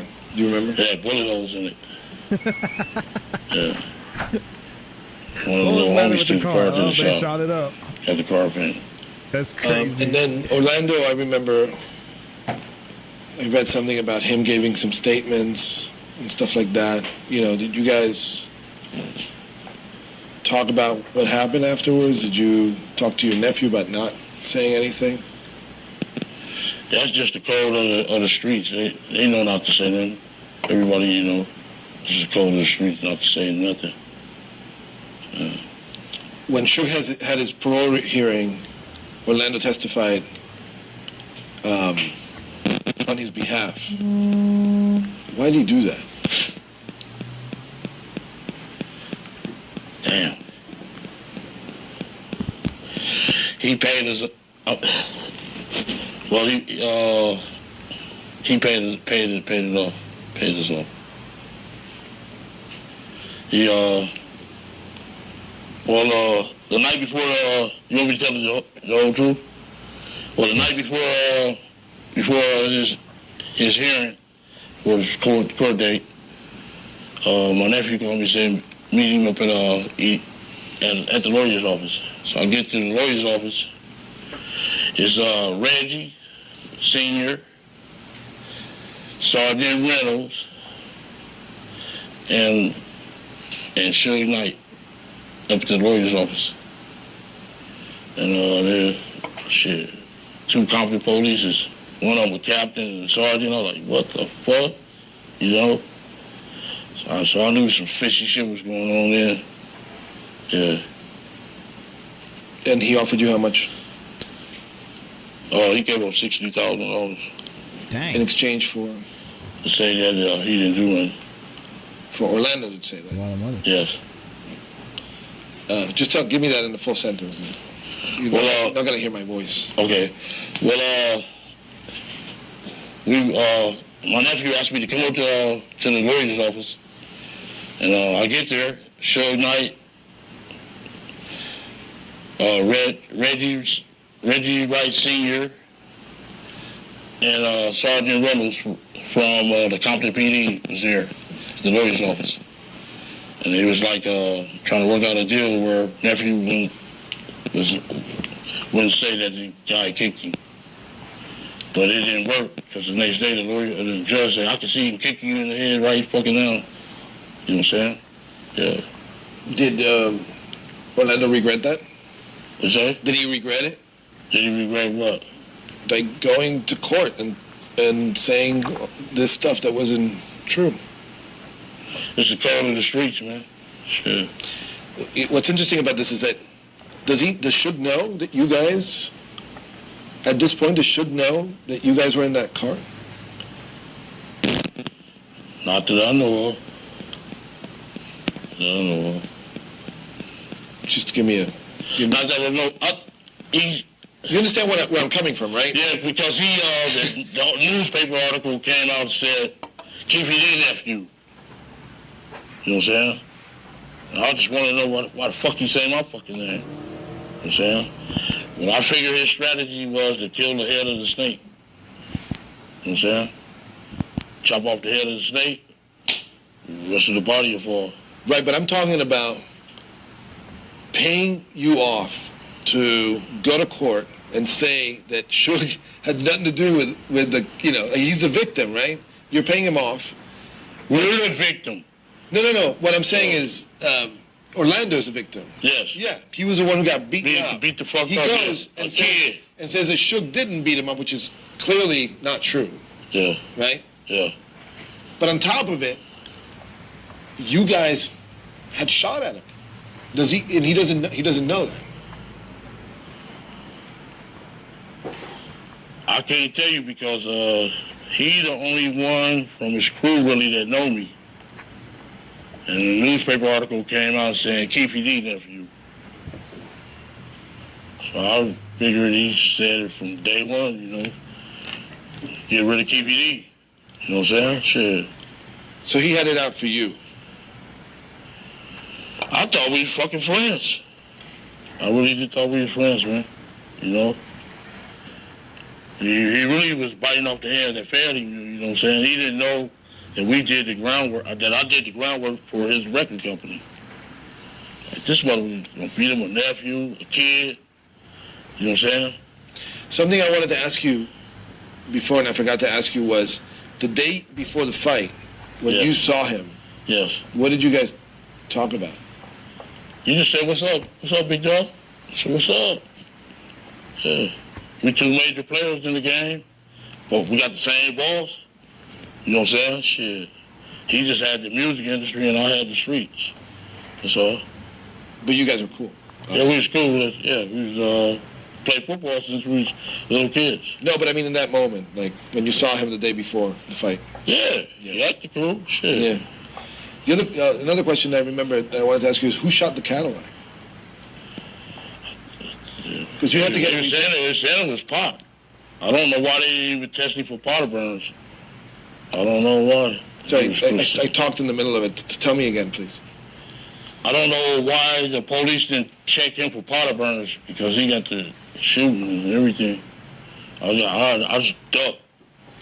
Car was all shot the fuck up. Yeah. Okay. Hey, just moving on. We got like 15 more minutes. How much time do we have on those cards? Are we good? 11. Okay, cool. Just give me a second. Just pull this up. You want me to say about Reggie threatening me the next day? I thought that was for you. You said you wanted to keep that to you? Yeah, of course. Okay, all right. We're rolling. Yeah, go for it. Okay, well, the next day I got home. I was in my front yard. about 4:15, here come Reggie Sr. Flying up, coming up from Greenleaf or Burris. Ran the stop sign and everything, parked on the wrong side of the street. Dang. Jumped out the car and talking about, "Hey, Keffe D, let me tell you something, motherfucker." I said, "What's up?" He's like, "If you kill my motherfucking son, Here he goes. bill's coming up. You get your What's up, motherfucking Triple ass." C? I said, "What the fuck is you talking about?" I said, "I'm just letting your ass know, motherfucker." Like, oh. I just looked at him crazy. What the fuck is you talking about?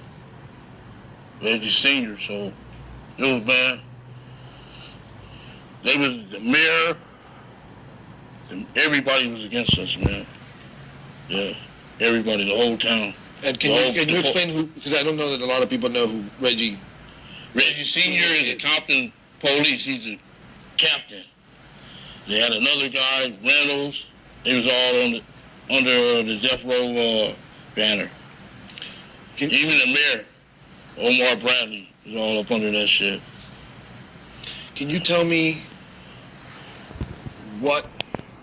Because I think we touched on that before, but I didn't really get a good picture. It's like how affiliated was Suge with LAPD?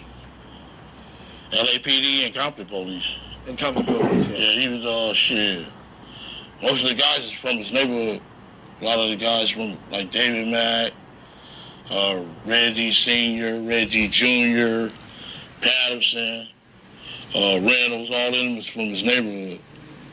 So that's how you got that plug with them. You know, shit. It was really, really dangerous for us. You know what I'm saying? So we should really try to stay out of the city of Compton. Because when you go against Suge, you're going against... Yes. Can you tell me that in a sentence? Oh, when you're going against Suge, you're really going up against the police. Compton police, Rampart, all that, all his neighborhood friends. How do you know? So yeah, he kind of had a winning bout. You know, who else better to have on your team is the police. So we was kind of fighting a losing battle with them guys.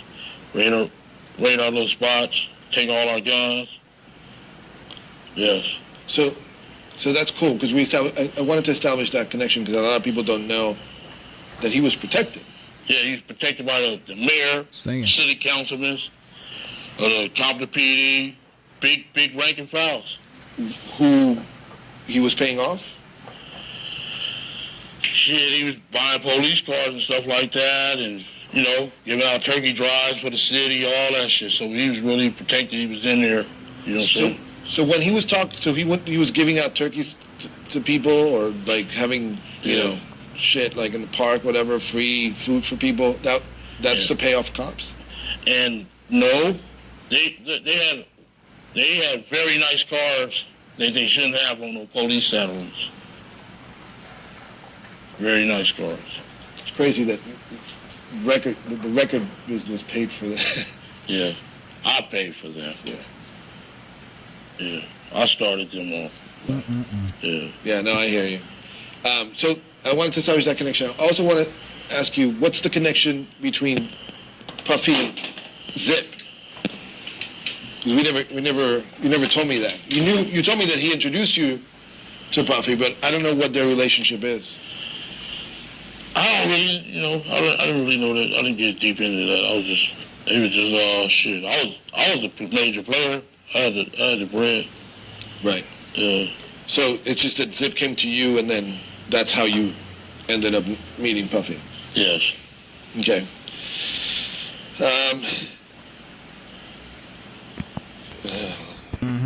He could not stand Tupac. You can hear that in his voice. Try it. I think 3 minutes. 9 more minutes. Okay. Nah, I think we went over a bunch of shit. So. Let's go back to Chris. I want to take Chris Brown out of there though. What I said about the dudes being blood? Oh yeah. Take Chris Brown out of there because my niece. You have to tell me the whole thing again then, so I can use it. Okay, my niece. Sit back. Okay, sit back. Yeah. All right. Go ahead. About the Chris Brown? Yeah. Okay, well, these guys running around here claiming blood, these little entertainers like Justin Bieber Bow Wow, and what's the guy's name?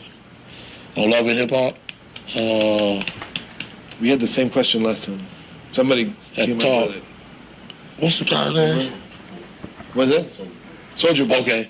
Oh, let me start over again. All right.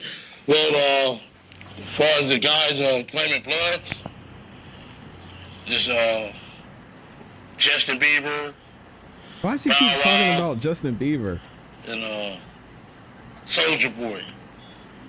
Well, it's just a fab. Y'all need to stop that stuff out. You know what I'm saying? People from Leave our JB background alone, is man. trying to get up out of that stuff. You know what I'm saying? You guys wait to get $1 million and want to be a blood. That's wrong. Y'all doing it backwards. You know what I'm saying? You guys not from here. You get caught up in that bullshit. But you guys doing it backwards. You guys should be trying to lead it for examples. Set example for kids. Don't try to game, man. You told me that last time. You gave me a really good quote. You were like, you're doing it the other way around, right? You're doing it backwards. It's not that you don't want to. You're supposed to be getting out of the hood. Okay. You're supposed to be getting out of the hood, not coming back $1 million going into the hood. Our object is to get out the hood. You know what I'm saying? Get out of gangs. You guys doing it backwards. You guys need to cut that bullshit out. So is that because we talked about Tupac? Is that how you felt about Tupac? Yeah. I feel all these guys, entertainers, you guys fake it. Tupac specifically, what was it about him? What was it about Tupac? That you didn't like? Because you told me you didn't like him last time. I didn't ever say I didn't like him. Yes, you did. You thought he was a punk-ass gangster wannabe or something, you said. Oh, yeah, he going around jumping sets. First, he was with the Outlaws. He was from New York, Baltimore, Oakland. God damn. You know, that's against the code, man. You can't be jumping sets on me. Stick to one set on me. You tripping. Yeah, and that ain't the way it go. You don't supposed to join the gang. You're supposed to be getting out of the gang. 25, become a grown man and get up out that shit. Shit ain't about nothing. It's either the prison or the fucking graveyard. So, you know, best thing to do, Justin Bieber and them, stay the fuck up away from that bullshit. So they ain't right. Yeah, I'm telling you from an OG. Right. Yeah. Did you how long? Okay, how? The threats. Mike Tyson, them. You liked that too? Yeah, go for it. Yeah. Okay, I got threat. A few people threatened me on the internet. Mike Tyson, Tretch, Spice One. Stick to rapping and boxing. You guys ain't about that life, man. You don't want to do life in prison. You know what I'm saying? You need to cut that bullshit out, man. Well, so you're telling all these people not to do this? Oh, go for it. I'll just give you the question while he changes that. Okay. I'm telling all these people not to do this, and I'm the fucking leader. Well, but also, I quit though. Yeah, oh, good. So you say that, because that's part of like why you're talking to me now, because you're out of the game. Yeah, I'm 50-some years old, grandkids. Right.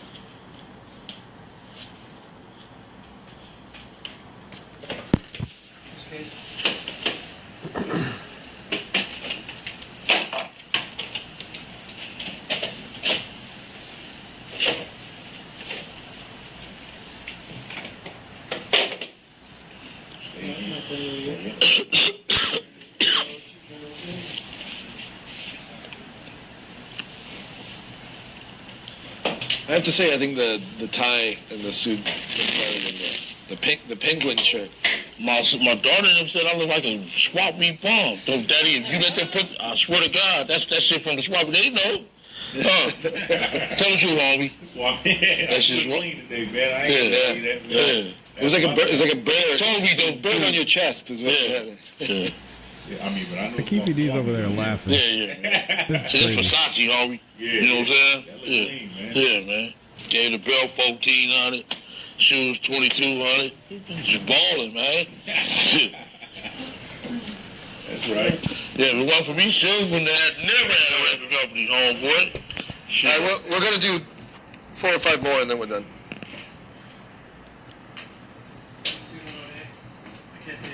Yeah, you're seeing it completely on a. Yeah, you're good. So I just want to pick that up. So you were telling all these people not to go back, right? Yes. But that was your life. Yes. I'm trying to tell them not to make the same mistake I made. You know what I'm saying? Get up out that shit, man. It ain't worth it. I'm 54 years old. Got 7 grandkids. You know what I'm saying? It ain't about that, man. What did you learn that you want to make sure these guys don't? What mistakes did you make that you don't want people to make? The mistakes I made? Well, part of the drug game. Yeah, whatever. Yeah. That was a mistake. Well, yeah. Mistakes I made with trusting people. You know what I'm saying? Everybody ain't your homeboys. You know what I'm saying? It just ain't right, man. A lot of people folded chairs on me. Well, you didn't leave. I mean, were you ever afraid? Like, I'm sure getting out of the game makes it better to live with some peace of mind. Like, nobody's going to jump you all of a sudden. Yeah. Is that true? I'm a killer. I was just messing with you. Hey, we gonna go over this stuff before you put it on the air, ain't you? Yeah. She said we gonna chop it up together. Yeah, of course. We're gonna make it look good. Okay. All right. So, a couple of serious questions. Tupac dies. How do you feel about it? I mean, this is a guy who was a major rap star, movie star. You're telling me how I feel about it. You're telling me now that people shouldn't act like gangsters. You feel sad about it at all? How do I feel about it? Well, I hate the brother. We got himself in that. Put himself in a predicament, stuff like that. Just taking off. I hate the way it go. Life don't go like that. Just taking off on innocent people. My nephew was young, 20 years old. Just take off on him. He didn't do nothing to you. He didn't do nothing to you. So you think it was deserved? No, I don't think it was deserved. Brother should have kept his hands to himself, and I hated that to go that way because it really fucked up my life. Period. Yeah. Do you think about his family? Yes. What do you think about? I hated that to be it. I hated that to go that way. You know what I'm saying? Lord be with you guys. That's what I feel. Since you said it ruined your life, do you have concerns about revealing all this stuff to me now? Oh, shit. The Lord got me. I'm protected by the Lord, the hand of the Lord. Got a shield over me. He helped me through cancer and everything, Kept a shield on me from being killed by the Compton police, just Rampart, all that. Because when I was in, shit. Yeah. I'm trying to tell. Since you told us about what happened that night in Vegas, do you feel bad? Do you feel like you want to apologize to Tupac's family? Yes, I hated that to happen, bro. You know what I'm saying? He was a good guy. I mean, I hate that happen. He was a good rapper and stuff. He was a good role model for the people. And I just hate he had that bad side in him. You know what I'm saying? So I always want to take off. Do you want to apologize to his family? No, I didn't do nothing. I didn't do nothing to his family. Yeah. Okay. One last time. You said the shots came from the back. Big Dre, Orlando. Who shot Tupac? They keep it for the code of the streets. It just came from the back seat, bro. So can you just tell me it was either one or the other? Can't tell you that. It was in the back seat. This is not. Wayne, this is not something that we don't know already. You told me who was seated in the back, and you're saying the shots came from the back. So I'm asking you to tell me, in your own words, it either was one or the other.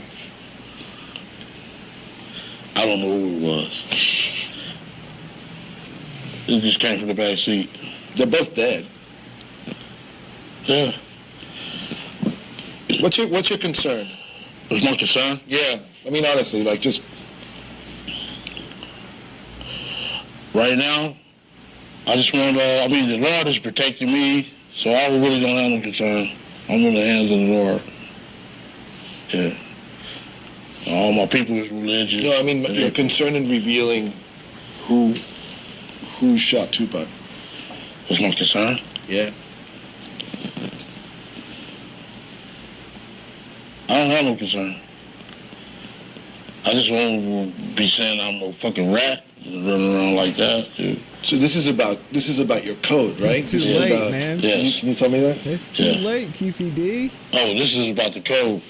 I'm saying it came from the backseat on, you know. I'm tired of everybody trying to extort money.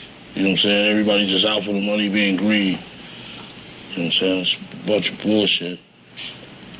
You know? Okay.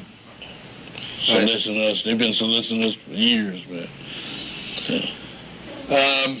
All right, I've done all I can. One more question. You know how I do my little research? I read that a Glock 40 was found in Corey's yard. Interesting. Is that true? Corey Edwards? What's up, Well, Chazzy? they said Corey was the first one who made statements about the situation. And I never gave Corey no gun. And nobody from that car never gave Corey no gun. Can you tell me how the gun ended up in the car? I ain't had no gun. I don't know who had a gun. Okay. What happened to the gun after the murder?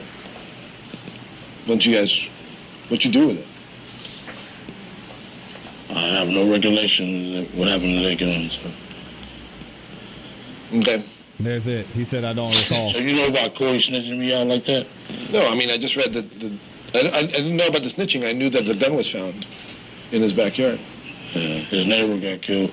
This shit ain't going on the thing. It is? No. His neighbor got killed. He got scared. Right. Called Suge. You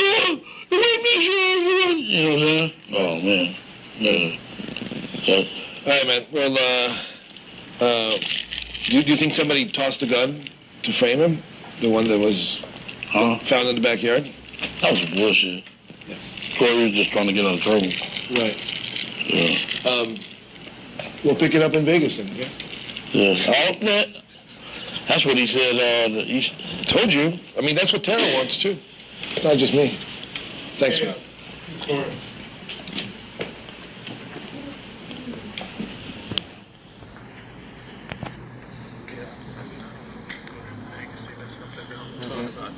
But I would think, maybe you might want to ask some aesthetic questions now. Was it sunny? Was it clear? Were windows up and down? You might now.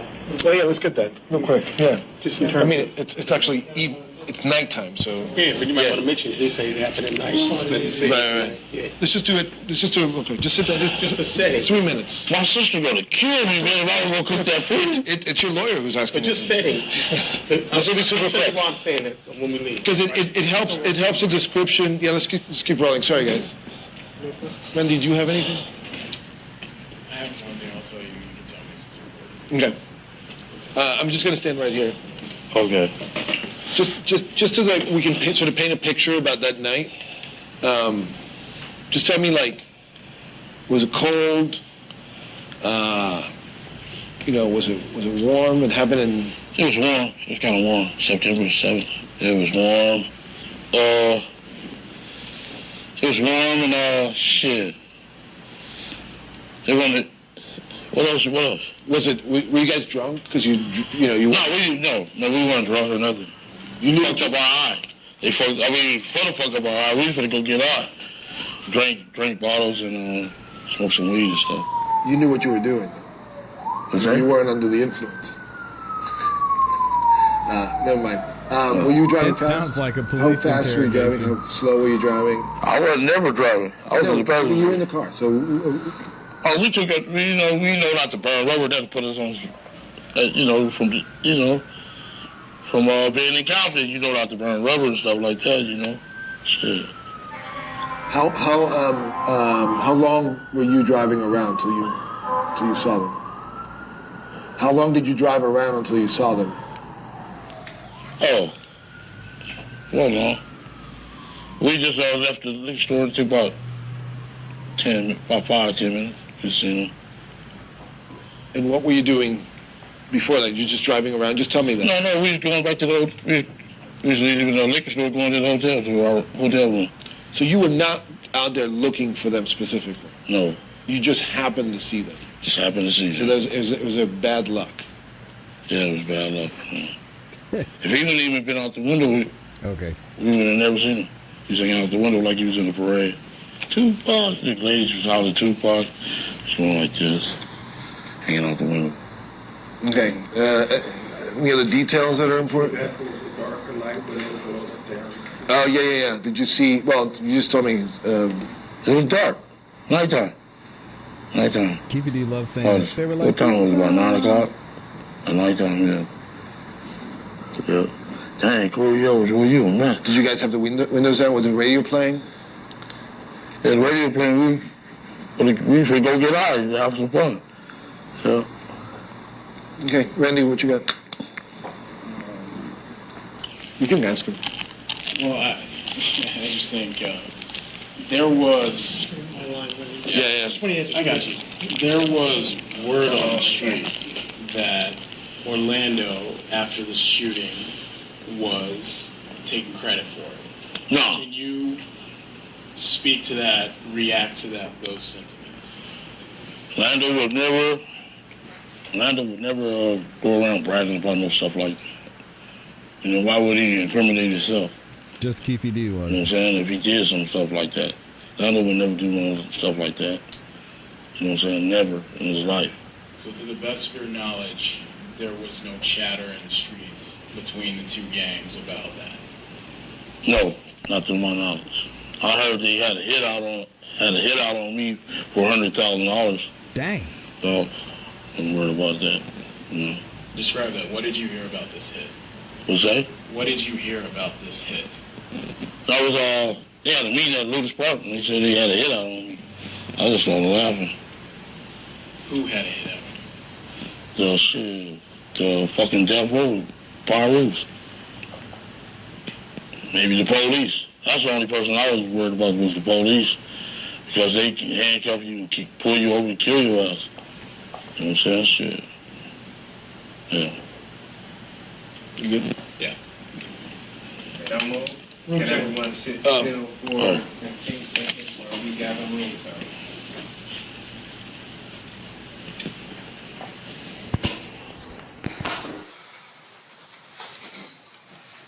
Mr. Dorsey, those were the two conversations we listened to in 2017, correct? Yes. And then in 2018, the finished product the jury saw yesterday, that was Mario Diaz's finished product. Yes, February of 2018 is when the show premiered. At some point, did you become aware of a book written by Mr. Davis and a Joseph Yacht? Yes, I was maybe late 2018 when I think a Twitter account popped up under Keffe's name, and they were starting to promote it and put excerpts from the book up. That's when I knew for sure the book that he had mentioned during his interview with Death Row Chronicles that was actually happening. And then in 2019, did you actually get a copy of the book? Yes, as soon as the book was published, like the first day, I got a copy and read it. Did you read it? I did. I read it immediately in one sitting. Subsequent to that, have you seen Mr. Davis hold the book up and claim ownership of this book? Yes, when he did his first Vlad TV interview, Vlad Clearly TV that's is a his book. channel on YouTube that's a really popular interview channel. That was in, I think, the summer of 2019. He, at one point, held up a copy of his book and told people that they should read it and that it was the real truth.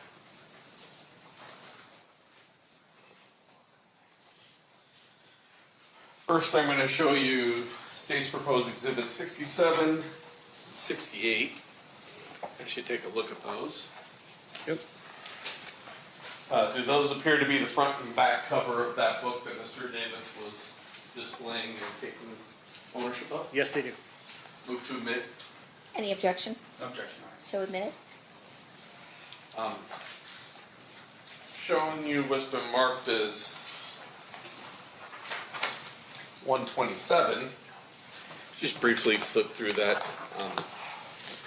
That's the Kindle version because there is a redaction in there. While he's doing that, I'm going to put 167 in. Or 67.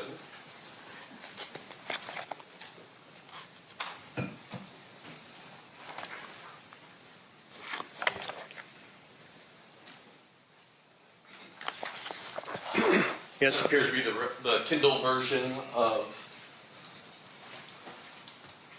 that particular book. Yes, sir. Interesting. I don't want to go through the entire book with you, but I do have some questions. Does Mr. Davis in the first chapter describe his purpose in writing this book? I don't recall exactly what he says at the beginning of the book. Okay, the jury will have it back. Yeah, So thank you. I guess, Judge, I'll move to admit, what is that, 127? Is that the book? So Kindle excerpts of the book. It's the Kindle book with the court's redaction. Okay. Any objection that hasn't previously been litigated? You may.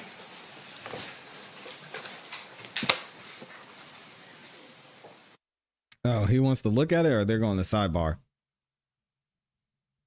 We got a little bit of a delay, so let me skip ahead. Thank you to everybody who's in here, by the way. Y'all make sure you like the video. Within this book,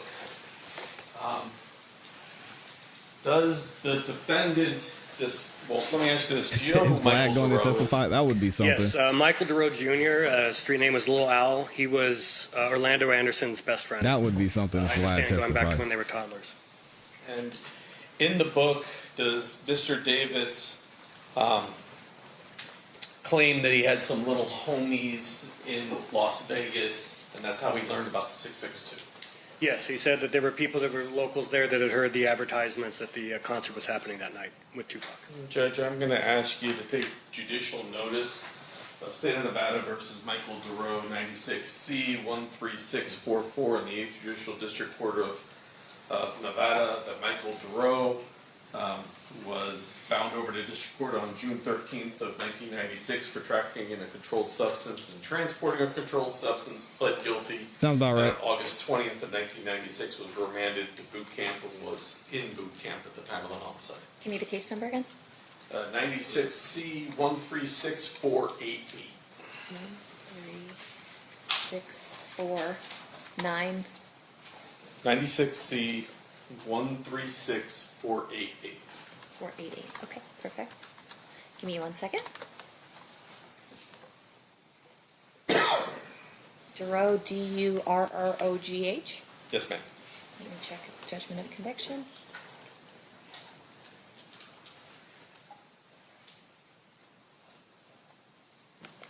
Surprised they're just now doing this.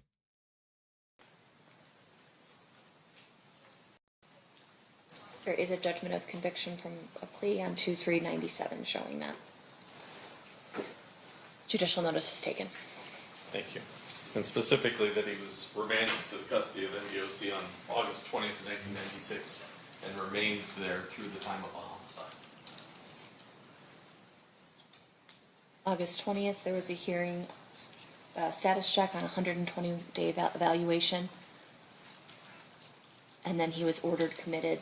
The order of commitment was 8/22/96. There you go. Okay, I'll take that judicial notice then. Thank you. Thank you. I'm sorry, did you give Michael Duro's moniker? Yeah, it was called Little Owl. A little owl on the street. Owl like the bird. Within the book, does Mr. Davis use a different moniker for Little Owl? Yes, he calls him the Reaper. We just heard Mr. Davis talk about Corey Edwards in that second interview. Right. Do you know who Corey Edwards is? Yes, he was at the time a close associate of Keffe D's. I think he referred to him as a lieutenant in his organization. And the moniker, he uses the real moniker in his book, correct? His name was Sea Ray. At the end of, well, before I get to the end of this book.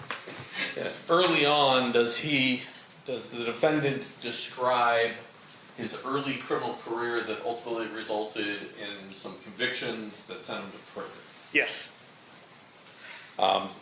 And Judge, I have marked as State's Proposed Exhibit number 73 and 74, a felony conviction for possession of a controlled substance in They're in the streets, man. Court of Compton, Judicial Court, County of Los Angeles, State of California, in case number A636901, as well as same charge, case A637226. Any objection? Or you're asking to admit those? Yes. Any objection, Mr. Samp? No objection, Your Honor. So admitted? Mr. Davis also describes going to prison for 3 or 4 years in the late 80s. Yes, he refers to it as gladiator school. Now, at the back of the book, he calls out some people that he's upset with. Yes. One of those people is... Objection, Your Honor, is the leading. Okay. Will you rephrase? Do you know... Well... Who's Uchis? Uchi? Yeah. Uchi, I think we believe, is Win Prince, who was a very good friend of his, that he believed had snitched on him at some point. Your Honor, I'm going to object to this as speculation. What's your response, State? Well, I'll lay a little more foundation. Okay. So it's sustained at this time. You may attempt to lay more foundation. What does Mr. Davis say about Uchis in the book? He says that Uchi has been a good friend of his since they were children. children. Before he answers the question, may we approach? Yes. Is the book in as evidence? I don't know what the issue is here. But again, y'all know. Many of you know. Some of you might not know. I'm not an attorney. Make sure you guys like the video if you haven't yet. And thank you to everybody who's in here as well. Look at that. We got all 900 of y'all up in this thing. Thank you to everybody who's in the building. Appreciate y'all. Shout out to the gang. Let me see what you guys are saying. The system is so flawed. That's an understatement. That's an understatement. Oh, shout out to Amy for also dropping the super chat. She got the super sticker in there with the dog treat for Athena. Thank you so much. She says thank you. Let me see if DJ Vlad's on the witness list. Because y'all heard Vlad's interview brought up that he did with Keffe D. I doubt it will be, though.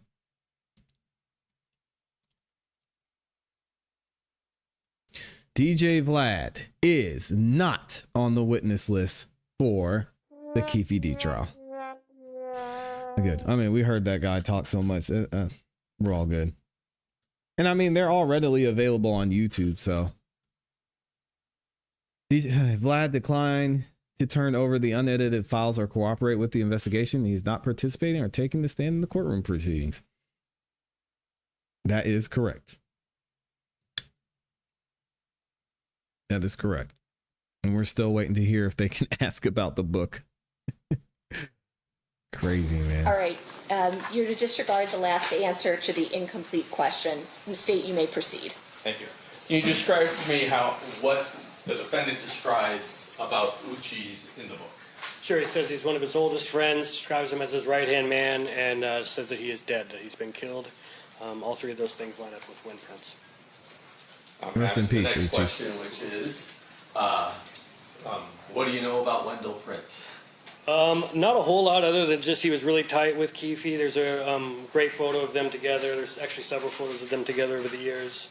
And I know, I think Wendell Prince was ultimately killed, I think in like a backyard over a drug deal or something like that. And I believe Keffe was listed as a pallbearer at his funeral. Bad, man. What does he say about Tucker in the book? He says that he is the brother of NBA player Tayshaun Prince. And there's only two brothers of Tayshaun Prince, and only one of them is involved in any of the street business, which would be Thomas Lamar Prince. And I'm not sure what else he says about Prince as far as, but I think he's listing people he has grievances with. And finally, you don't know, there's a person named Menace Right. You're unable to identify. We've never been able to figure out who Menace is. There was a Southside Crip with that street name, but we don't think that that's who it is. Now, you've been involved in this project, well, I guess it's 2012. Correct. In 2012, did you go and look at all the publicly available information there was that you could find? Yes. Did you, I'll start with Defense Exhibit A. Can you put it on me?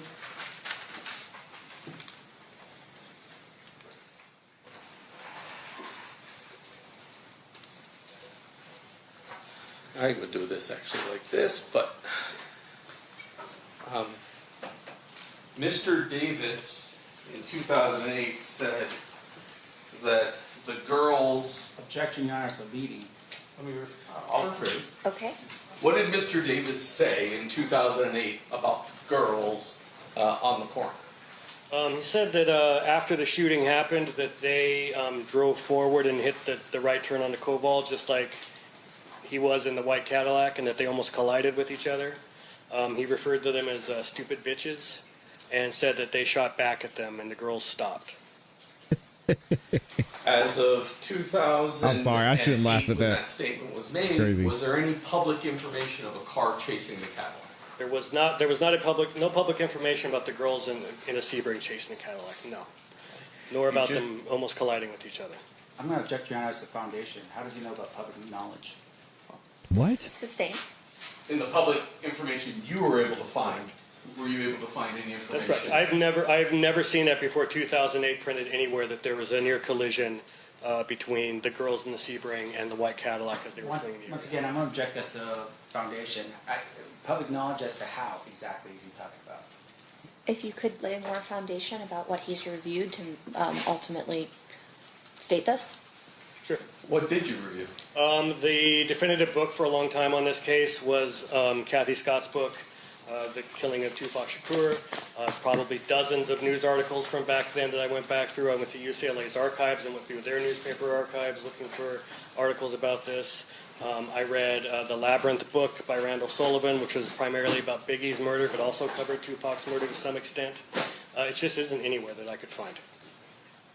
Now, Kathy Scott does say girls in a Chrysler sedan, correct? Correct. She does not say Sebring. She just says a Chrysler. And she doesn't say anything about them going around the corner. And once again, I'm going to object to that in terms of hearsay. How we're now getting into other people's work, and he's quoting it verbatim. I'm not quite clear how that's not hearsay. What? Is it offered for its truth, It's Mr. not offered for the DiGiacomo, or truth. is it? It's offered for the fact that it wasn't said, not that anything that was said. Okay, so I'm going to overrule the objection. The jury's not to consider what Ms. Scott wrote in her book for truth in any way. It's only to be considered to show that that wasn't included. This specific detail was not included in her book. You may proceed. And then finally, I'm going to put up for you Defendant's Exhibit B. And if I could figure out how to zoom, because I never use these. So here we go.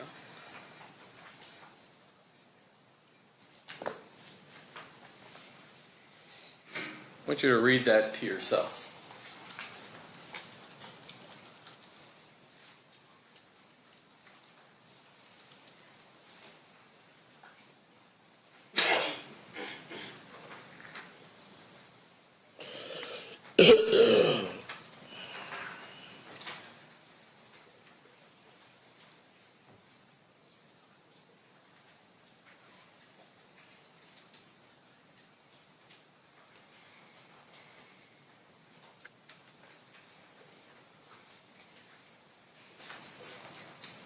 You know, I have a feeling they're going to read this, so y'all just hang in there. Got it? Prior to, I can't even remember what day, sometime last week, when this report became public, are you aware of any public information that Mr. Anderson was trying to get into the Coyote Cafe? I've never heard of that. Thank you, sir. I pass the witness.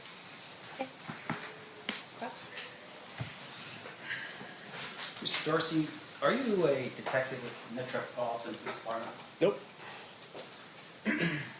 And your testimony here today is really based upon your work for this, let me make sure I got the right book here.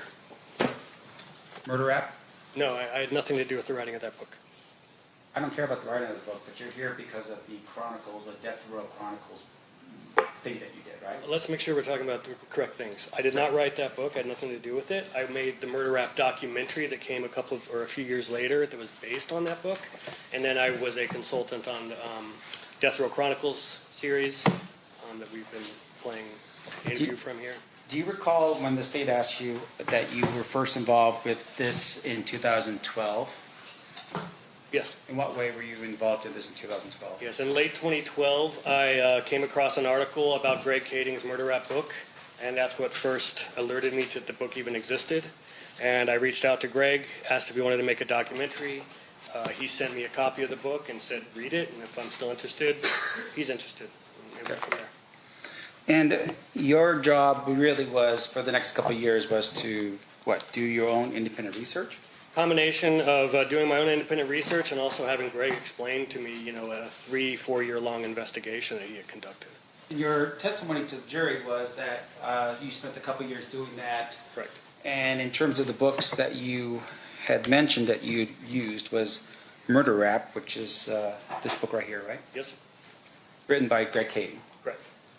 And then you also used Kathy Scott's book, right? That's correct, yes. This book right here? Yes. You know what version of her book that you used? I'm not sure what version I used. And then you used another book. And what was that final book? There was one called Labyrinth by Randall Sullivan. Did you say that before? I said it just a minute ago, yes. Okay. What other books besides that one? I'm not sure.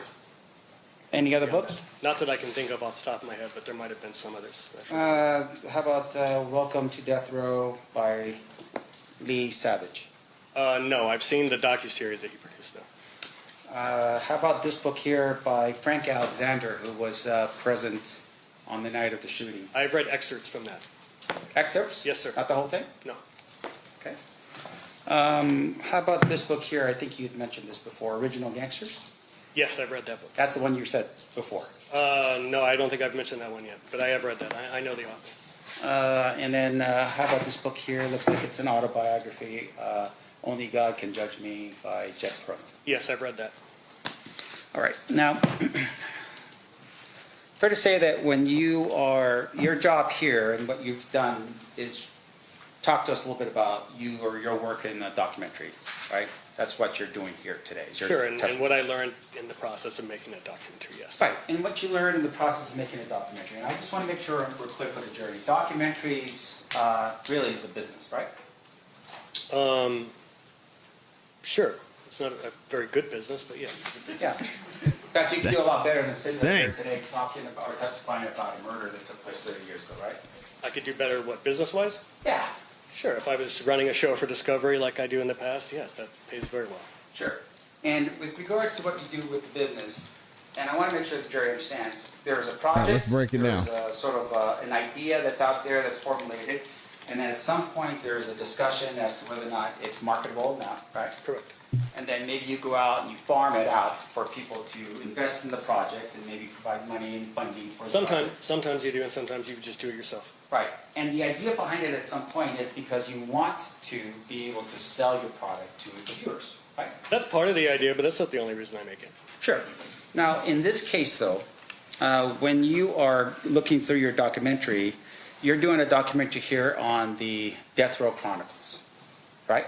Death Row Chronicles meaning death row, or what was it? No, I'm focused mainly on the murders of both Tupac and Biggie. All right. And you team up with Greg Kading. I do. And Greg Kading, I would imagine in your work over the 2 years that you did the research, you were looking through all the details of what you could find on the Tupac murder. Yes, but he also turned over his case files from the LAPD to me. So can you describe for us what those case files look like? Absolutely. They were digitized case files. It was over 2,700 PDF reports. This guy knows his stuff. Going back to 97 or so.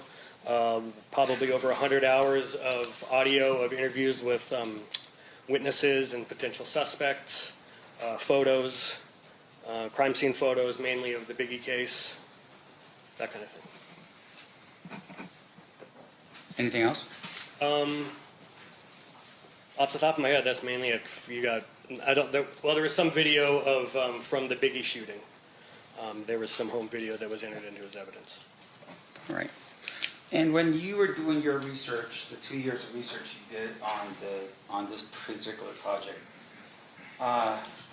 you interviewed detectives?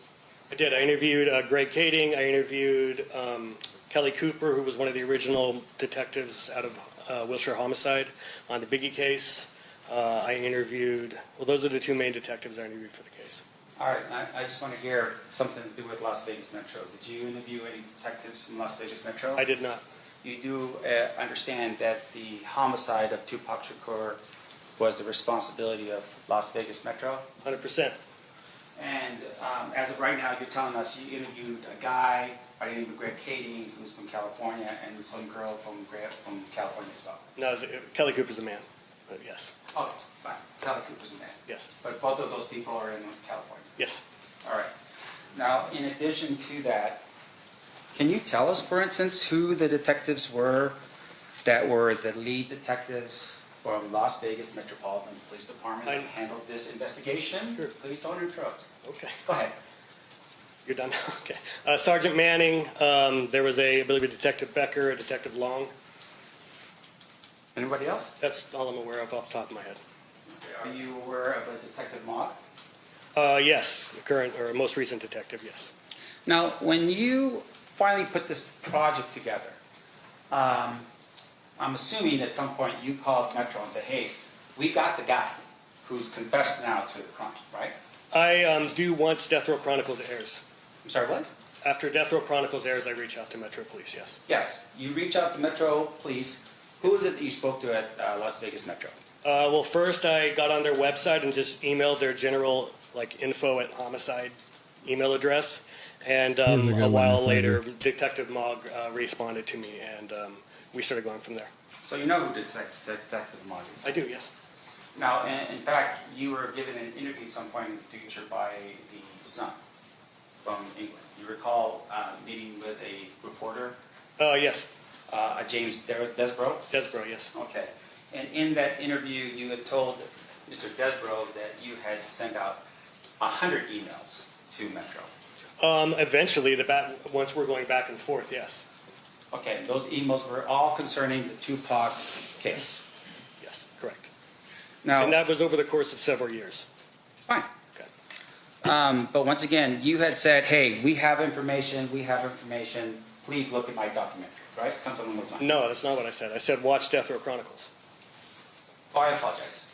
So, you keep conflating my documentary with the series Death Row Chronicles. I did not make Death Row Chronicles. I was just a consultant on it. Okay. But that's the one where Keffe first went public with his interview, which made it noteworthy enough for me to be like, you should look at this. This is new information for your case.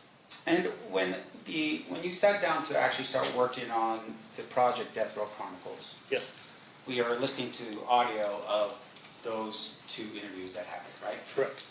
Now, up until that point, fair to say, Mr. Davis had never spoken about this publicly.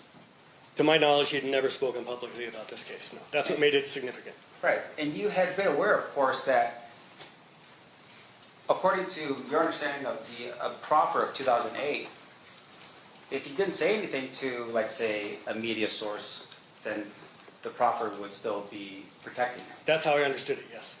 So, in essence, when you were sitting down with Mr. Davis, you were pushing him to violate the proffer. I'm not pushing him. I'm not even in the room with him. I know. We're going to talk about that in a second. Okay. But in essence, you are on a little earbud or something along those lines in another room, and you're telling the interviewer to keep pressing on Mr. Davis. I was not thinking at all about him violating his proffer. I honestly didn't think the proffer would ever be used. I didn't understand that's how that worked. I thought he's giving a public confession. That public confession can be used, absolutely. Now, in addition to that, you are in another room, and you do not want to be seen by Mr. Davis. That's correct. In fact, Mr. Kading, Detective Kading, former Detective Kading, is also not present because he does not want to be seen by Mr. Davis. That's correct. And so, in essence, as you're sitting there listening to the conversation, you're telling the person information that's specific to the 2008 recording? Yes, I'm going. I know when he knows more to a question that he hasn't answered yet, or if there's another way to phrase a question that might help. Now, in But I addition, can tell you sorry to cut you off, but most of the questions were written in advance. I only offered up maybe a half dozen total across 2 interviews of additional questions. yeah. So let's make sure we understand, because we're not in the room and there's no cameras. As we're listening to the recording, there's another voice that's on the recording, sometimes talking about getting a Diet Coke or something that goes like, "Oh, this is great." Is that you? No, there were a couple other. It depended on when people came and went from that office, and it was different people in there on different days. It was just employees of the production company or other contractors that were on that show. And in addition to that, while you're sitting there, you're having these conversations about Mr. Davis, and you are, is it typing? Because I'm hearing like little knocks on something. Is that you texting? That's me texting, yes. And so you're texting the individual that's listening? I'm texting Maria Diaz, yes, sir. Now, as you're doing that, of course, Mr. Davis does not know that you're doing that. Correct. And you are working at that particular point for which company?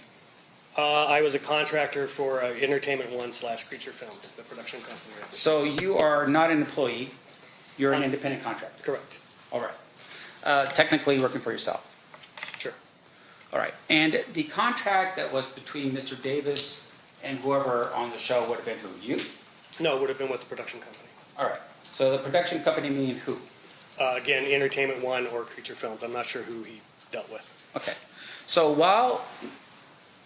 Mr. Davis has a contract with regards to the production, and during the time period that we are listening to your recording, fair to say though that you have basically taken your phone and placed it by the speaker. Yes, that's correct. And you're basically recording the entire conversation. That's right. Including the parts that technically was never ever either produced in a BET production or anything like that. There was some extra. I want to know where he's going with this. And once again, you didn't have the permission of either BET to do that, right? Again, I didn't have to seek their permission to do it. You're an independent contractor. You don't have a contract with Mr. Davis. So tell me how you believe you could report that without Mr. Davis's permission. Absolutely. I'm a technical. It calls for a legal conclusion. I'm asking for his contract, Your Honor. Overruled. I think he can answer the question as asked. A couple of things. First of all, contract does not outline every single duty that that a crew member is going to do on a shoot. It's not like you have to constantly keep getting permission to do stuff in order to do your job. My job there was primarily centered on his interview. So once I realized that when he showed up that first day and was kind of giving them the runaround, and he was dressed in shorts and a t-shirt and was acting like he didn't know why he was supposed to be there and that the interview wasn't supposed to be that day, I sat in that office for quite a while before they got started. And then when we've learned that basically, look, we're going to have to interview this guy twice. We're going to try to get him in now and get something, but he's going to have to come back later. I thought, okay, well, then I'm going to record it so that in between these interviews, I don't know how long it's going to be before we get him back again, I have a record of what he said so that when we come back for round 2, I know proper questions that should be in there, what has already been answered thoroughly, and what we need to ask him again. That is why I made that recording. Never in a million years did I think that recording was going to be playing in court. And of course, you turned over that recording to BET because, once again, it's part of their work, right? No, of course not. You kept that recording? Yes. And you do understand, though, that in the state of California, if you are recording someone without their permission, that is a crime. This calls for a legal conclusion again. I'm asking for his understanding of the laws, Your Honor. Calls for a legal conclusion. Sure, I'll It's sustained. Hang on. You can, if you want to rephrase without asking him about a specific California law. That's all right. He's ready to admit to it. Let me ask you this question, though, sir. When you are recording this conversation, yes, did you, at that particular point, turn it over to Las Vegas Metropolitan Police Department? I did not. You kept that recording, yes, and then you created your project with that, right? No. I've never used that recording for anything. What project are you talking about? Let me ask you this, though, sir.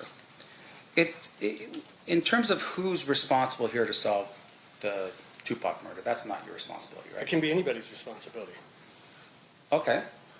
You're saying that it's not Metro's? It could be theirs as well. Of course it is. Uh, Any citizen can investigate a crime if they want to. Right. And we're going to get into that a little bit, but in terms of how you go about doing your job, fair to say that a detective would be the one that would handle that investigation. Sure. Right? At some point, sure. Right. And it's not like, say, the FBI, it's not LAPD, right? Compton PD. In this case, the Tupac murder was the responsibility of Metro. To some extent, except that I know LAPD made the argument that if the crime was planned in the city of Los Angeles, that they could also take ownership of the case. And you can ask Greg Kading about that if he comes up here. I don't even know what you just said. I'm just asking you this question. Let me just ask you this question, sir. So you send over notice to Metro, and you say, hey, we solved this thing. You send over 100 emails to Metro. And they didn't do anything about it, did they? No, because they were... No, that's a yes or no answer. They didn't do anything about it. What didn't do anything about it, Define didn't do anything. They were working the case as far as I was concerned. They were responding to me. I was sending them because he kept talking. He started doing YouTube interviews. So every time he would do an interview, I'd send it to him. I'd be like, hey, here's a new interview. Hey, this clip, he says this for the first time publicly. He says this. And there was back and forth going on with me and Detective Mogg. So I got the sense that he was absolutely working that case. And it's Detective Work 101. If your suspect is talking, you let him talk. And he was talking, so every interview he did was additional evidence to use against him. Okay. So what was he talking in? What was he talking in? Sure. What was the information that he was talking in? Are you talking about your documentary at this particular point? No. I'm talking about he's going on YouTube. He's going on Vlad TV. He went on, I think he ended up doing a total of 9 interviews on YouTube over a 4-year period. Did you verify any of the information that he gave you? What do you mean? Well, the information that you learned in this case, right? Who gave me?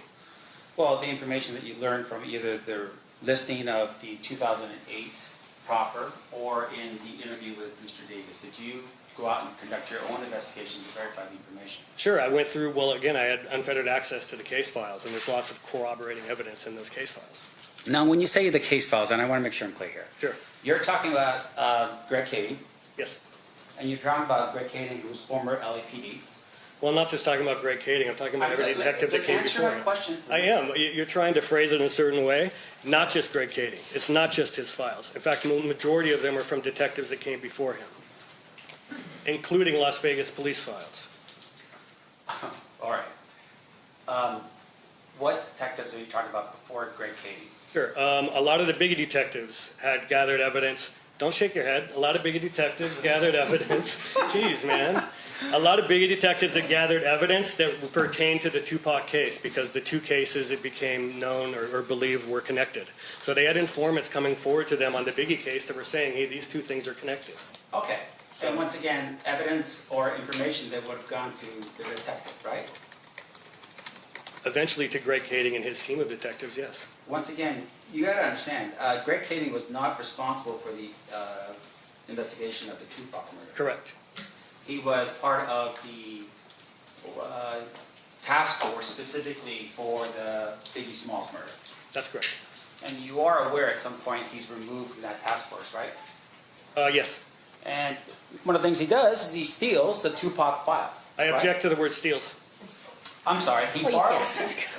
I don't mean in like a legal sense I object to it. This is a person I object to it. I'm not wagering an objection. I take issue with the word steal. Okay. Any detective can take case files with them when they leave the department. It happens all the time. It's extremely common. In fact, I just did a series on Ted Bundy last year based on the same exact thing. One of their lead detectives on the Bundy case in the 70s took a box of files with him, and we were able to obtain those files, and we made a show about Ted Bundy based on his files. Are you a detective, sir?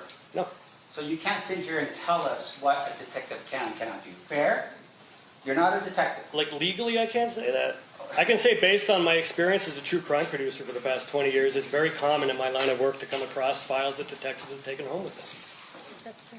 So I want to make sure I'm clear. You're telling us that Detective Kading took a file that he wasn't even part of the investigation on? You're saying that that's what happened here?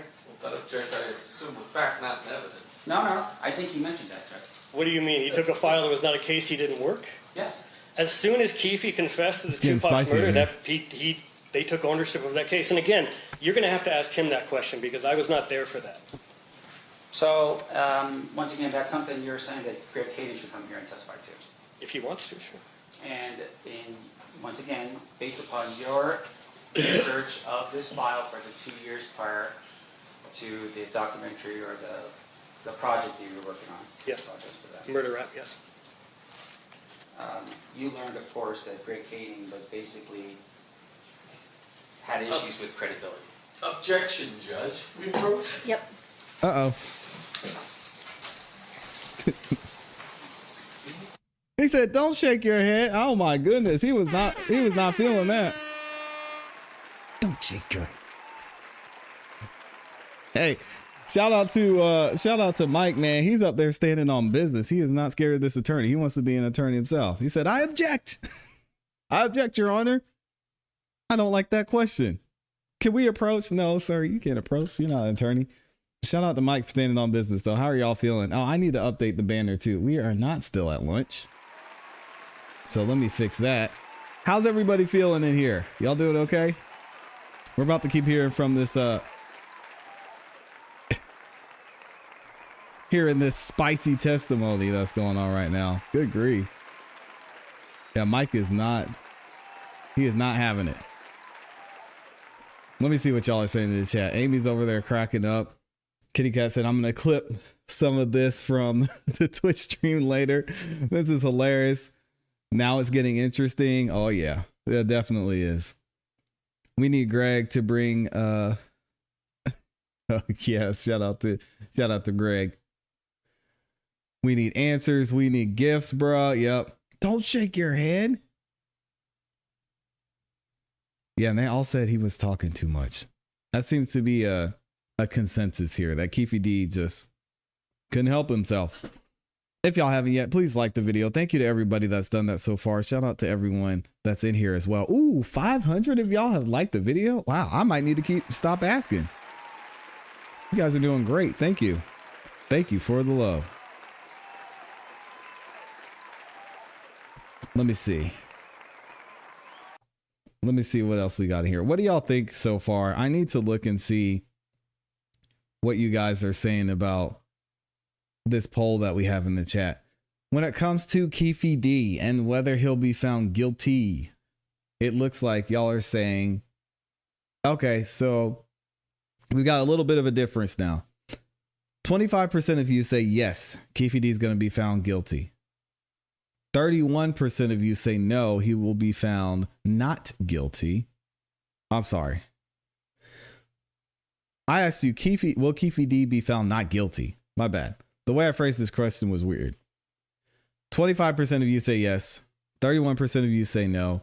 44% of you say it's too early to tell. I think it's too early to tell too, just because the defense, they're on the roller coaster right now. They'll have a good cross-examination for one of the state witnesses, and then they'll have cross-examination like this to where, I mean, Mike is standing on business. He is not afraid of going back and forth with Michael Sam, like Keffe D's attorney. So it'll be tough. We're gonna have to wait and see what he's saying. Yeah, this is pretty funny though. I'm not gonna lie.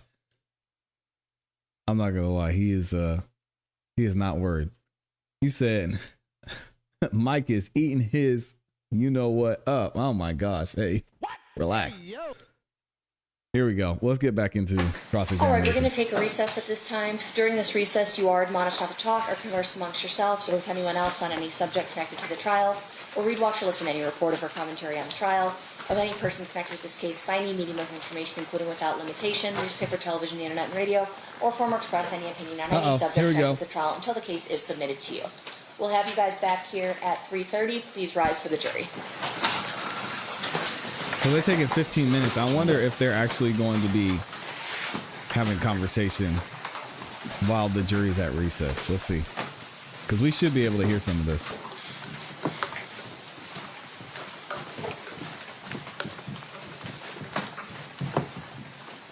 I know Keffe D probably has a lot that he wants to say.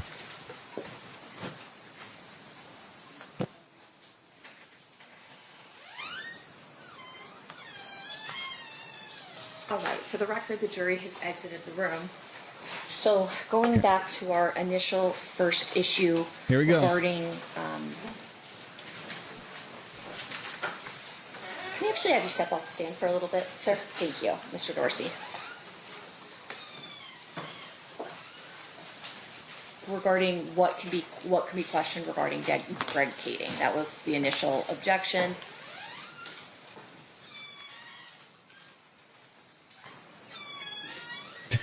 The door. Close the door already. Okay. So the Dang. initial objection had to do with Detective Kading. Your objection is that you can't impeach someone through the testimony of someone else. Your position is that the credibility of the report that they're relying on is important. I do think to some degree he can explore the credibility of the information that he is relying on as long as it's accurate. And so I think there is a concern regarding what the actual federal judge did find regarding Detective Kading being maybe elusive or however you want to phrase it. Well, can I ask that question on direct? I asked no question as to his opinion of Greg Kading, either as to his credibility, as to his quality of his detective work, anything that would allow the defense to then go into specific acts and ask questions about someone's character. So what's the predicate foundation that has been laid that says I can now attack the character of somebody whose character is being somewhat assassinated here, right? He released a released a recording of the defendant. That is the only evidence as to what Greg Kading has done in this case, and it's a recording. So what are we worried about when it relates to whether or not his credibility as a witness? He hasn't testified.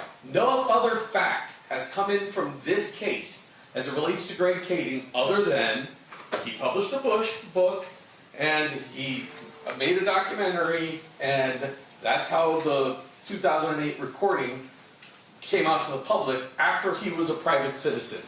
There has been zero testimony about any investigation done by him, any opinion testimony about his character, his quality as a detective. None of that information has come into the courtroom. So why is it that the defense gets to just ignore the rules of evidence and start asking about specific acts of misconduct for somebody whose character hasn't even been raised? Mr. Sims? It's a great point. They don't like that witness. They asked him specifically about his research, and going into this idea that he did all this research, he's testified that Greg Kading was like his BFF. I mean, the guys working together on a project with regards to his book, and during this time period, the state starts asking questions that I think traipsed right into the expert opinion area, to which they're saying, oh, it's not expert opinion, this is just lay witness opinion. And I sustain that objection, saying he can't give opinions about ultimately that it's something that they can lay the foundation for, that this is included in the book, and that this is his information about this person, and then they can ultimately argue that. That was my ruling. Correct. I don't know if that's how that went down, but I think it was good. I'm just saying that what we're doing right now, though, is we're saying, okay, he's testifying as to that 2-year period, that time period in which he now gives opinions on his research. Well, one of the things that he researched, according to his testimony, that he had was the case file. I should be able to get into the veracity of that case file, where it came from, was it even complete, who gave it to him, because I think that's details that we would get out of a detective if Detective Mogg were to testify. so you're asking for completeness of the file. I think that is something that would be appropriate. What else are you asking for? I'm asking specifically for the veracity. Meaning, look, if a detective got up on the stand and said, I received the file, right? What typically would happen is, if it's coming from another jurisdiction like LAPD, you get a COR that says, hey, this is the entire file. Or, like Mr. DiGiacomo said in a few hearings ago, Detective Mogg went down and turned every page of his discovery to match the discovery that was in the file in LAPD. We don't have that here. But this individual is testifying and saying, part of my opinion or experience in this case is the research conducted with the file that Greg Kading gave me. And I want to get into that. So the completeness of the file is ultimately relying on Detective Kading's representation that this is the full file. That's your concern. Correct, and how the file is obtained. I think that's critical in this case, because if the file is Hmm. obtained through the normal procedure, then we don't have a problem. It's a COR. That goes back to completeness, though, Mr. Sampt. I think you're somewhat circling the same issue, because you're saying if it's obtained through the normal course, you get, if we did it discovery-wise here, you'd get some sort of paperwork that this is the entire report, this is everything. And so at the same time, we're going back to your same issue of completeness. And I think completeness is appropriate to inquire into. How do you know this is the complete file? But would you agree with that? I wouldn't have objected if he said, "How do you know it's the complete file?" And Yeah, that's not what he was. That's not what I heard him saying. or whatever, or but that Talking wasn't about the chain question of that was custody? being asked of him. The question being asked of him was accusing a detective, a former detective, character, or impugning his character for someone who's not testifying. Understood. So obviously we can't impeach him, but I think to get to the issue of completeness of the file, you can talk about how this wasn't through the regular channels. Through the regular channels, there may be some safeguards on the completeness of the file and making sure every document is turned over. You don't have those safeguards here because we're relying on what Detective Kading gave to you. It's a documentary. Detective Kading's promoting a book. I mean, your entire theory. You can get into that. So then moving on to the other issue that sort of came up while we were at the bench. I have reviewed these emails. They were largely about scheduling and if the things that Detective Mogg was aware of during certain interviews. I didn't in any way see them to be exculpatory because they were not mentioning anybody else potentially being involved. Additionally, they had nothing to do with the initial ask, which was emails between Kading and Mogg. However, I can get those to you if you think that they are relevant to your defense theory. I think it does, because once again, it highlights the need for Detective Mogg to testify in this case. Well, at the end of the day, whoever testifies, the need is on the state, right? They get to decide who they call in their case. They get to decide how they prove their case, because at the end of the day, the only question that matters is can they prove their case beyond a reasonable doubt. If they don't think they can, that inures to your benefit, because they can't prove their case, right? No, So at the end of the day, the way that they choose to prosecute this him. case may not be the way you choose to prosecute it, may not be, not that you're doing that, but, or the way that I would choose, or another prosecutor in the office would choose. But at the end of the day, that's what they're doing. It may not include Detective Mogg, it may not include Detective Kading, it may not include a lot of people. Yes, Your Honor. So I can get you those emails. This is a good judge. See Shout out anything to the further? judge. Well, just that I'd like him to be ordered not to go into character evidence without a proper foundation. He can't open his own door with the witness by suggesting, hey, this is what his character is, and then let me tell you why I think that. I agree with that. I would have to open the door to Greg Kading's character in order for them to impeach it, and I haven't. Okay, I agree with that. Ultimately, I think we've covered this specific issue because he's going to focus more so on the completeness of the file and the way that it was obtained. But if there's another contemporaneous objection regarding that, we'll address that. But I agree with that. Okay. Emails. How do you want me to get them to you? You don't really answer your email very well, so. I don't read well, Your Honor. If I could just have maybe, can we print it out? No. All right. Excuse Then me. email it. I can have a link sent from what we had just sent send the to you link. to Mr. Saint. Okay, sounds good. Or to Megan, really. Yeah. So I've reviewed them. My initial in-camera review was that they weren't relevant, but at this time, because you're requesting and have sort of opened another avenue into them that I didn't realize was necessarily relevant through my initial review of the case, we'll have them disclosed through that exact same link. Yes, Your Honor. Okay? Use the restroom before we come back. Of course. I need to do the same. All right, we'll be in recess. All right, so we're going to take a little bit of a break, get on the seal there. We will be back here in probably about 10 minutes. All right, y'all hang tight. Thank you to everyone who's supporting. Shout out to nearly 600 of you that like the video. Y'all make sure you continue to like the video, and we will be right back.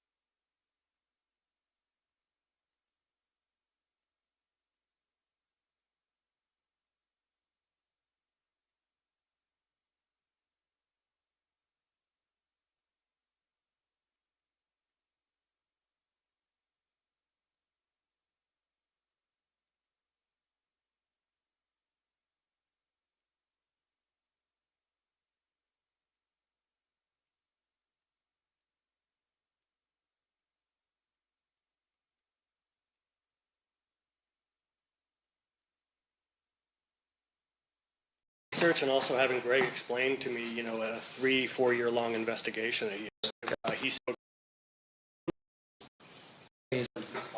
Nope.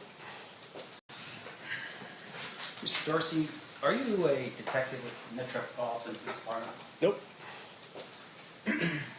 And your testimony here today is really based upon your work for this, let me make sure I got the right book here. Murder Rap? No, I had nothing to do with the writing of that book. I don't care about the writing of the book, but you're here because of the Chronicles, the Death Row Chronicles thing that you did, right? Let's make sure we're talking about the correct things. I did not write that book. I had nothing to do with it. I made the Murder Rap documentary that came a few years later that was based on that book. And then I was a consultant on the Death Row Chronicles series that we've been playing interview from here. Do you recall when the state asked you that you were first involved with this in 2012? Yes. In what way were you involved in this in 2012? Yes, in late 2012, I came across an article about Greg Kading's Murder Rap book, and that's what first alerted me to the book even existed. And I reached out to Greg, asked if he wanted to make a documentary. He sent me a copy of the book and said, read it, and if I'm still interested, he's interested. And we went from there. And your job really was, for the next couple of years, was to, do your own independent research? Combination of doing my own independent research and also having Greg explain to me, a 3-4 year long investigation that he had conducted. Your testimony to the jury was that you spent a couple of years doing that. Correct. And in terms of the books that you had mentioned that you used was Murder Rap, which is this book right here, right? Yes. Written by Greg Kading. Correct.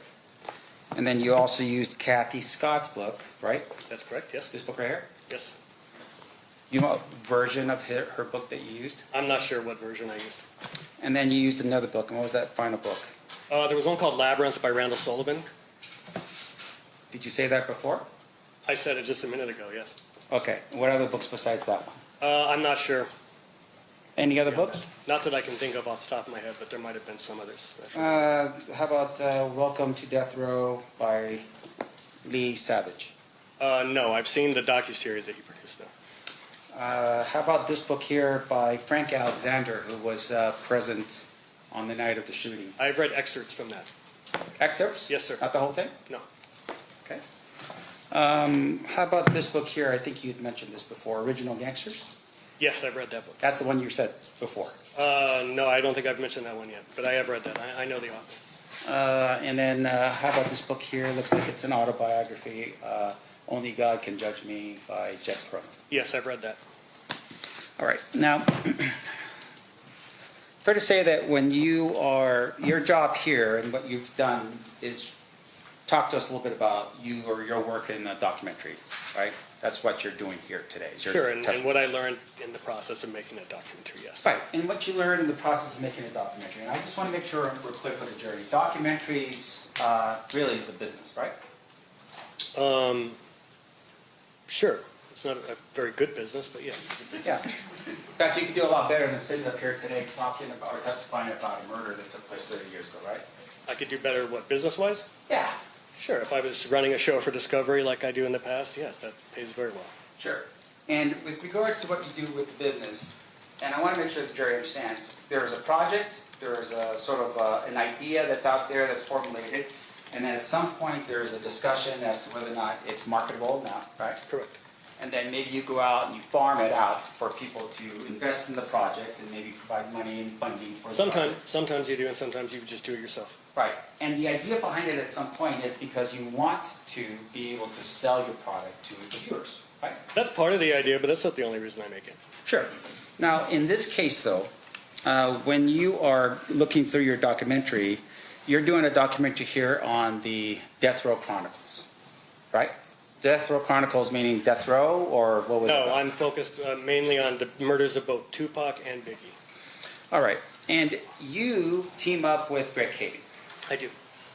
And Greg Kading, I would imagine in your work over the 2 years that you did the research, you were looking through all the details of what you could find on the Tupac murder. Yes, but he also turned over his case files from the LAPD to me. So can you describe for us what those case files look like? Absolutely. They were digitized case files. It was over 2,700 PDF reports going back to 97 or so. probably over 100 hours of audio of interviews with witnesses and potential suspects, photos, crime scene photos, mainly of the Biggie case, that kind of thing. Anything else? Off the top of my head, that's mainly it. You got, there was some video of from the Biggie shooting. There was some home video that was entered into as evidence. All right. And when you were doing your research, the 2 years of research you did on this particular project, you interviewed detectives? I did. I interviewed Greg Kading. I interviewed Kelly Cooper, who was one of the original detectives out of Wilshire Homicide on the Biggie case. I interviewed, well, those are the two main detectives I interviewed for the case. All right. I just want to hear something to do with Las Vegas Metro. Did you interview any detectives from Las Vegas Metro? I did not. You do understand that the homicide of Tupac Shakur was the responsibility of Las Vegas Metro? 100%. And as of right now, you're telling us you interviewed a guy by the name of Greg Kading, who's from California, and some girl from California as well. No, Kelly Cooper's a man, but yes. Oh, fine. Kelly Cooper's a man. Yes. But both of those people are in California. Yes. All right. Now, in addition to that, can you tell us, for instance, who the detectives were that were the lead detectives from Las Vegas Metropolitan Police Department that handled this investigation? Sure. Please don't interrupt. Okay. Go ahead. You're done? Okay. Sergeant Manning, there was I believe a Detective Becker, a Detective Long. Anybody else? That's all I'm aware of off the top of my head. Okay. Are you aware of a Detective Mott? Yes, the current or most recent detective, yes. Now, when you finally put this project together, I'm assuming at some point you called Metro and said, hey, we got the guy who's confessed now to the crime, right? I do once Death Row Chronicles airs. I'm sorry, what? After Death Row Chronicles airs, I reach out to Metro Police, yes. Yes, you reach out to Metro Police. Who was it that you spoke to at Las Vegas Metro? Well, first I got on their website and just emailed their general info@homicide email address. And a while later, Detective Mogg responded to me, and we started going from there. So you know who Detective Mogg is? I do, yes. Now, in fact, you were given an interview at some point in the future by the Sun from England. You recall meeting with a reporter? Yes. James Desborough? Desborough, yes. Okay. And in that interview, you had told Mr. Desborough that you had to send out 100 emails to Metro.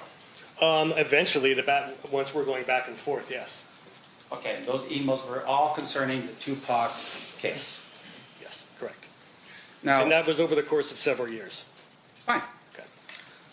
But once again, you had said, hey, we have information, please look at my documentary, right? Something along those lines. No, that's not what I said. I said watch Death Row Chronicles.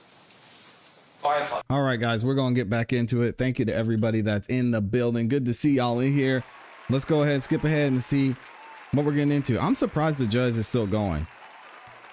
I would think they would send everybody home because she usually doesn't go too much longer, maybe another hour or so, but we'll see what she has to say. Keffe D walking back in smiling. How are y'all feeling up in here? Yeah, Amy's got some more stuff to report on. We're going to talk about it tomorrow. Crazy. Absolutely crazy in here. Keffe D's yawning. Yeah, me too, Keffe. Me too. She's probably asking him right now. She said, we'll have him back, it looked like. So she might be telling him to go home. Let's see.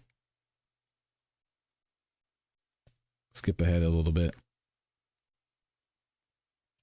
That would be crazy to send them to recess and then send them home. Uh-oh, there's no audio. Oh, no.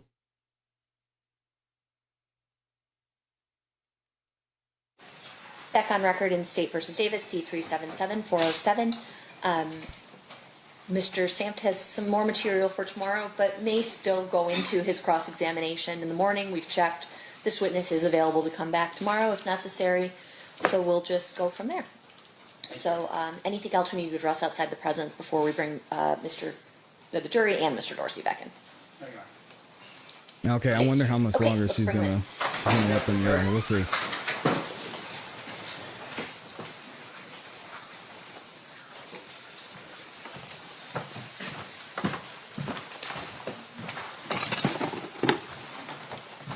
y'all are sounding like me in the chat. Yeah, I don't have any patience when it comes to crimes against children. Zero.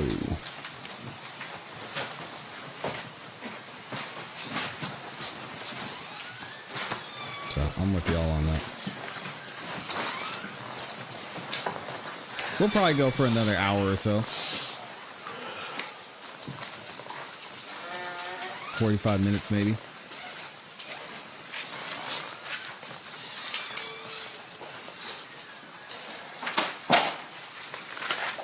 All right, welcome back, Mr. Dorsey. Can the parties stipulate to the presence of the jury? Yes, sir. You may all be seated. Mr. Dorsey, you're still under oath. Mr. Stamps, you're still on cross-examination. You may proceed. Yeah, this cross-examination was good. It was Referring spicy. you back to your previous testimony with regard to Kathy Scott, just for the jury's edification, Kathy Scott is not a detective. Correct. She is a reporter. She's a journalist, yes. She's a journalist, all right. And she wrote a book with regards to her information she had gathered as that journalist, right? Correct. Not her own investigation, but what she had heard on the street. And from detectives that she talked to, yes. Right. And so when she first published her book, fair to say what I'm holding up for you, and I want to make sure I'm accurate for the jury, this is the 3rd edition, right? Okay. Are you aware that Kathy Scott's first edition that was published was actually in 1997, a year after? Something like that. It was very fast after the crime. I remember that. And then there was an update and another update, and what I have right here is the 3rd edition. Okay. But with regard to that first edition, it came out a year after the shooting of Tupac. Sounds about right. All right. Now, your testimony has been around your research, and you had testified that you had listened to the recording of 2008. Yes. That recording was given to you by Greg Cady. Correct.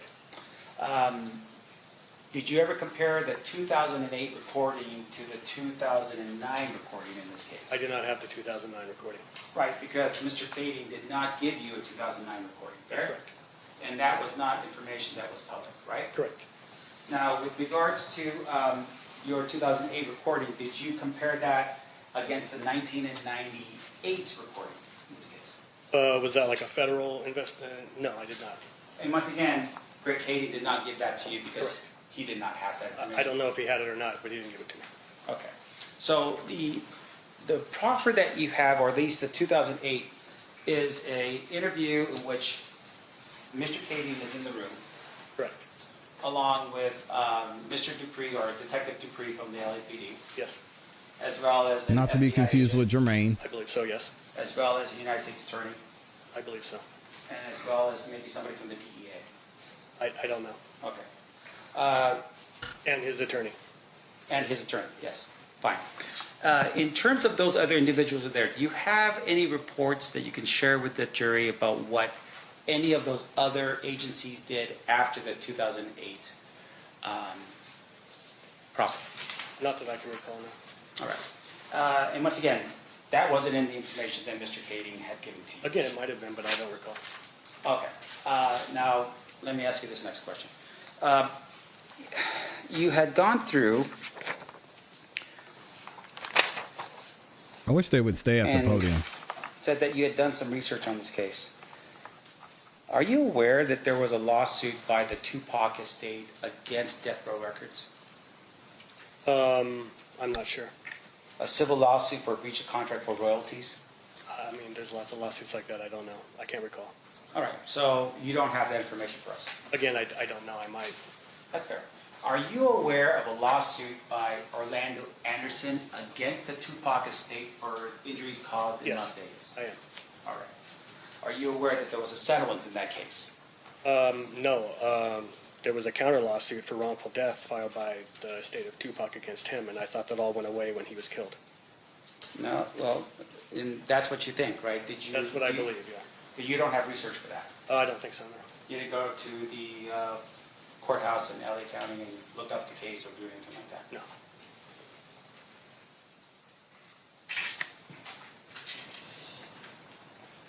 Now, fair to say, though, of course, that with a civil lawsuit, there would have been what's called discovery propounded during the course of that case, right? Meaning information. Again, I wouldn't know. All right. You never looked into depositions taken of Mr. Orlando Anderson or anybody else for that matter. Now, in addition to that, were you aware, based upon your research, that Tupac was actually leaving death row prior to his death? That assumes the fact, not evidence. What's your response? Based upon his research, Your Honor. He testified about his research for this case. I think what Mr. DeJock was saying is that's not true. No, I'm You're saying assuming a the fact. predicate of this question is assumes the fact that has yet to be established. He's asking the witness. So in other words, it's not true, the thing he's asking? I don't know if it's true or Okay. not, but he is assuming a fact, not evidence. Can you lay more foundation? Sure. In your research of your project in this case, did you ever look into the relationship between Tupac Shakur and Suge Knight? Yes. Reasonable doubt. During the time that you looked through that Here it comes. relationship, did you learn that Tupac was not happy with Suge Knight? I did not. There's conflicting accounts about what was going on at that time, whether or not Tupac was going to leave death row because he was unhappy, or whether the idea was that he was going to set up his own label that would then be distributed through death row, and that is what Suge Knight wanted his big superstar artists to do, was to branch out, start their own companies, but with death row continuing to be the central company that it all flows through. Enter Diddy. That information you're providing to us, is that in some document somewhere? I don't remember where I got that from. And regarding Tupac's position here, he had finalized his 3 album in terms of his obligations to death row. As I understand it, yes. And he had also at some point started to create his own label, Machiavelli. Correct, I just said that. And thank you. And with regards to that label, he actually had a book of music that he was going to take with him into that label, right? I'm not aware of that. Catalog. And with regards to the information here, it looks like not only did Tupac fire death row, but safe to say that he also Objection fired. assumes a fact, not an evidence. He's testifying. Come on, Judge. Come on, Judge. It sounds like he's testifying. What are we doing right now? According to this, bro, what are you talking about? Get on the stand if you want to do all that. Oh, man. It's going to take a minute to get through this cross-examination. This brother is probably going to be here tomorrow, if I had to guess. I don't know why he's using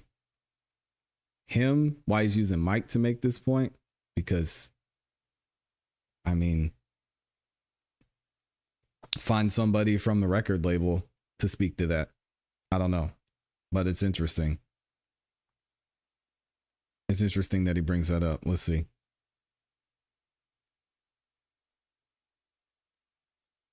I'm not surprised the judge made that point. Let me see what y'all are saying. I'm just wondering. Let's just do it by the book. Sure, understood. Thank you. Mr. Sampson, Here we go. ask a question. He's going to give an answer, I think. Well, let me ask you this as well, sir. Are you aware if We didn't hear that question. It jumped ahead. Reggie Wright was the security company? Let me see if I can figure out what he said. I just Yeah, the stream jumped. Let me see if I can get it back, y'all. Here we go. All right, Mr. Sampson, you may proceed. Okay. Last question I asked you was, are you aware that Tupac had fired David Kenner? Objection. Are you aware if? Oh, I'm sorry. Let me back up here. Are you aware if Tupac had fired David Kenner? I've heard that claimed. I don't know that for a fact. And just for the jury's edification, David Kenner was death row's lawyer. Correct. Are you aware if Tupac had requested an audit of death row's books to see what money they may have taken from him? Again, I've heard rumors of that. I've never seen any evidence of it. A lot of the questions you're asking me right now, I know are based off conspiracy theories out there about alternate theories of this. And I just would wonder if you have any evidence of that you would base your question on. Mr. Or if you're Garcia, just using questioning of me. ask him questions. He asks you questions. Okay, well, that's fine. What is with this defense attorney getting cooked by witnesses? That's a great question. It's like, where are you getting the information from? I said that earlier. I said that to you guys before they went up to the bench. I said, what do you mean this? He said, well, according to this. What is this? What are you talking about, sir? What are you basing your statements on? I don't know if it's something that was already brought into evidence. I don't understand what he's saying either. So, hey, shout out to Mike, man. We stand with you, Mike. I'm just wondering. Get on. Let's just do it by the book. Sure, understood. Thank you. Mr. Sampson, ask a question. I'm with Mike on this one. I stand with Mike. Well, let me ask you this, The judge is as well, loving this. sir. Are you aware if Reggie Wright was the security company or had a security company in charge of protecting Suge Knight and Tupac Shakur? Can I just finish my question, please, sir? I know you're getting a little eager here, but at the night of the fight at the MGM, that Reggie Wright Jr. had a company that was supposed to protect Suge Knight and Tupac Shakur. Yes. Are you aware if on that particular night, Reggie Wright had 20 to 25 either retired or off-duty police officers in a club called 666 on the night of the shooting of Tupac Shakur? It's Club 662, and I'm not aware of the number. You don't know? No. He said Club Are you aware 666. if on the night of the shooting, there was only one individual that was with Suge Knight and Tupac Shakur by the name of Frank Alexander? Well, one that was official security named Frank Alexander, yes. Okay, one person. Correct. Now, in addition to that, are you aware, sir, that in the time period in which Frank understand, but I object. If then I was not supposed to use it. Let me ask you this. Rephrase, thank you. Yes. Do you have any information at all as to whether or not Frank Alexander had a walkie-talkie or Nextel radio? I don't know. In addition to that, let me just go through here. You had mentioned that you had read this book. I'm showing you again. Yes. This is my kind of just you're very eager. But this is my copy of the contents. He's excited to testify. You read this book? Yes. All right. Let me just go through the book here real quick. Do you know who rapper Foxy Brown is? Yes. Foxy Brown is not dead. No, she's not. And in the book, Mr. Davis refers to Foxy Brown in the book. Yes. In fact, he refers to her as somebody that was in the car with Zip before Zip had asked her to get out of the car so he could have a conversation with Mr. Davis. Correct. And that conversation took place in the valet area of the MGM Grand. It was the valet or the parking area? Well, do you want to look at the book to make sure that we're clear? Well, I'm not sure between the book or the 2008 proffer, but it was parking lot or the valet area. I don't remember specifically where he said it was. Just outside the MGM. All right. Your Honor, may I approach? You may.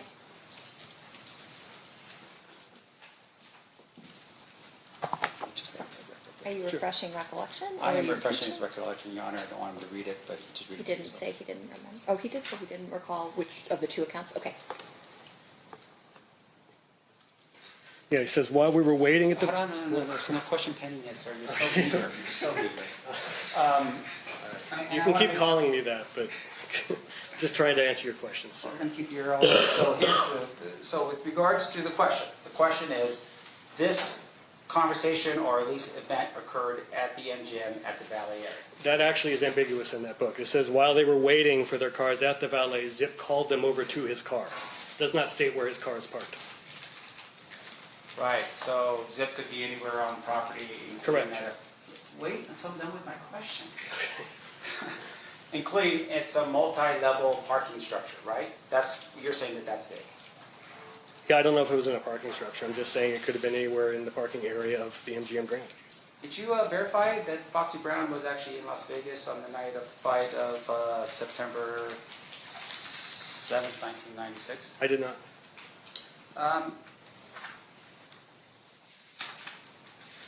There's an account in here about Orlando Anderson. Do you recall reading in the book about Orlando Anderson and when he arrived in Las Vegas? I don't recall what the book said specifically. All right. So if you would to turn with me, I think, to that book right there, to page 96, we're looking at page 96 of the book that you read, refresh your recollection. The page numbers might be different here because this is the Kindle version, but let me see. Can you just wait until I'm done with my questions, sir? Can you stop saying that to me, man? Jeez, dude. Just having a normal conversation with you. You don't have to keep cutting me off and making me sound like I'm eager. The page numbers are going to be significantly different between the Kindle and the book, so he's going to have to just approach them with the book to show him when it's fine, because the Kindle completely repeats. Nobody else has a copy of this book? Keffe, you didn't bring one? No? Just kidding. Sorry. Sorry, I think we have another copy. We're bringing another copy. May I approach her? Yes. Who's phone?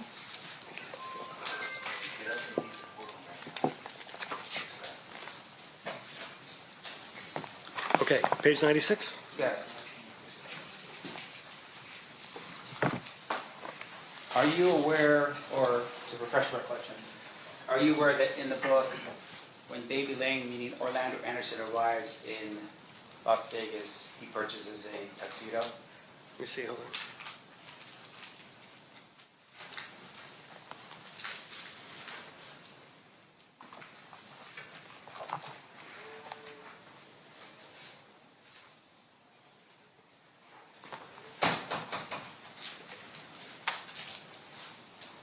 Yes, I see that here. And the reason why he purchased a tuxedo is because he said he saw former Major League Baseball player Barry Bonds with a badass brown Versace tuxedo, so Baby Lane decided he wanted to buy the same tuxedo, right? Yes. Are you aware of the whereabouts of Barry Bonds on the night of, or the day of, September 7th, 1996? I am not. You didn't look into that? No. Now, in addition to that, on that same page, sir, are you aware that in the book, Mr. Davis says he rents 3 rooms on the same floor at the Caesar's Palace? Yes. Did you ever verify whether or not he had actually rented any rooms at all at the Caesar's Palace on September 7th, 1996? There would be no way to verify that. That's a yes or no answer. No. Okay. Now, in addition to that, he mentions his purchase. We'll keep it on the same page. You're fine. I got it. Page 96.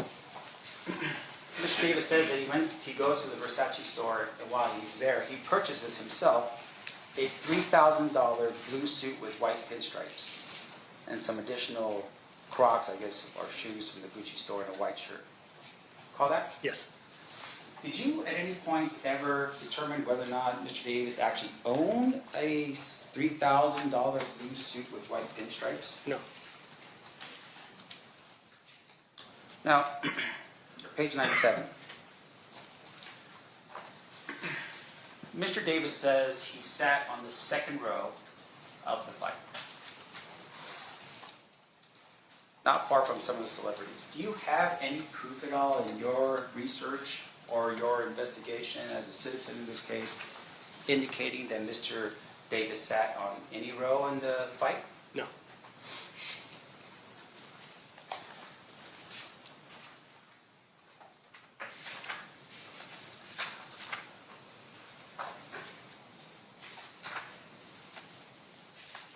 Turn with me, if you could, to page 92.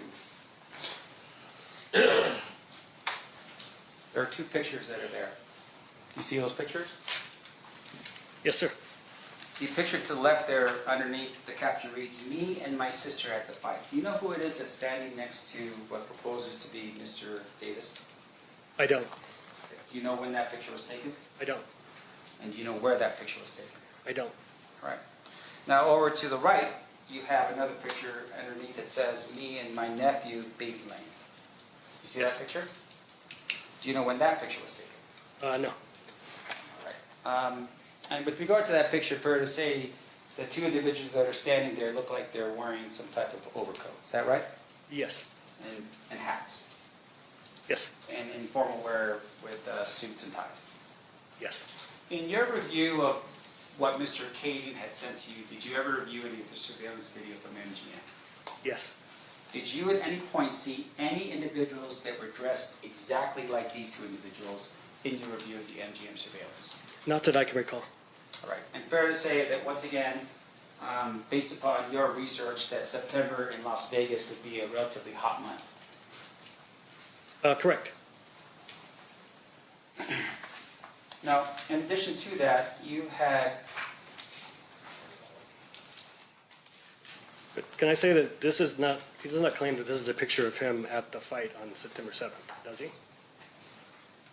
So you're the one that's, you've got the review there. It says me and my nephew, Baby Lane. Correct.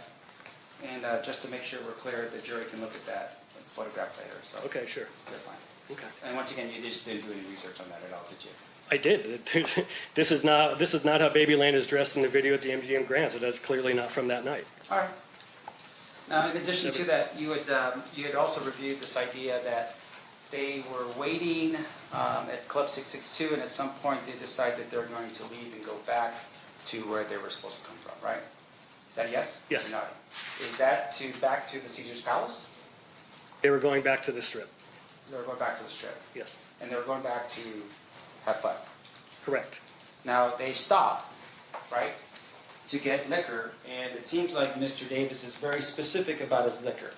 He wants to buy some Dom Perignon, some Dom Perignon Rosé, and Cristal. Do you know those particular alcoholic beverages? I'm familiar, yes. All right. Now, let me ask you this. Where does he go to buy the liquor? Are you talking about, do you want me to quote what's in the book? So it's on page 103. Review of the page 103 helps refresh your recollection as to where he bought the liquor. That's the where he bought it, is what he said in the book, yes. Liquor barn. Okay. Can you tell us where in Las Vegas in 1996 there was a liquor barn? Actually, I did do the research on this, and there was a liquor barn at Flamingo and trying to remember it's the exact place, but it was off of Flamingo, and I can't remember the exact street, but I actually did do the research on that. Are you from Las Vegas? I'm not. Have you ever lived in Las Vegas at any given moment? No, sir. And when you said you did the research, what research did you do to verify? Wait, let me finish, sir. It's all right. You're eager. I get it. What did you? Can you please stop badgering me, man? Like, Okay. it's ridiculous. It's up to him to object. I understand that you are the one. You feel upset that it's up to Mr. DiGiacomo. To the commentary, first of all. Second of all, it sounded like to me he had finished his question, and then as soon as Mr. Dorsey goes to answer, he then cuts him off and says, well, let me finish. Mr. Staff should ask a question, allow him to answer, and we can knock off with the... We're going to strike the commentary. We're going to strike the commentary. You may proceed with asking questions. Thank you. I'm trying to be very respectful to you, sir, and I would really appreciate if you would be there's no question pending for you. Hey, I got it. Okay. No question pending. You ask questions, you answer. Thank you, guys. It's a cat fight. What research did you do to verify that there was a liquor bar in Las Vegas?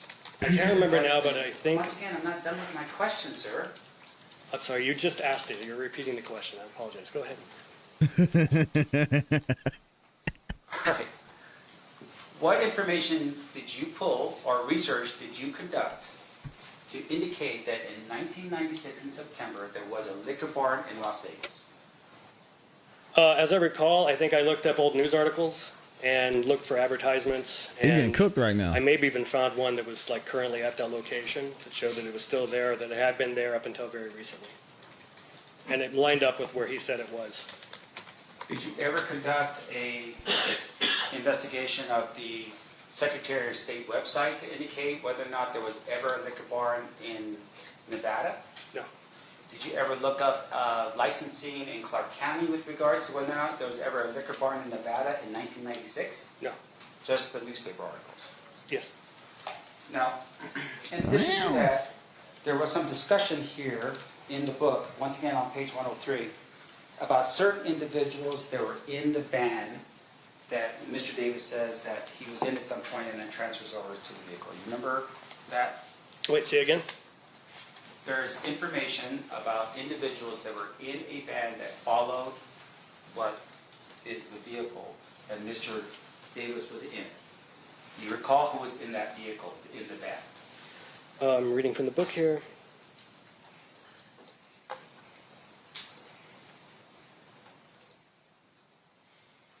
Yeah, he wrote C. Ray, who's Corey Edwards, who he lists as one of his top salesmen.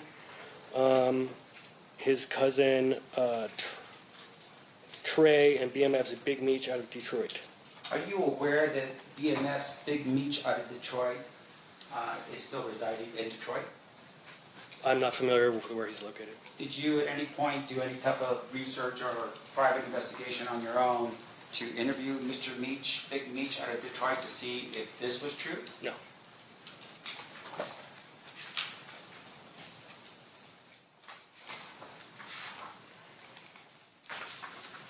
Now, fair to say that in this book, Mr. Davis talks a little bit about his exploits in Compton, right?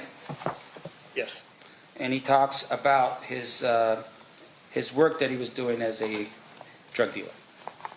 Yes. Now, during the time period of your research, are you aware that shortly after the shooting of Tupac Shakur in September of 1996, that there were search warrants executed throughout Compton of different houses in Compton? Yes. And those houses included Mr. Davis's house, right? Yes. And it's his family house as well as another house that he resided in as well, right? I believe there were two houses next door to each other, yes. There was a third house on California Street. Are you aware of that house? I'm not aware of the entire list of addresses that they raided. Okay. Well, once again, we're just relying on your research here.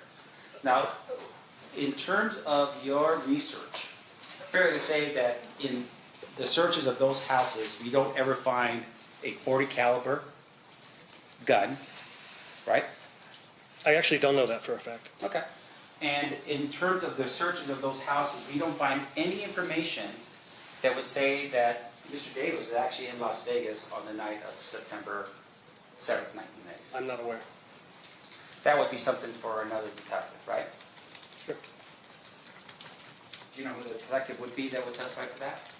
I don't, one of the Compton police detectives, but I'm not sure. Now, are you aware that Mr. Davis says at some point that he was moving about 300 kilos a month of cocaine out of Compton? Yes. In your research at all about the search warrants that were executed in Compton, was there any indication at all of money found in Mr. Davis's home or any of the houses that he was associated with? I can't recall that. You can't recall it because you don't know? I don't know.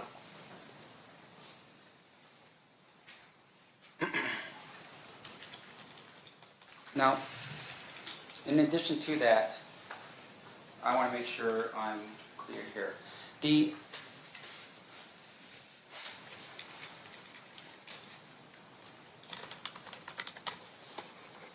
There's a picture here that's on page 30.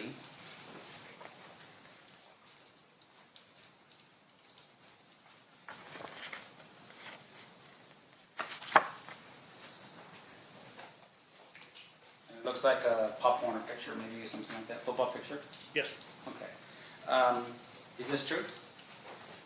Is this true that it's a Pop Warner football picture? Well, is it a picture of Suge Knight and Mr. Davis? I believe so. I used to be able to find Suge on here, but I'm not sure if I could now. Okay, well, what about my client? Again, I don't know. Well, in addition to that, are you aware at all? I want to see Foxy Brown photograph take this that's in. taken on page 12 of the book?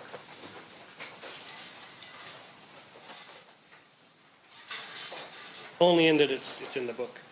Okay. Now, page 11. Once again, he tells the reader of the book that he's running a multi-million-dollar nationwide drug empire. That's at the bottom of 11. Is that right?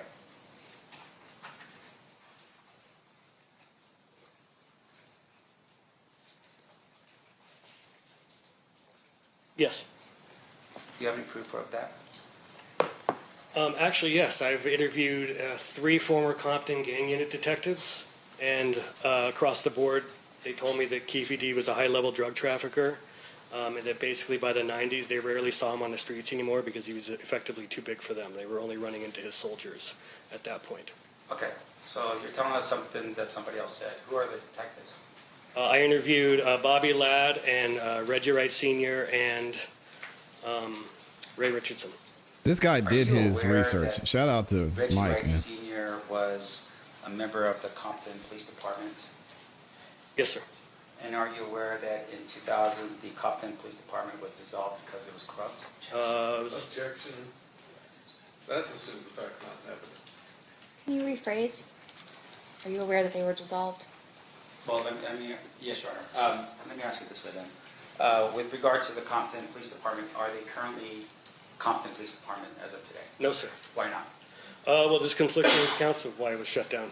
And I believe it may have been 2002. I don't know if it was 2000. But the city said that it was corrupt and they were shutting it down for corrupt reasons.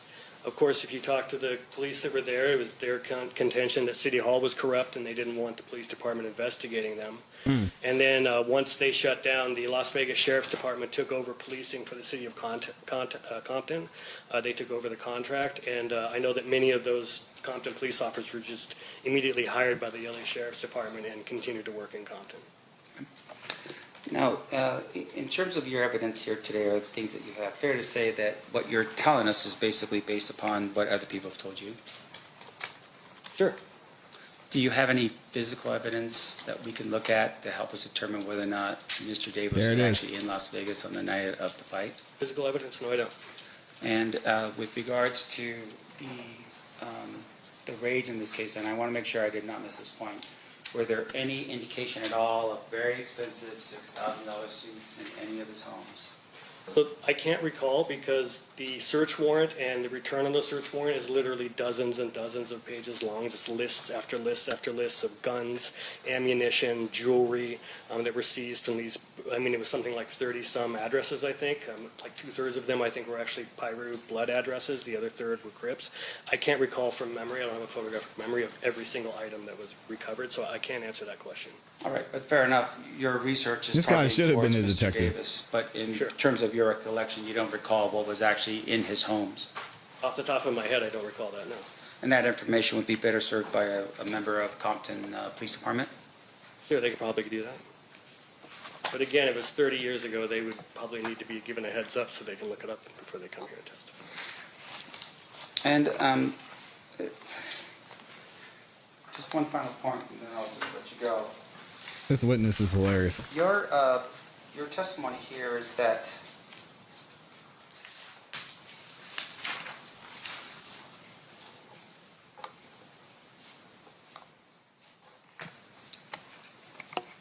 let me pick up here and make sure I'm clear. In your review of the Death Row Chronicles book, is there anything at all in your reading of the book, and once again, you tell me, you read every page of that book, right? Death Row Chronicles book? Yeah. The one by Greg Cady? Murder Rap. Murder Rap book. I'm sorry, Murder Rap. Yeah, there you go. Did you read this book? Yes, sir. Cover to cover? Yes, sir. Is there anything at all in the book that says that, you know what, I don't know for sure if anything in this book is true or not, take it for, like a buyer beware or reader beware in this book? I don't recall. It's been many years since I read it. Now, what about the Kathy Scott book and any of its editions? Did you ever recall anything in here that says buyer beware or reader beware of what's in this book? Same answer. It's been years since I read it. I don't know. Oh, what happened to the camera? How about the Compton Street Legend book?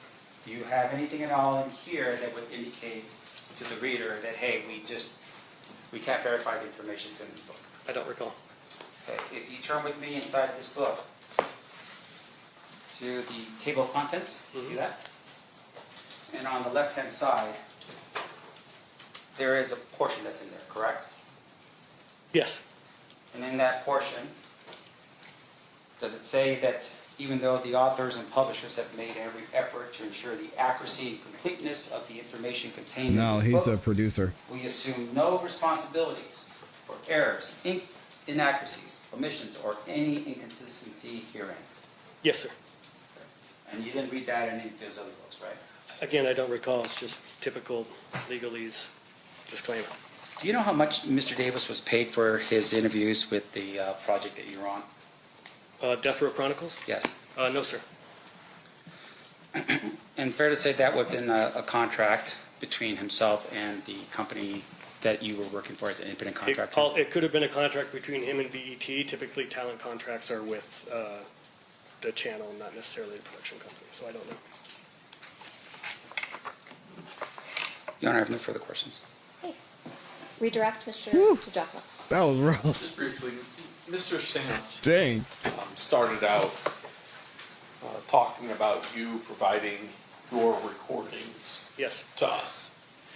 Did somebody have to authorize that for you to release those to us? Yes. And who had to authorize it? So a attorney at Paramount Pictures, which owns BET Network, authorized it, and then the head of Preacher Films, which is the production company, also authorized it, both to me in writing and in email. Now, Mr. Sanft asked you a bunch of questions about the liquor barn at Maryland and Flamingo, or you said Flamingo, you couldn't remember the street. Were you aware if Lee's Liquor used to call itself Lee's Liquor Barn before they got a trademark infringement? I'm not sure. How would he be aware of that? I'm just wondering. Mr. Sanft was allowed to ask every question on earth. Just add an if. Were you I can't remember if that's how I discovered that or not. Are you aware that even today, if there's a liquor locker at Flamingo in Maryland? Yes, I think that's how I first tipped on to the fact that there was a liquor store in the region or the area where Keffe had described. Now, Mr. Sanft asked you if you had ever tried to confirm that Foxy Brown was in Vegas. Correct. Are you aware if Foxy Brown's real name is Inga Marchand? Yes. Are you aware if Inga Marchand was even present at Biggie Smalls' murder? She was, yes. Section has the relevance, Your Honor, and leading? What's your response, Mr. DiGiacomo? I don't think it was. I said, "Are you aware if?" So of course it's not leading by definition. Okay, so it's not leading. What about the relevance? Well, I'm about to ask him a relevant question about Inga Marchand. I'll overrule. I'll give you a little bit of leeway to establish your relevance. Go ahead. Have you ever tried to interview Inga Marchand? Inga is a crazy name. Are you aware of how many detectives have ever tried to interview Inga Marchand? I am not aware. Sorry, Foxy, At but least that's for the wild. Tupac case, I know that they tried to reach her for the Biggie case. In the book in there, Mr. Davis, does he discuss his proffer that took place in 2008? In the book? Yes. I can't remember offhand. Go to the second to last chapter here. I can do it in Exhibit 127.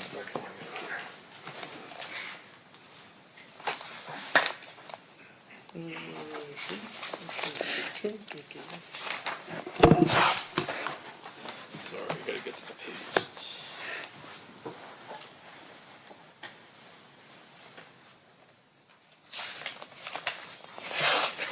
Does he have a chapter entitled We Know? And on this exhibit, it is page 120 out of 145. Yes.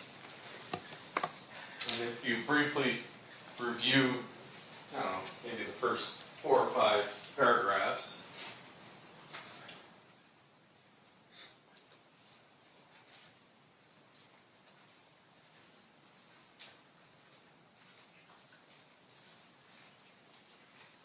Yes, sir.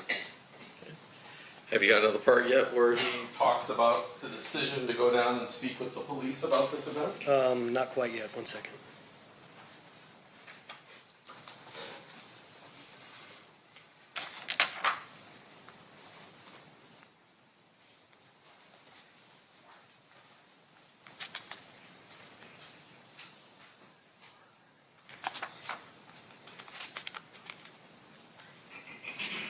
Yeah, it's a few pages in, it looks like.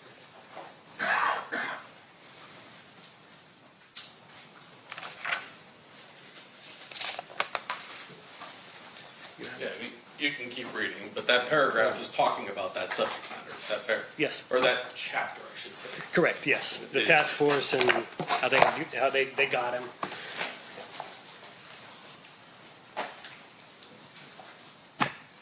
There were questions about what you could and couldn't confirm from Mr. Davis's story with the file that you had. Do you remember those questions? Say again? There were questions asked by Mr. Sanft about did you confirm this or did you confirm things from the 2008? Yes, sir. Let me ask you this. Were many of the things he said in his proffer confirmed by the Biggie Smalls case file? Yes. In fact, had Corey Edwards in 2006 given a statement to police? Correct. He gave a statement to detectives Greg Kading and Tim Brennan. Finally, going back to that 2008 statement, I just want to make sure we're clear that as far as you know, the first time the word sea breeze or sea bring the girls in the car, the actual model of the car came from Mr. Davis. Public. Objection, Your Honor. Say yes or no. Overruled. In the 2008 proffer? Yes. Yes. Thank you very much. There you go. Recross. Sir, just based upon your investigation. No, he's back for more. Come on, brother. Let it go. Did you ever speak with Suge Knight? No. No further questions, Your Honor. Anything There you further go. based on that, Mr. DiGiacomo? Ladies and gentlemen of the jury, any questions for this witness? Okay. All right, thank you for being with us for these 2 days. Mr. Dorsey, you are excused. Thank you so much. You're welcome. Shout out to Mr. Dorsey. End Will it he be there. subject to recall, or is he released from the subpoena? No, let's keep him subject to recall, Your Honor. Okay. All right. Anybody else to present today, Mr. DiGiacomo? Oh, Michael being petty. All right, so then we are going to recess for the evening. Oh my God. At this time, you're admonished you are not to talk or converse amongst yourselves or with anyone else on any subject connected to the trial, or read, watch, or listen to any Betty, report you or not commentary bringing on it the back. trial of any person connected with this case by any medium of information, including without limitation, newspaper, television, the internet, and radio, or form or express any opinion on any subject connected with the trial until the case is submitted to you. We'll see you guys back here at 9 a.m. tomorrow. Please 9 rise for a.m. tomorrow. We will be back in the building. Yo, Michael's being like, this is my courtroom. Oh, I love it. Absolutely hilarious. And I need to check and make sure that they don't have anything else going on. Oh, he's being super petty. Lord have mercy. All right, guys, thank you for another amazing live stream. This has definitely been one for the books. We will be clipping parts of that cross-examination because woo-wee, it was spicy. That's one of the spiciest ones I've seen so far. I mean, one of the spiciest ones since, I don't know when, Woody maybe? Either way, thank y'all for the love. Shout out to everybody who's in here. Thank you to everyone who contributed by liking the video, watching the video. Those of you that stuck with us for the entire 7 hours. Woo! We in here, man. And thank you especially to those of y'all who went the extra mile and sent in super chats. I appreciate y'all. We're going to be back tomorrow for another amazing show. So make sure y'all stay tuned in. If you haven't yet, like the video, subscribe, hit the notification bell so you don't miss any time that we drop a video or that we go live. All right. I hope y'all have a great rest of your evening. I'll see y'all tomorrow afternoon/morning. All right. We out of here. We gone. Peace. Oh my God. That was